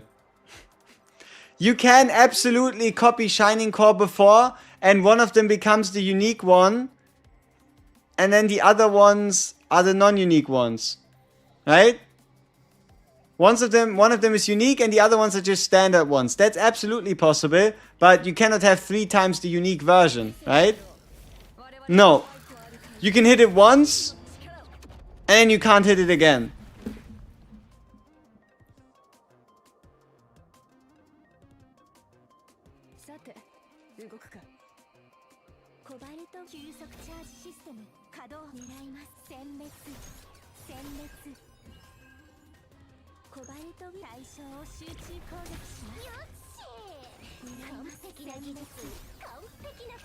Do I have E2? No.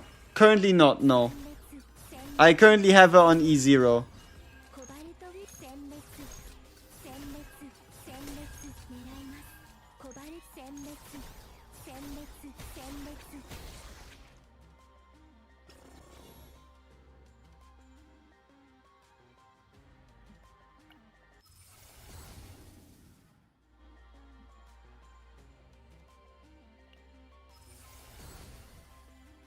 Have you tried multiple +1 hit homing lasers?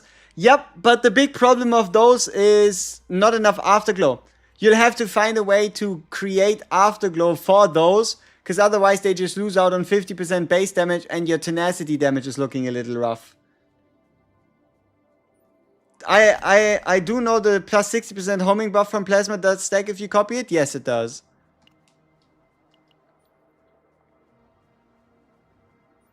Pridwin's best decks in teams? I don't know. I haven't checked those yet.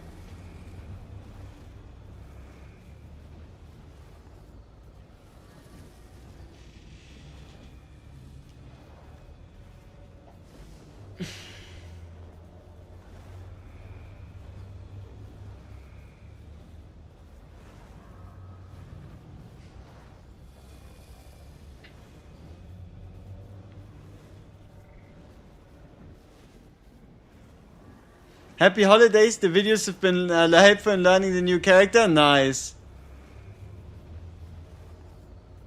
Yep, now we would indeed have an afterglow problem. There's better epiphanies to get the +1 AP on, but I'm still not going to refuse it.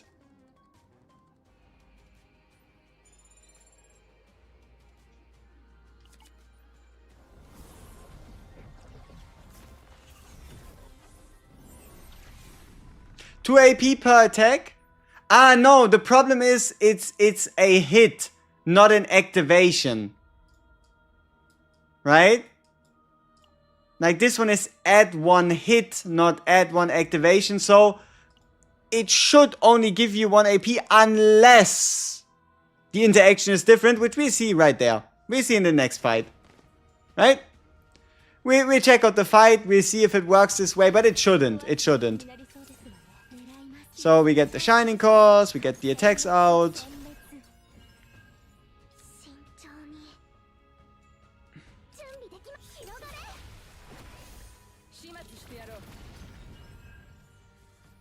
Should you go always for the Dimensional Tunnel? Outside, yes. Inside, you don't have to know. Like the first Dimensional Tunnel, I would always pick.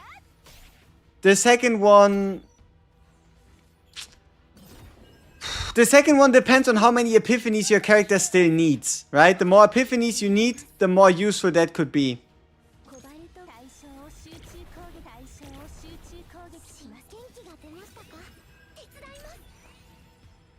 Does E1 change the copy value of Pale Star? It certainly increases it.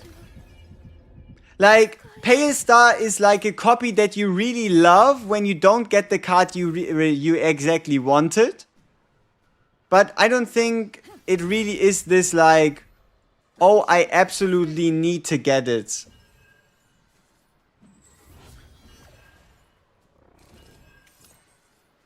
Wee, wee, wee.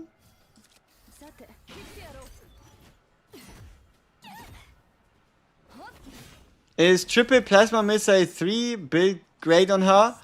If you have a E1, it's definitely better than if you don't. Because otherwise you're probably gonna have trouble to actually, you're probably gonna have trouble to get all these out of your deck. And then preferably you want E2 as well, so you don't dead draw with all these that you create in your deck. Because the homing lasers created aren't the ones that come out of your deck.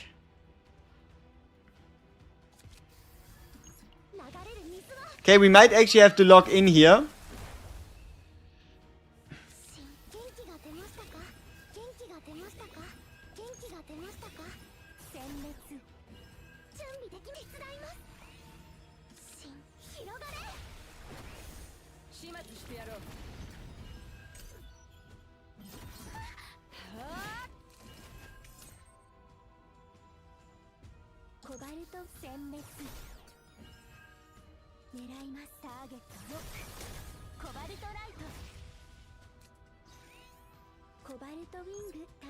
Okay, now we'll find out if it gives us 1 or 2 AP, right? By all means, it should only be 1, which it is, huh? So there you go. It does get the double hit, but it does not get an additional AP as we thought, so things work the way they were meant to, which is good.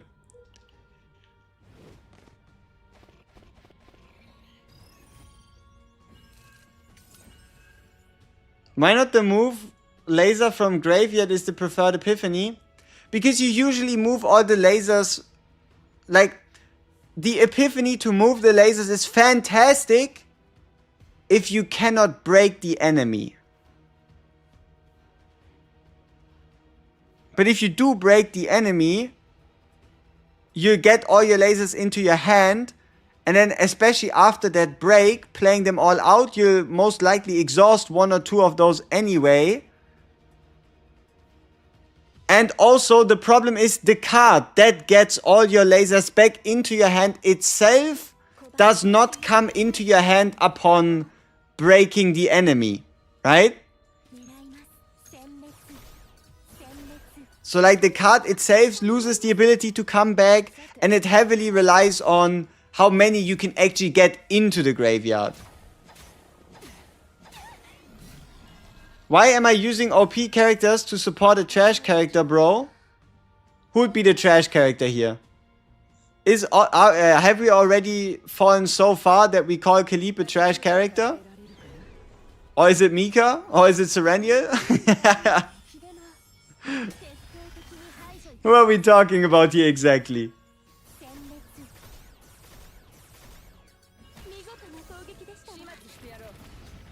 Let me see if I misremember.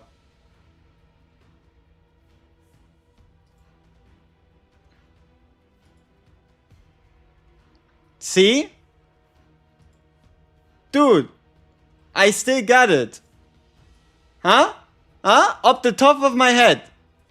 No removal. No comeback upon break. Huh? Up the top of my dome. I did remember that. I was pretty sure about it. But we did fact check it. And once again, it's good to be right and not having to redo my take, because that would have been a little awkward.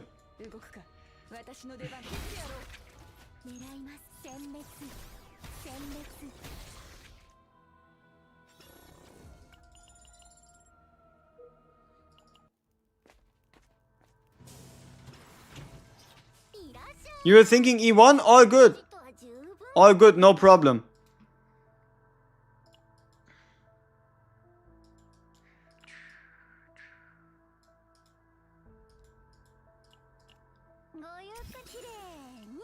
What do I think about multiple pay shooting stars?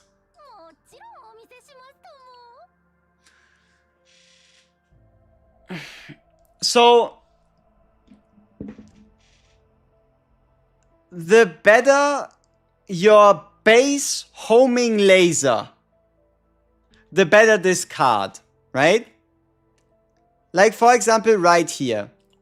If you have a homing laser with 1 AP, then this card itself generates 1 AP. If you have 2 homing lasers with 1 AP, this card generates 2 AP. And if you have 3, this card generates 3. The better your normal homing lasers, the more impactful your normal homing lasers to your deck, the better this pale shooting star.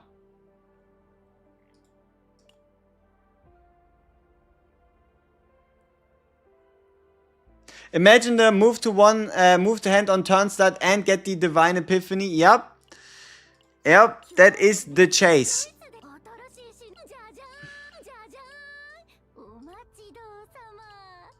We can get a weapon later. Whee.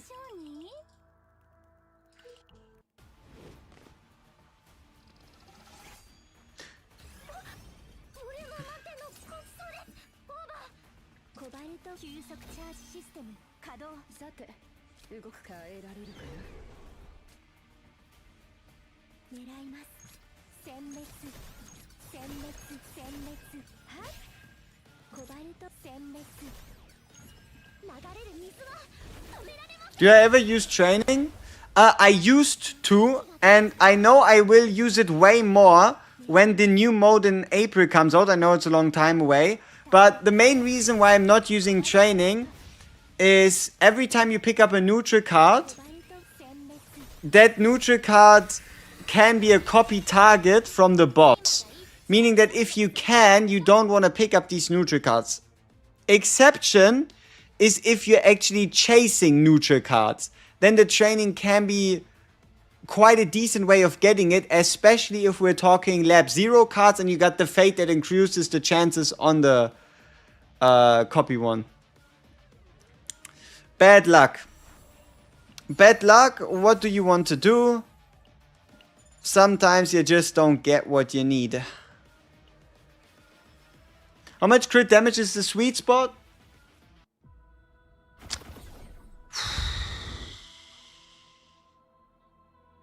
Anything like 170% plus is really good.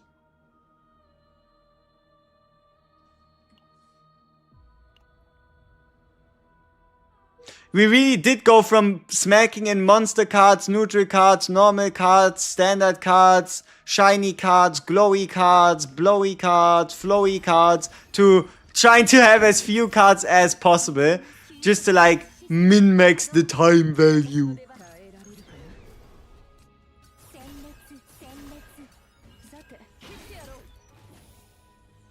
So 6170 is good, 6170 is fantastic.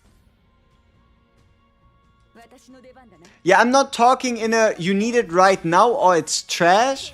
It's more like a something to work towards. 殲滅してやろう。殲滅殲滅。さて。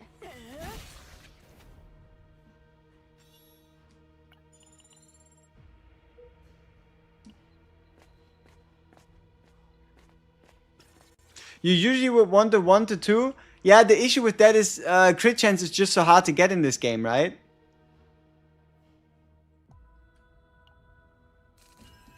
I'm not quite sure what happens if we fight them, but we're fighting them for fighting's sake. 元気が出ましたか。狙い殲滅殲滅。ターゲットロック。コバルトライト。見事な攻撃でしたわ。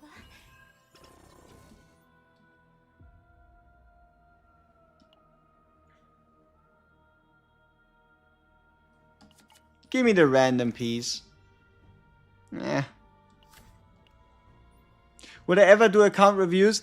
Problem with account reviews is I think the game has a rather hardline stance on logging into other people's accounts and account sharing. So, unless I specifically talk to like content creator, dev people and whatever, and I get like the guaranteed green light, there's no way I'm touching any one of yours account. And then it ends up being like, yep, so you get banned. So, that ain't happening. That ain't happening.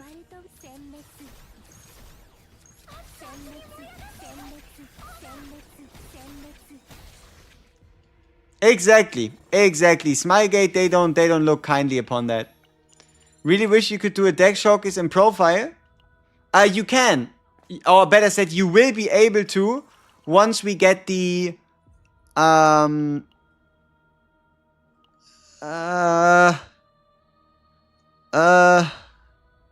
you will be able to once we get the ability to use a friend in the simulation, because at that point you can put your characters so that other people can pick them and also give them a deck. So then you could like show off your Mika, Cassius, Sereniel, all those people. Do I use E7 Port Reviewer? Yeah, I have it linked top. Should I reset your account to get Sereniel? Depends on your account. But in general, how long have you played, right? That's question number one. How long? Give me like your account level, time played, and amount of 5 stars. How about that?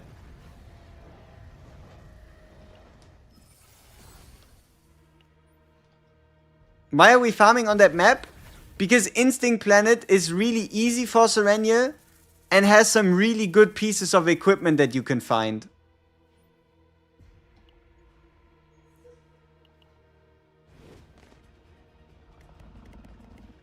Is the Galactic Disaster? This is not Lab Zero.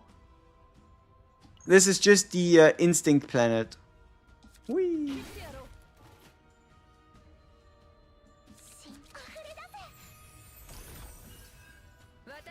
But what do you do with the equipment if you don't have a good deck along with it? You can still build a good deck in a zero system. Like, define good deck. Is a deck only good if it has 4 copies of a Divine Epiphany? Or is it a good deck because you can just build a good deck by getting overall 4 copies for the cards in your deck? When will the skip button be in Chaos? I don't know. Maybe February, maybe the mid-season, the like final patch for season 1. The pre-season for season 2. I don't know, we have to see. Yes, only 4 divine decks count as good decks. Tough times, man. Then I guess you should only play Lab Zero. I mean, it is very complex. It is very complex to farm for characters in... Like, a lot of characters have a lot of different places where they can get good decks.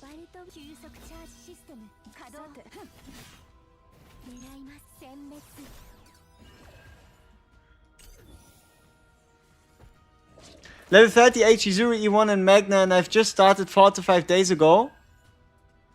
I still think you can probably get yourself at minimum 1 copy of Sereniel by just playing the game and in the next 3 weeks.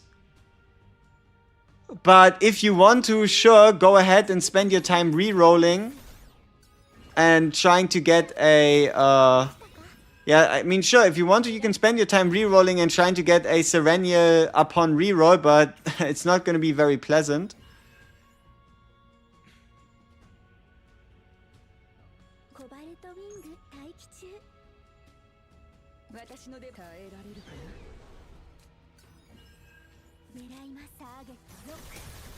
I have a 4 divine homing laser with your effect and epiphany. I feel like a lack of afterglow. What are your thoughts on whether to rerun?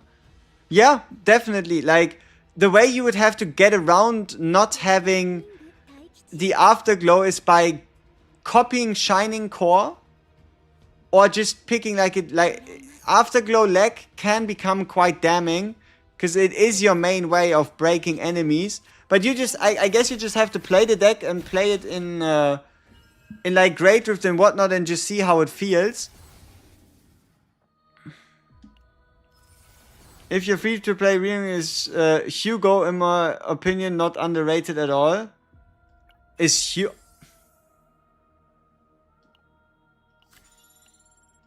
Could you imagine if we got this weapon last run? Could you imagine if we really did get the Cthulhu with the weapon? God damn. God damn. Never happy. Never happy. Love the channel. Hey, Rudy Sanchez. Appreciate it. Thank you very much. But yeah, look at this attack stat. 1238. That's the power of the intellect of Discord. Yep.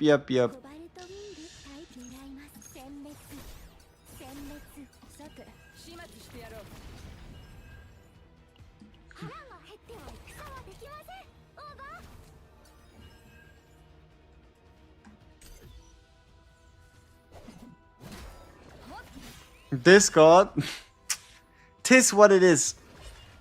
Is Pico a huge upgrade? She's limited.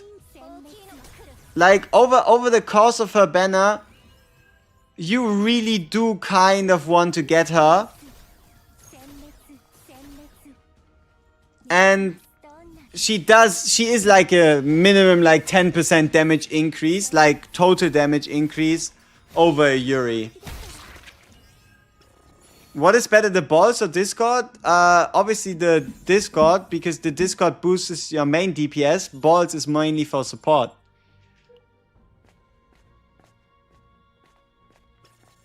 You've been following since day one, but you want me to take a look at your roster.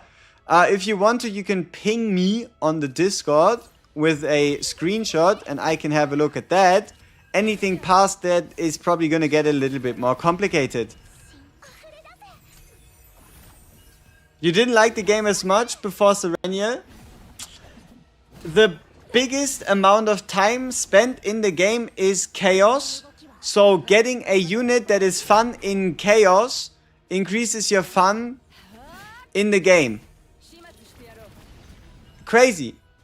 But no, obviously I agree. She's just her, you know?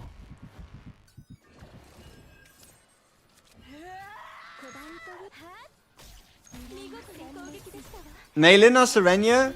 In terms of fun to play, Sereniel. In terms of power level, probably still Meilin. But it depends on the kind of content you're talking about. Like, for example, you're not going to be able to beat the score of a Sereniel with a Meilin in the current Great Rift. But the current Great Rift is also heavily Sereniel favored, right? So we would only really know it once we... Yeah, I guess get a piece of content where both of them are good and then you like really see them clash, I guess. You got E1 Serenia, should you go for E2? If you love Sereniel, E2 is going to make you love her even more. どんな敵でも Make of that whatever you will. 殲滅狙います殲滅よしコバルト完璧な技術完璧な攻撃新手伝います Yo, Mohammed Salah, what's up? 狙います殲滅 I'm having a hard time in enjoying Mei Lin when it comes to her kid. 殲滅 It feels a bit simplistic, but no, there is some carnal satisfaction about just pumping and like pummeling an enemy with your fist until it's mush and dead.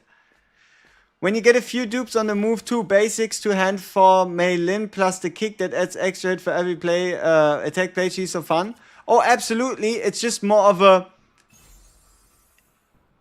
It just feels a little, you know. Not forced, but it kind of makes you feel bad every time you don't hit that. Shizuru is in the standard banner. The Discord is the link in the stream description. Just click on the stream description and it's the first link. Restrictive. Exactly. I actually lost the 50-50 on Serenia's banner to Shizuru. Coincidence. Or is it?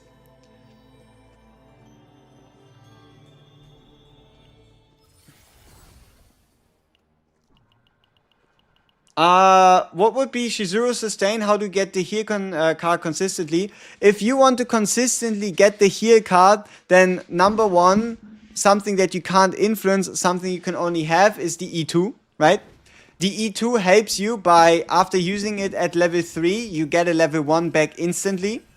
コバルト And then outside of that, let's see, let's get our cards in.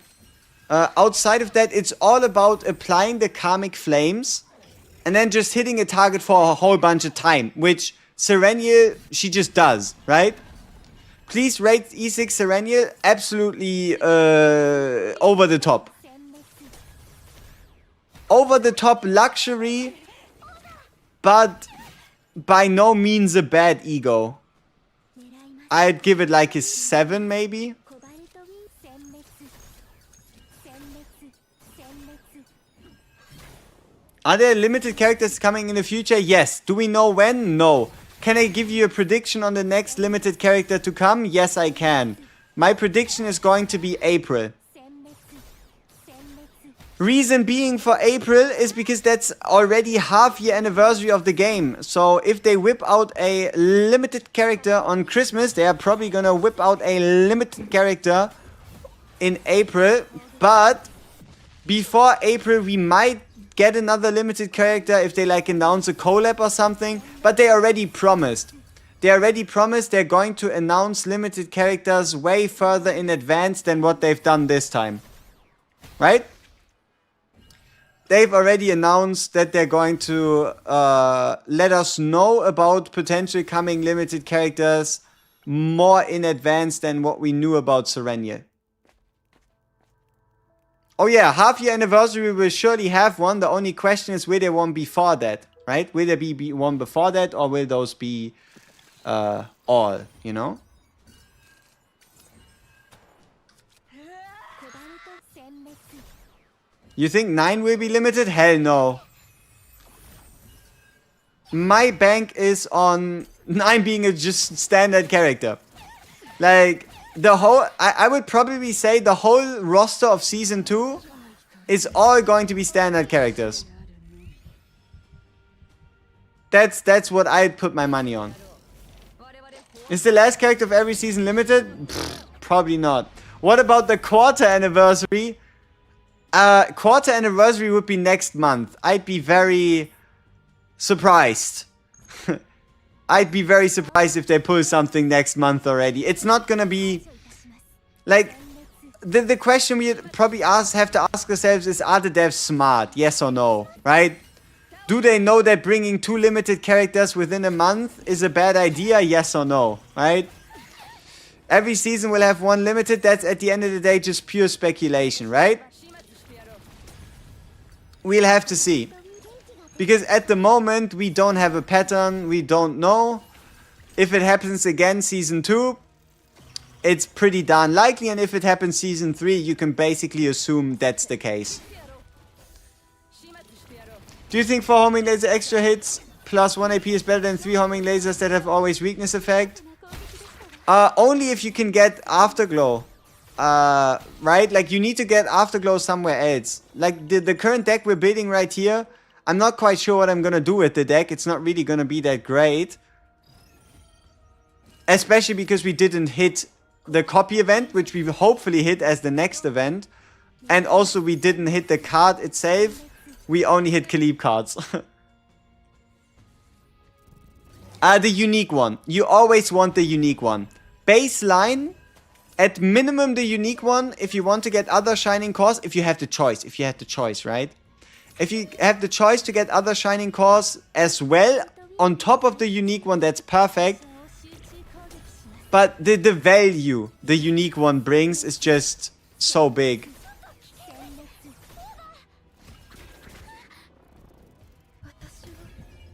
What's the point of stacking Afterglow? It only uses it per hit.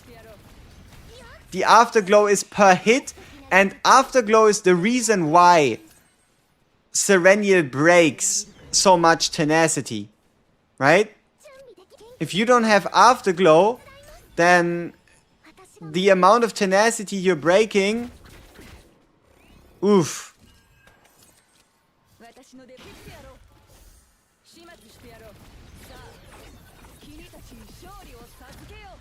Weakness attack is overrated.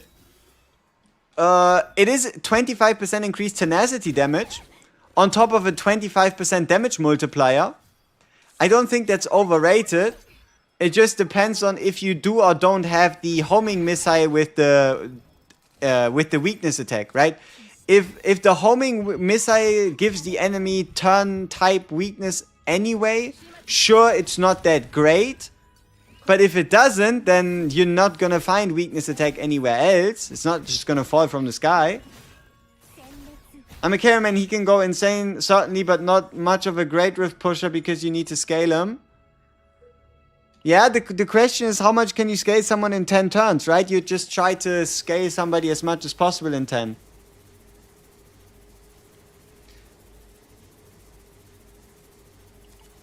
Did the devs change crop the save data limit from 10 to 100? Yes, they did. So now you really don't have any incentive to get somebody out of the breakdown state.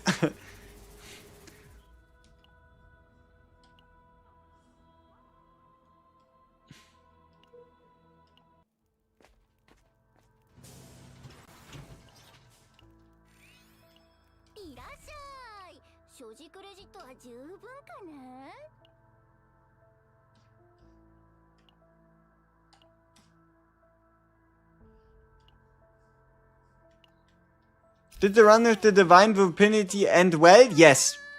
It came to almost as good of an ending as it could have been. The only thing that could have went better would have been us fighting Cthulhu and getting the weapon. But no, the run ended about as good as it could have been. Chance of a rare fate should be both the chance of encountering rare events and also the chance of, you know, like these buffs you get when you do like exterior and interior. Like, one thing I can guarantee you is a higher chance of getting, you know, these, like, when you go into a fight you have these 3 buffs. The chance of these buffs having these like this like border, you know, this like decorated border, getting those rare fates. And then one thing that might be possible, I obviously can't prove, is chance of getting rare events during the run.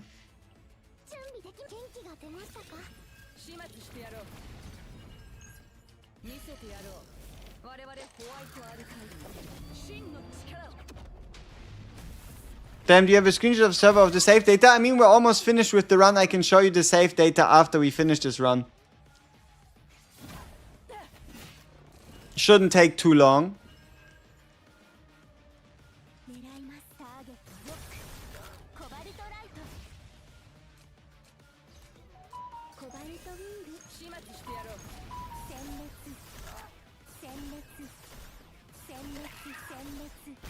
So yeah, as I said, shouldn't take too long, right? Can you get a good save data from Lab 0, or does it have to be? You can absolutely get a good save data from Lab 0. Oh. Now imagine if this was possible. Could you imagine this? Us having 18% attack on the weapon, 15% attack on the ring?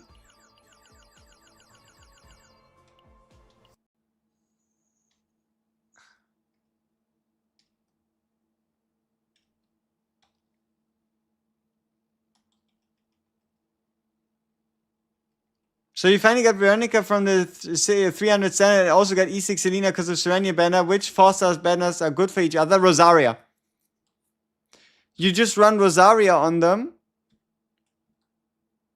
And then you'll be fine. Both of them do benefit from Rosaria. But you could also run the 3-star partner if you wanted to.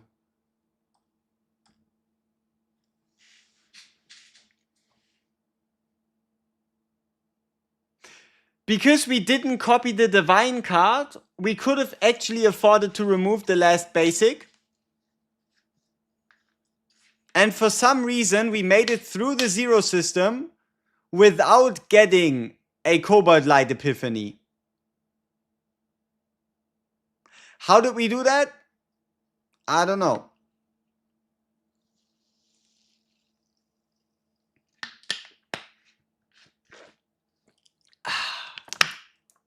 Yeah, it's a solid save data, but nothing to like write home about.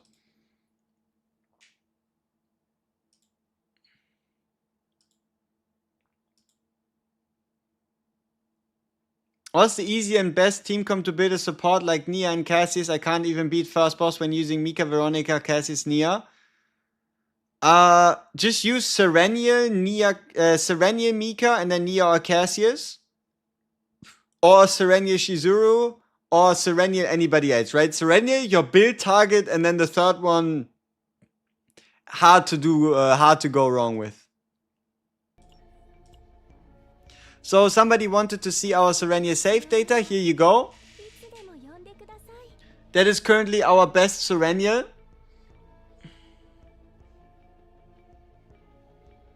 I copied Shining Core before the Epiphany. So now I got the upgrade plus the create 3 homing. Do you think it's good? Yeah, that's sweet. Like, if you can get multiple Shining Cores by copying it before you Epiphany it, that's a good thing. Maybe best Serenial? It would be the best Serenial probably if this had 1 AP instead of 2 vulnerable. But it's really damn good. It's really close. The only other problem is this Epiphany right here. That it's not the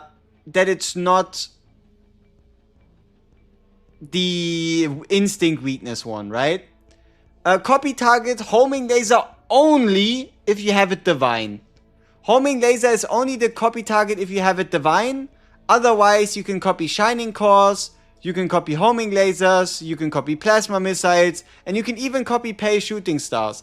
And if you have a E1 or E2 pale shooting star, copy value goes up. Will Naja be a seasonal character? No. I'd bet. What would I bet? What? Hey! Your brother! You already did that today. No, come on, really? Thank you so much. Probably Felix again. Felix 7180. Again? Holy shit. Thank you, bro. Thank you so much. Appreciate it.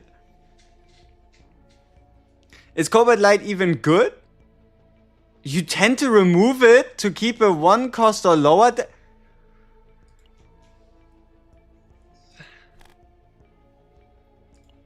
Is Cobalt Light even good? So you go out of your way to remove Cobalt Light to reduce the deck cost average.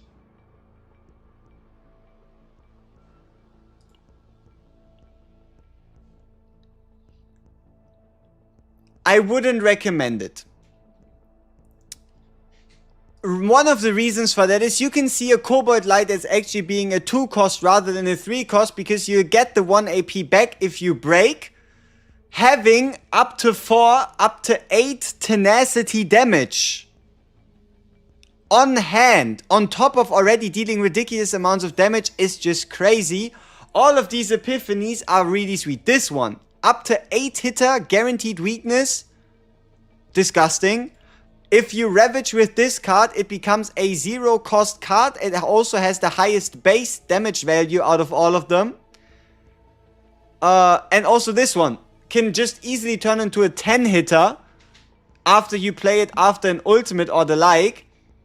And also look, it has a 1 cost. If you're worried about cost, instead of removing it, just get the Cobalt Light 1 cost epiphany instead. Like, your removes, and especially the save data cost, is better spent getting rid of 1 magnetic field and 1 pulse fire, or if you can afford it, all of the basics, than it would be on getting rid of a card like the Cobalt Light. Don't underestimate it. Right? And what I mean with 1 is, for example, this deck here was only possible because we kept in a basic. This is something you all can take along on your runs as well. If you are going for multi-copies with multi-divines, or with a bunch of neutral cards, or even with a forbidden card, saving yourself the save data by keeping in 1 pulse fire is really valuable. We saved ourselves 50 save data points, which is like 2 forbidden cards, 2 neutral cards, 2 divine epiphanies. And the card is really good. 1 cost damage that can use Afterglow to do the tenacity damage and have a really high chance of giving you another homing laser. 1 pulse fire is a pretty sweet card. So yeah, that's just one of the things that you can consider when building your own save data. Like, for example, if you can afford it and if you get something else, sure, removing it could be great. But even here, this deck as well, where we have 5 copies, right? We have Confiscation. We have the Forbidden card. We have a double Cobalt Light with a neutral epiphany, drawing us 2. We have a triple copy of Plasma Missile, one of them being Divine and 0 cost. And another Divine Homing Laser that is only possible because we kept the Pulse Fire in. How can you get 800 attack without running the attack set? Close your eyes, little one. It's going to get disgusting. But no. Step number 1. We have a bit of extra attack from being high in affinity, right? We have 3, 6, 9, 12, 15, 18, 21, 24, 27 attack from affinity. So that's a source, right? But no, so here's just percentage attack with 6 flat. This one has 14 flat. This piece has 14 flat. This piece has 11 flat. This piece has nothing. And this piece has nothing. It's, but it does have 22 attack itself, right? A lot of attack flat. A lot of attack flat can help you get a lot of attack. Wow.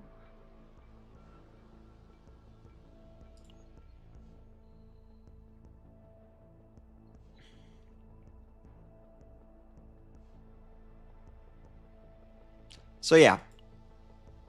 And if you wanted to get even more attack, you just have to find a good enough set. I will one day, maybe tomorrow, maybe today, maybe later, I don't know. But at some point I will make this work. And trust me, I will get 60% crit chance on almost 900 attack.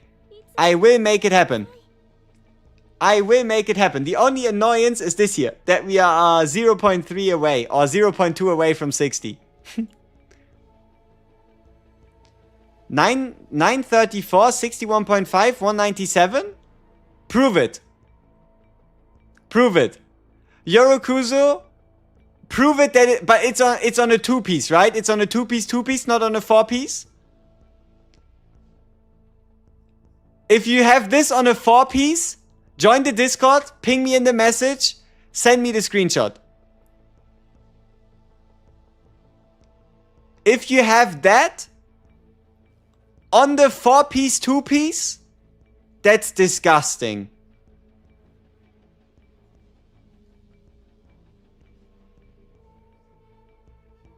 Instinct damage is always better. Always go for instinct over attack unless it's an atrocious substat difference.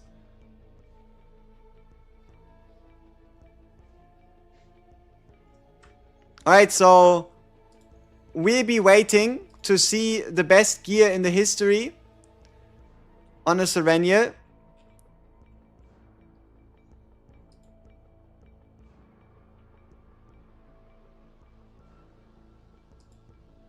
Just ping me in the message, right?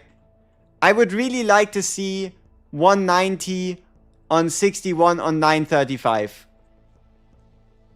Why instinct damage? It's a separate multiplier. You can just read it as a separate multiplier. Alright. So just think of it like this. It's a multiplier that doesn't exist before, that gets added and multiplies all your damage instead of just getting more attack. That's like the simplified version of it. Alright.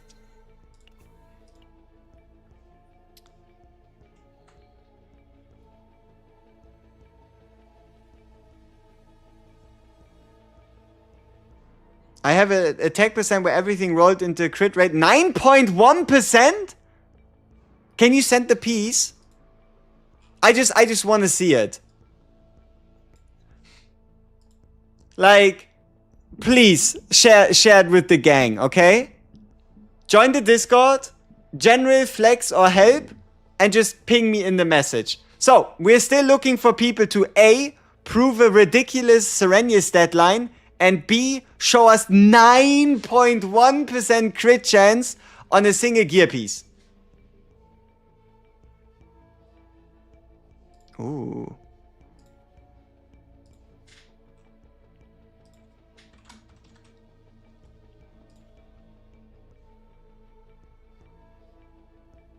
Hey! Where's your 190% crit damage? Are you the guy? Because what I saw was a bunch of people saying 930 attack, 60 crit chance, 190 crit damage. Where's the crit damage?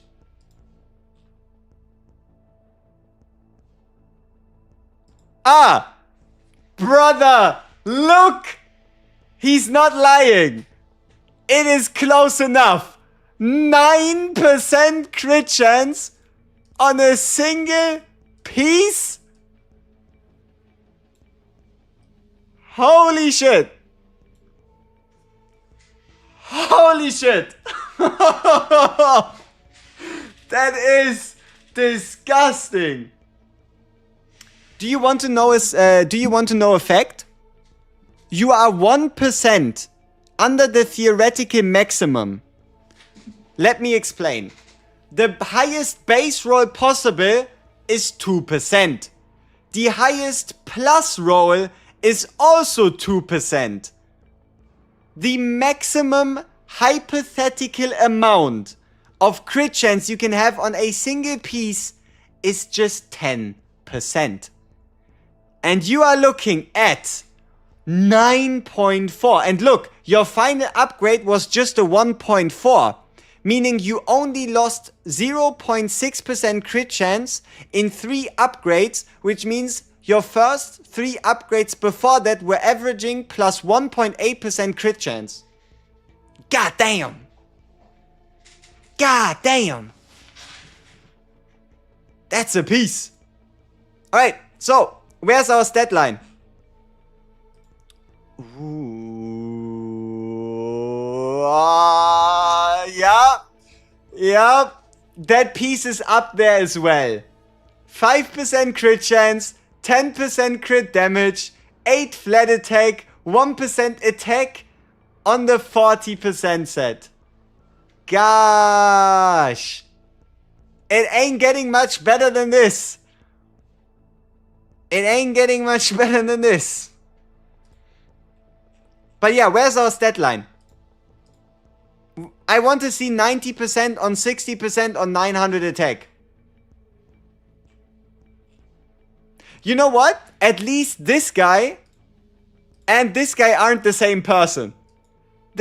I gotta be honest with you here. The only saving grace is that this guy and this dude are not the same person. Otherwise, we'd be cooked.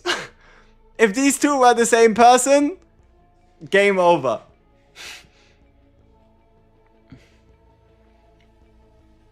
So, where's the Shizuru stat? Where's the Sereniel stat line?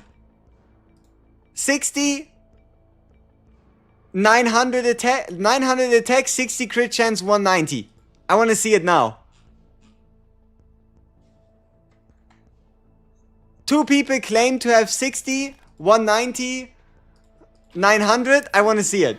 I need proof. I want to see it. I don't see a ping. So sad. And you know, it might be possible to get close, but only if you're running like two-piece. Right? Like I can try building something similar if I swap this piece out, and if I swap this piece out.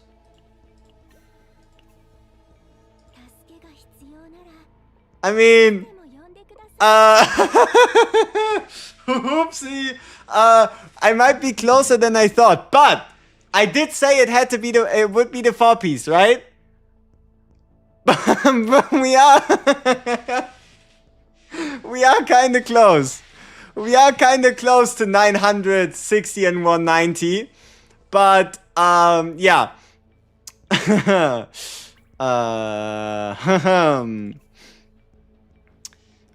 It's alright, right? It's fine. It doesn't count. But no, these stat lines, they just look too good to believe. So, give me my sets back. Ta-da. And ta-da. Where is this one? 1.6? No. 5.5? No. 3.7? No. This one. Ha. Haha.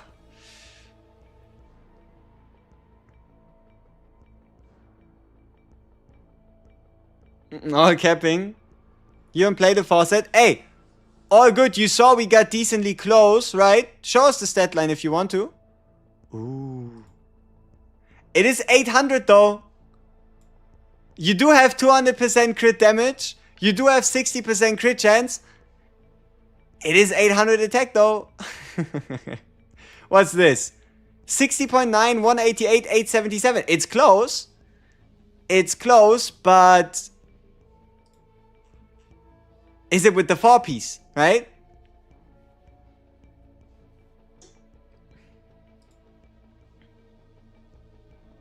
The stat lines are reachable though.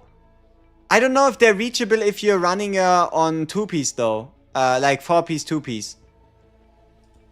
Like I can get 60, like 200, but getting 80 more attack, I need to get an ungodly, like I need to get an ungodly key that also has a whole bunch of flat attack while still having crit chance stuffed into it.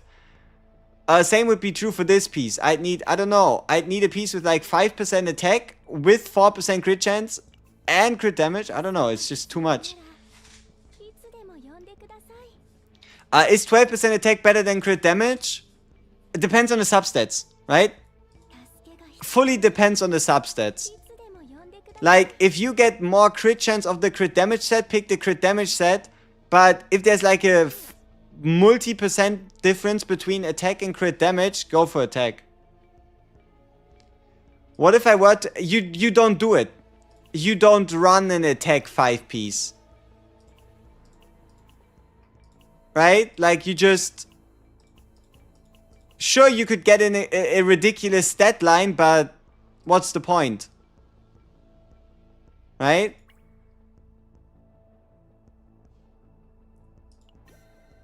Like, for example, how my Tresor,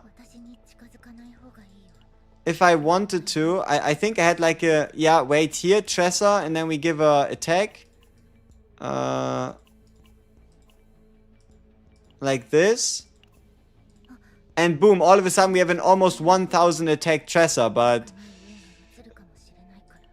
it's just not worth it. You get more damage out of just running Void instead. Whee.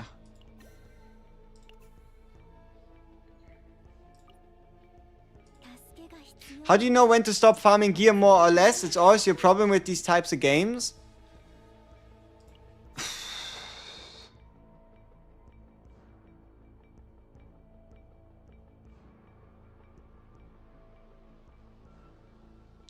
I gotta be honest, there never really is a stopping point for farming with the crit damage set, because it's just the best set in the game, right?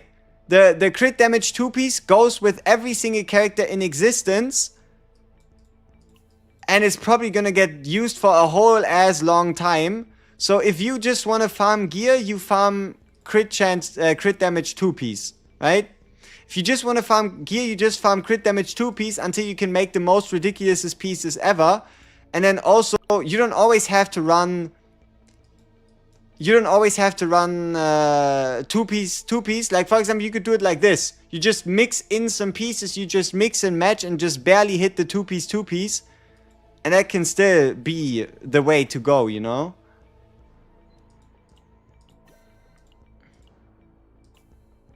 But I guess you could stop if you have like 3 perfect pieces in every single slot. That thing's going to take years. But at some point you will. Maybe. So... yeah.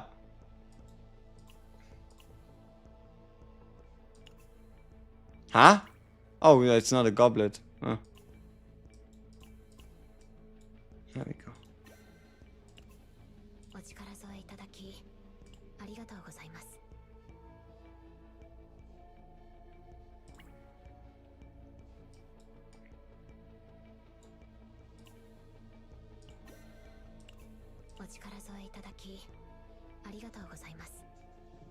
We still at this? Yeah. Someone said 960, 190. Alright, let's have a look.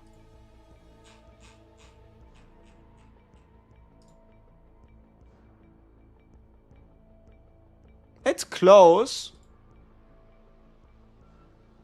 It's 877, 60.9, 188. That's almost 190, right? Oh, let's see.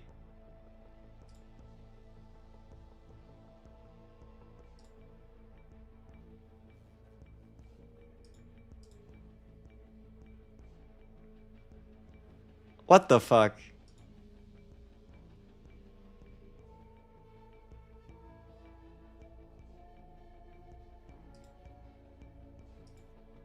What the fuck?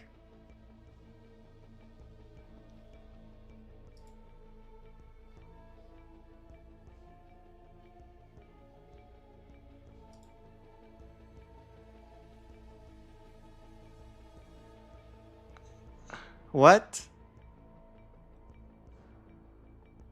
I'm counting 4-piece, 2-piece. 935, 61.5, 190.2. Oh yeah! Ah! Show us your goblet! Show us your goblet! It's your fight. Hey, before we crown you the greatest guy to ever do it, you gotta show us the goblet. The one thing you didn't do is show us the goblet yet. We're not doubting you. We just can't believe it, right? Just show us the goblet and we'll be all fine. We'll be all good to go.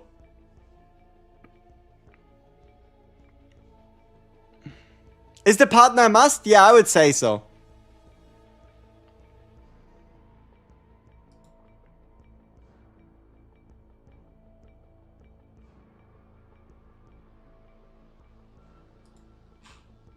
You got caught? In 4K? Did you know? Or is there somebody? I don't know. But it's still nonetheless a crazy stat line, right? Oh, minus 27 affinity as well. No, not quite. Mine is better. Mine is better. 28 on the affinity.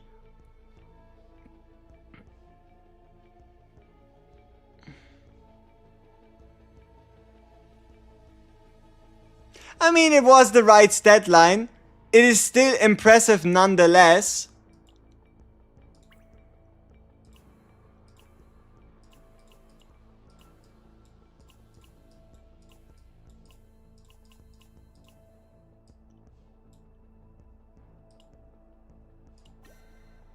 But sure, if we can do whatever we want to make the screenshot look good, then I just do whatever I want to make the screenshot look good, you know? Right? If everything goes, then how about this? Huh? All of a sudden, with an attack goblet, things might be within reach. 949, 61 on 187. But yeah.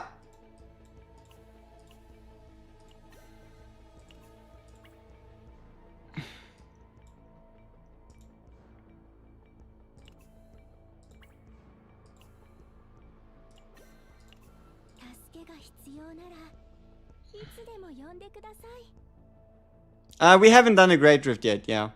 Man, you can't watch the guide because I need to verify age. Wanna know why?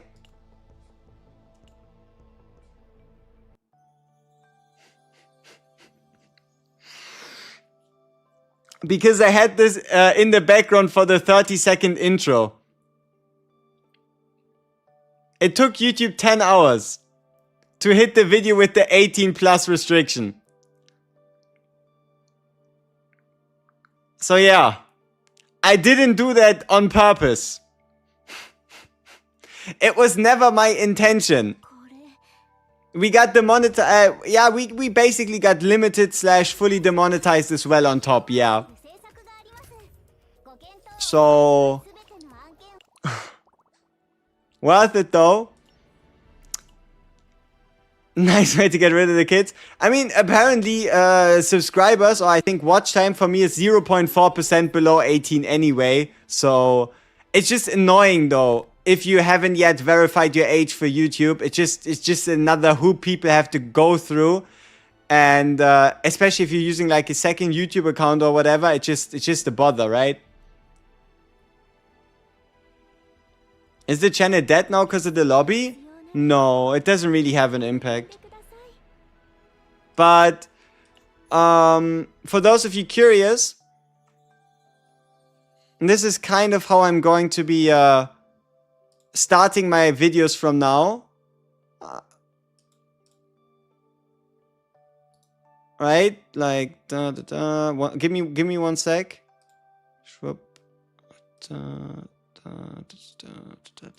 Bang. File export as.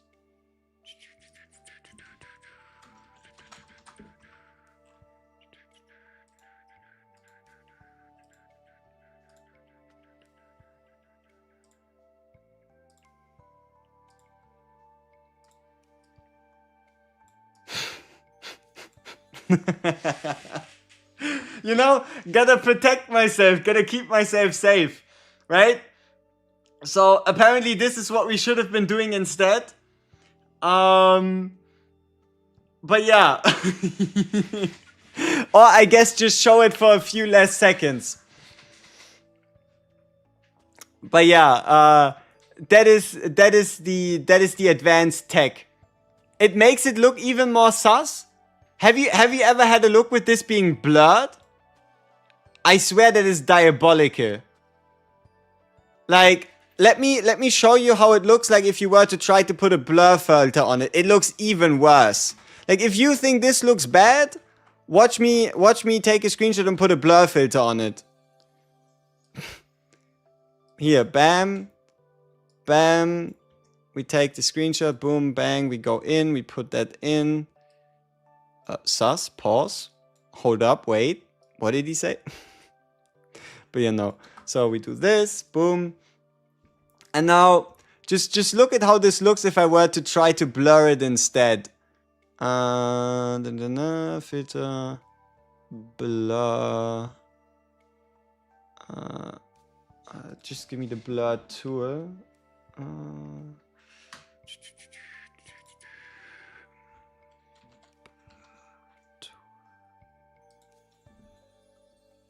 And then we just increase brush size by a little bit, right? And it's just like, strength, give me 100%.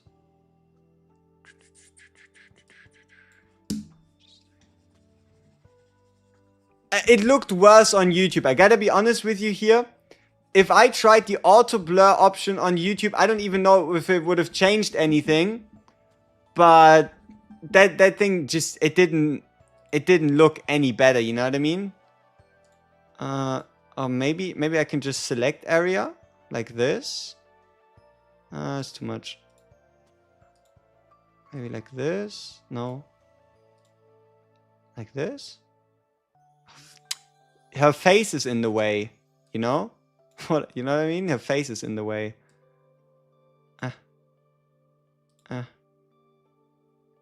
I don't even know if this works. I'm freestyling. Ah! It works. Ta-da. So I gotta be honest with you here, it doesn't look any better. Like, what is this? At this point, your imagination just goes places. Right? Like, it does not make it better. It does not make it better.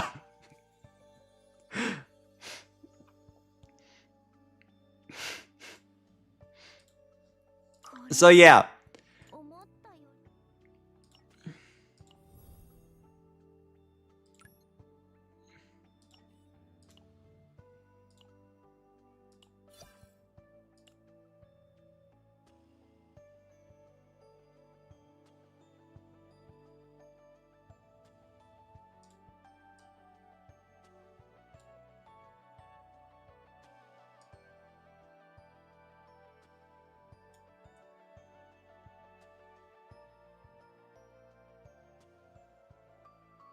What the fuck is this wording? Succeed true times in a dice roll that requires 50 ability. Huh? Clearly it has to be succeed 50 times in a dice roll that requires true ability. But what is true ability?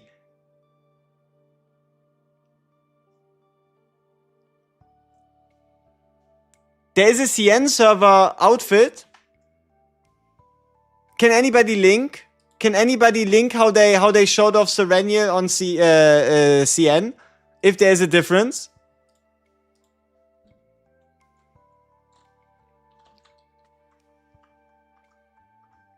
You know, like not false ability. Oh.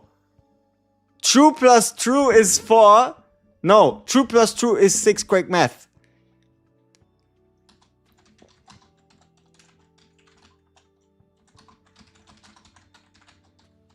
Like, I mean, if they censored Maribel, surely they did something to Serenia. It's on Reddit. Link post, please. Post link, please.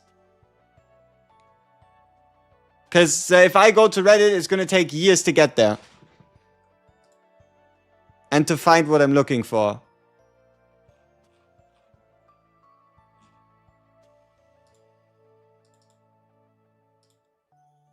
If for some reason any of you have the link, that'd be better.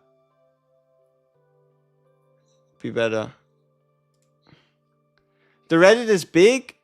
It's big enough to the point where scrolling for the right thing can take a little too long. What's this?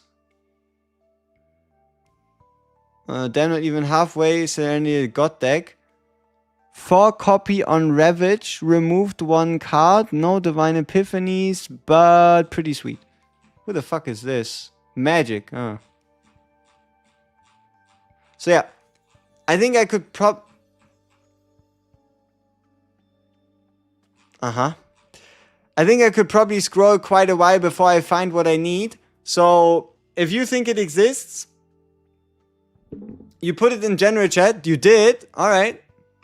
I can live with that. That's great.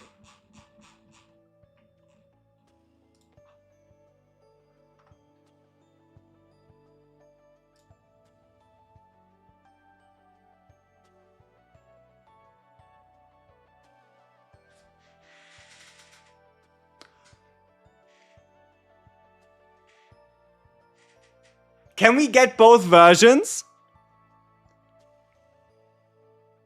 Can we get both versions? I would like to swap.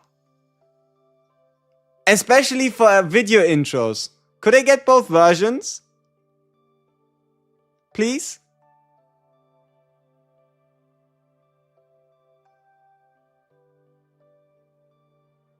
Is it AI? I don't know. It might be, it might not be.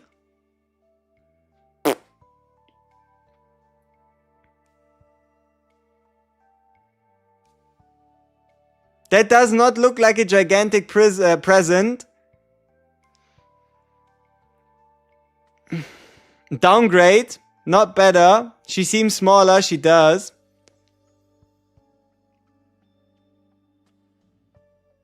Can't I just take the image and use it? No, it needs to move.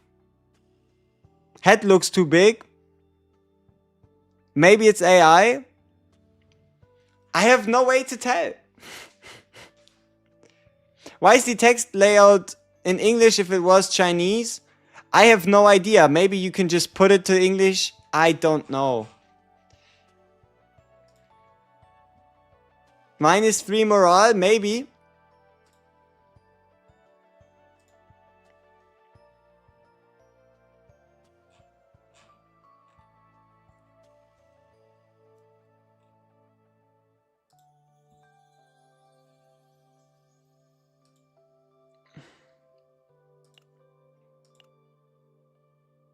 AI, I guess. I mean,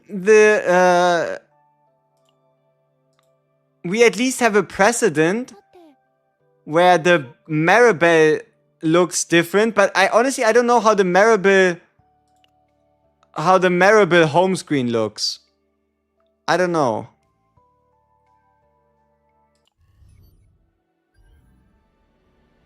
The buttons on the dress make no sense. Tough. Tough. I mean, I guess it was a good attempt then, but Detective Chat again discovered the fact that unfortunately it's fake. Yeah. How has it already been 5.5 hours? Huh? We just started.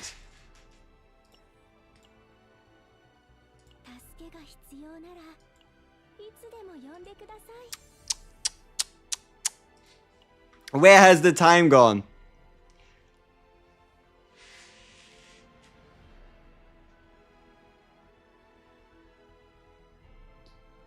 You think it's another character, but with the head of Sereniel?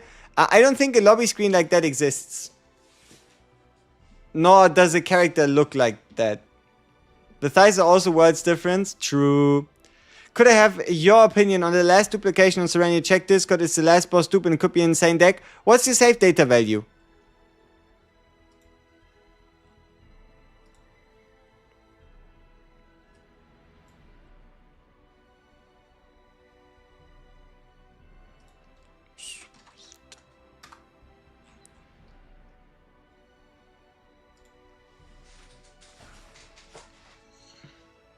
You have to turn on the lights on your KFC thing. That makes sense, right?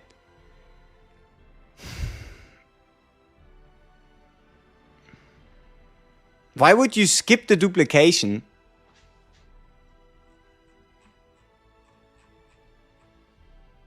Oh, 140 out of 160? Oh shit.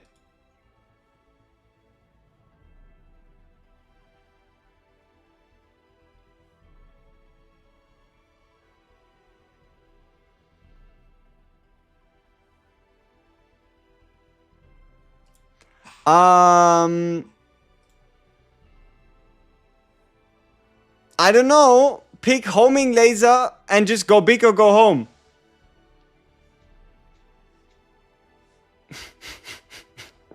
Probably pick homing laser and go big or go home. Or pick plasma missile, I don't know. Serenia E2 is absolutely worth it, yes.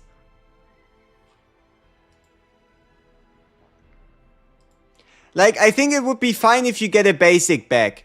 Like, that's my thought process.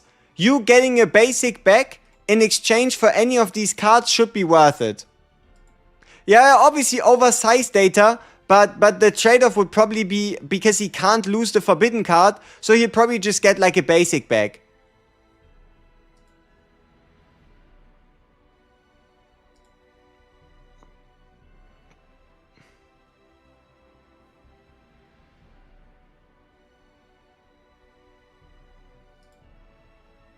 Could I explain Serenia E2?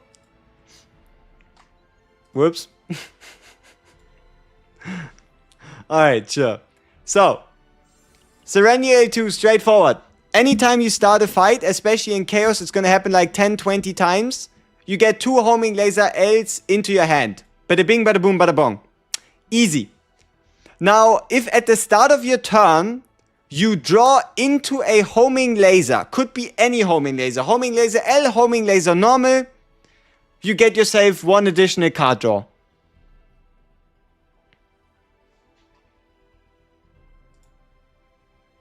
Oh, whoa! Yep, it does not look any better. It looks like I'm doing weird things to her in Photoshop, but trust me, it's just the base version. You were here when we made it. You were here when we made it. It's just a blur filter. Trust me, bro. I am innocent. He'll be at 170. Yep. So he would risk getting a basic back or losing a divine epiphany for just having 1 more homing laser. Jajang moment. Most of the homing lasers would be exhausted. Yes, most, but not your standard homing lasers. So any epiphany that's not this one.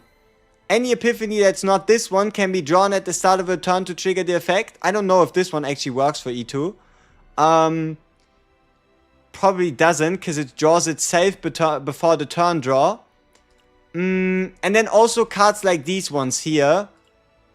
Where... no, not this one. This one is a really good example. This epiphany puts them into your draw pile, meaning at some point you will draw them, and when you do draw them, you actually get an additional card just so you don't dead draw. Does it draw work on created homing lasers as well? Yes, any homing laser. It's like a protection. You know how if you have like, you only have 5 draw at the start of your turn, but if your whole deck, for whatever reason, you pull 5 homing lasers, just so you don't run into 5 homing lasers, you at least get another card as well. It should be 1 time only. Here. At the start of the turn, if homing laser is one of the cards drawn, draw 1 card. It should not stack with the amount. Otherwise, I would have heard about it. Too specific. Don't ignore this. 2 homing lasers at the start of the battle is at minimum 1 tenacity damage. More homing lasers to get back on Ravage and the like. And it's also incredible... like damage and ease of use in Chaos. Like this is going to turn Chaos into a cakewalk, into a kindergarten.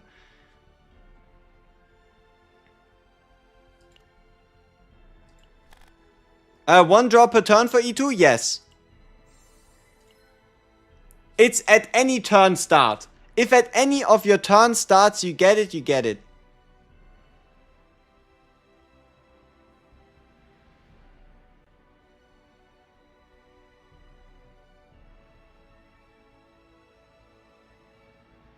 Best planet to farm save data. Lab 0 is the best if you want mega peak decks.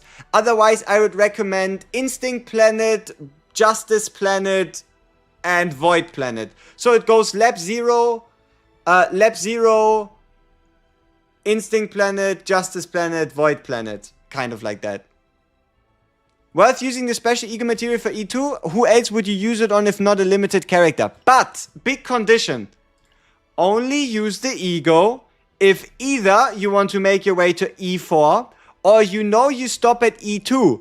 Do not use the ego just to end up on E3. Level for lab, always difficulty 8.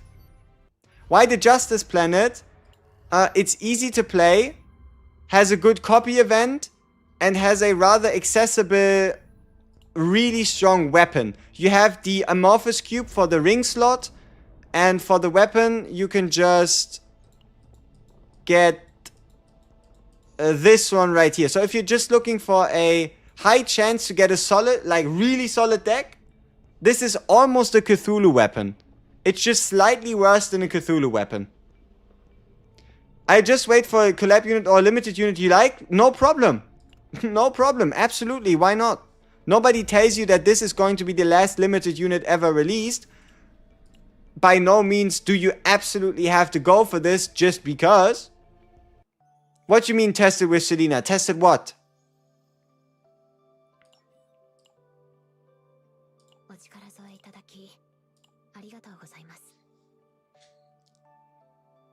Tested her with Selena? She works fantastic. What about the crit damage weapon? Is it better?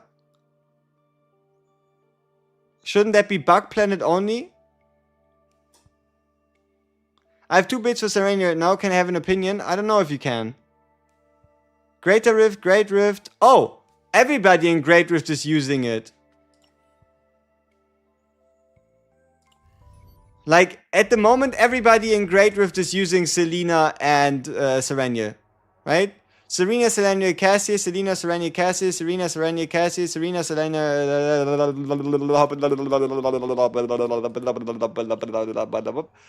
Here's a Veronica. Here's a Veronica.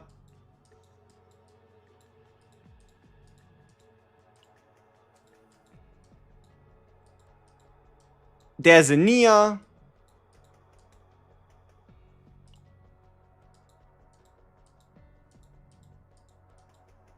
There's a Nia. So yeah. You need to see my Greater Rift.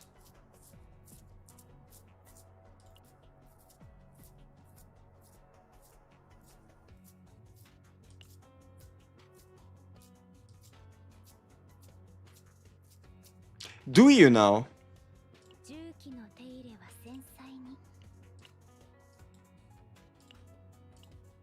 I want to try something I tried the last time.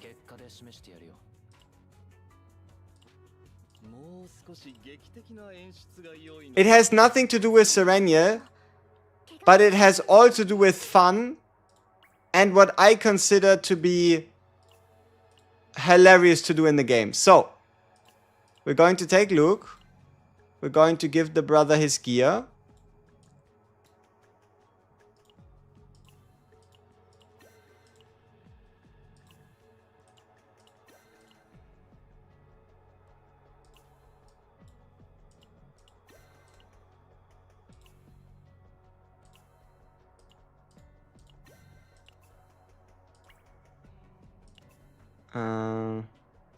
That's a weird set. Where did I have my pieces? Which one of those did I have? Was it this one? Yeah, okay, I guess it was the key. And then... let's see. Maybe this one? Okay.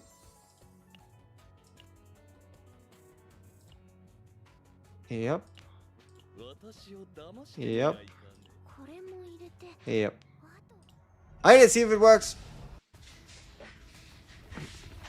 Okay, how much HP do you have? 47. I mean, that should be possible.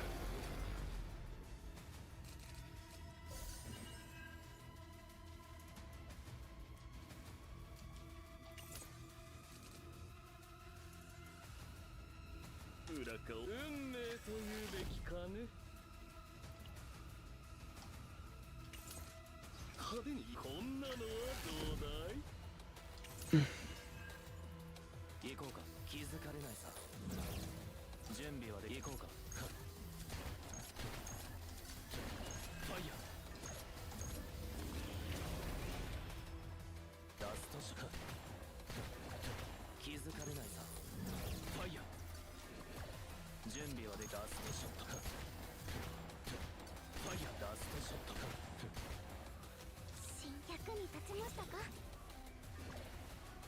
裏側をもう一度振ってみようか。行こうか。準備できま。元気が出ましたか。慎重確認します。派手にもう一度振ってみようか。準備はでくらえ。行こうか。ファイヤーラストカード。準備はでくらえ。行こうか。ファイヤー裏側をもう一度振ってみようか。準備できました。力になってみせます。派手にサポートが必要か。裏側を派手にもう一度振ってみようか。もう一度振ってみようか。もう一度振ってみようか。裏側をもう一度振ってみようか。もう一度振ってみようか。派手に行こう。運を試してみよ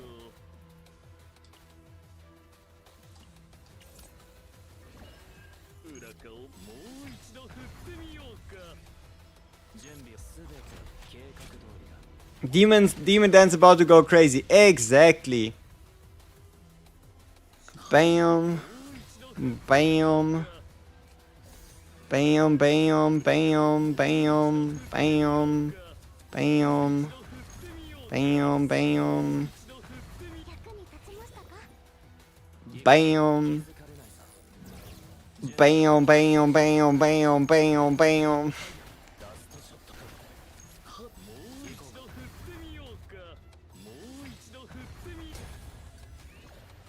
Bam! Badaboosh!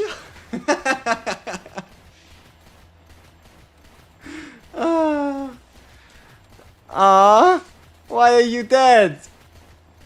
What are you doing? Poor guy.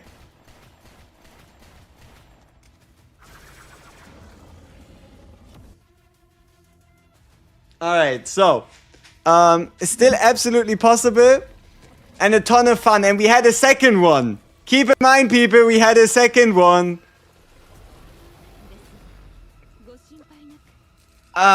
Relaxing. Always relaxing to just one-turn things with Luke for funsies.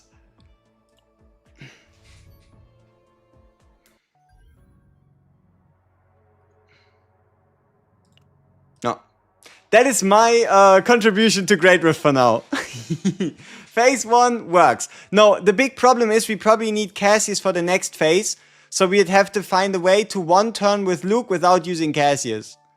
Can you see the deck? Sure.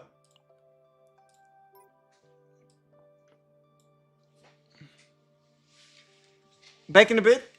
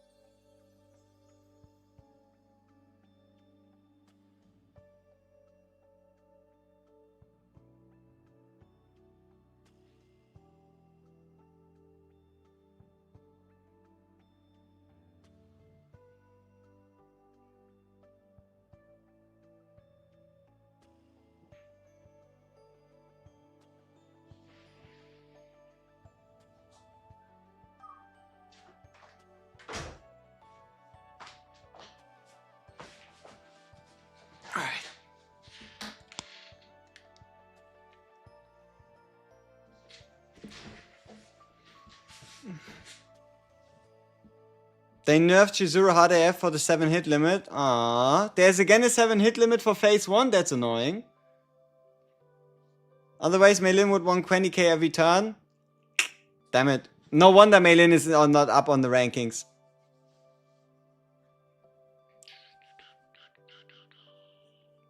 It was E2 Luke, but you don't need E2 Luke.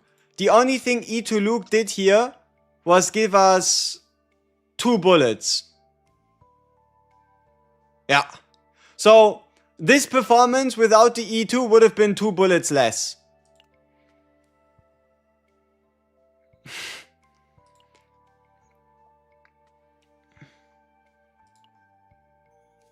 But yeah, only 44. Yeah, terrible, terrible. Oh yeah, and also this is by no means like the perfect Luke deck. If I was to go hunting for the perfect Luke deck, I would want this card. Yeah, I should be able to see the dream once I show it to you. I think we hit it like once, but we never finished a proper deck with it.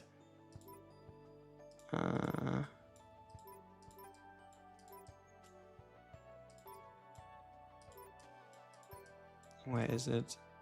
It's one of my failed decks, I know it. Where are you? Come on. Come on. Come on, show yourself. Don't. There we go. This is peak T1 Luke. 0 cost, retrieve, rapid fire 4 times. Only works for 1 turn, but oh boy, for that 1 turn, that thing is gonna smack like no tomorrow. But no, you could also just use the 0 cost rapid fire 3 hitter, right? That one would work as well if you had that at 0. The hand would be full AF. No, you would just have to use the cards, then use it again, then use the cards, then use it again, then use the cards, right? Which homing laser is currently considered the best? Let me see. This one. Because the important part is, it draws itself out of your deck before your turn even starts. And that lets you do funny stuff like this. Where we go to Forbidden Catalyst. We head into Nebula Distortion. And all of a sudden your turn 1 draw looks like this. I'm not Russian, no.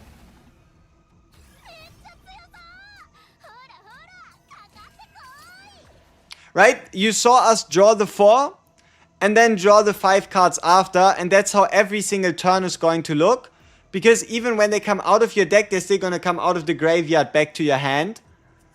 But no, realistically, the best homing laser is the one you can get with a Divine Epiphany that says +1 AP. That's the best one. Right? That's the best thing you can get. +1 AP Divine Epiphany multi-copy is probably the super chase card. Is it needed? No. Does WG have a meaning? It does. It does have a meaning, but I mean, I can show you, right? It's a bit painful though, alright? So don't worry if I'm shedding a tear.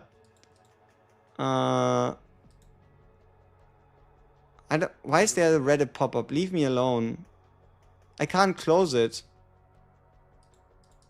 It's so annoying.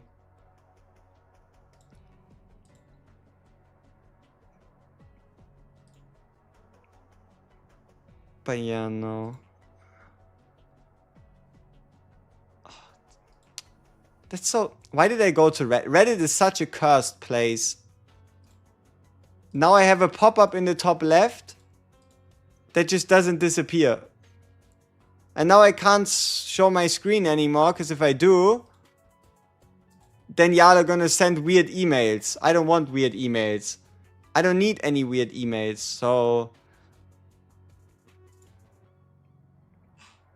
Like, this is how it goes.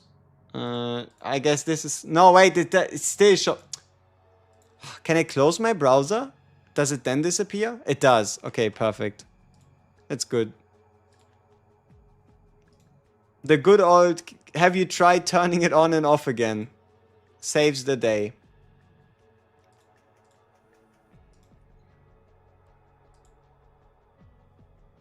Will of God. I mean, it sounds a lot better, right? It sounds a lot better if you don't have context. But it's just shortened, right? You can see the pattern.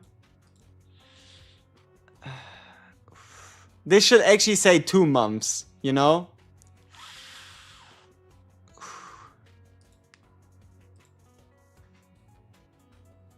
But no, surely it's because it's the will of God, yes.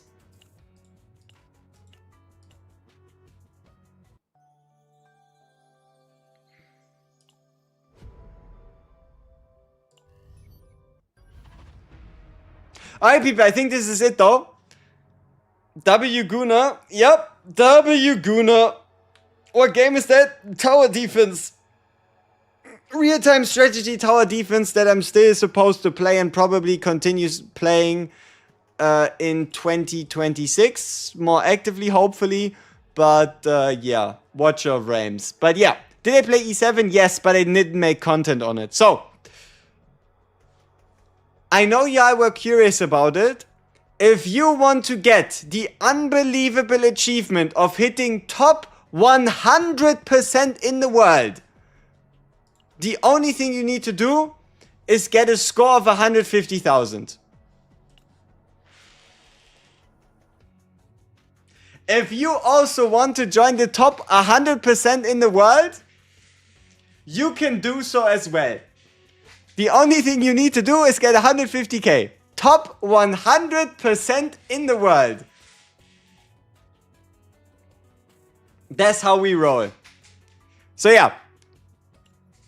Pro strats. Exactly. You did it? Boah, welcome to the gang. 1 AP Epiphany Homing Laser plus X Shining Core combo. There's probably something there.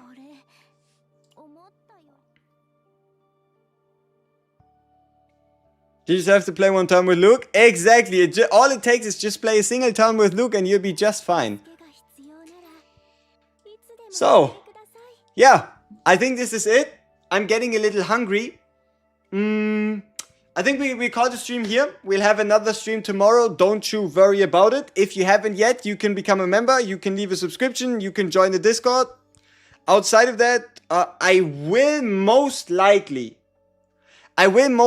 make another video today. Kind of like maybe recapping the Sereniel save data, or like talking specifically about where you want to farm for Sereniel and what to look out for. Yeah, I think that's a good idea because we're starting to get a bit of a better grasp of what to chase and a couple tips and tricks. And yeah, I think that's kind of what. Yeah, I think that I should be able to do that. And then I feel like by tomorrow we could probably think about like an E0 Shizuru combo video or whatever. Let me actually write it down on the whiteboard so I don't forget.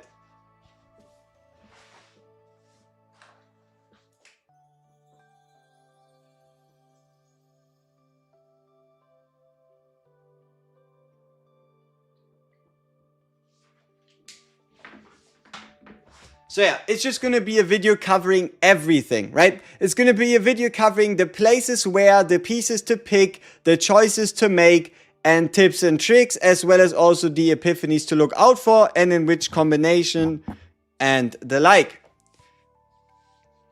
Did I say Shizuru? I'm sorry. Alrighty. Set up room tour? No.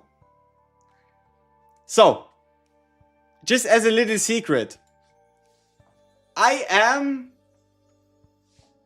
using the, you could say, cutout background for a reason. Wait, no, that makes it sound really bad. No, honestly, there's not a lot there, right? Trust me, it's a wall and probably ceiling. It really isn't a lot to look at. Bye-bye.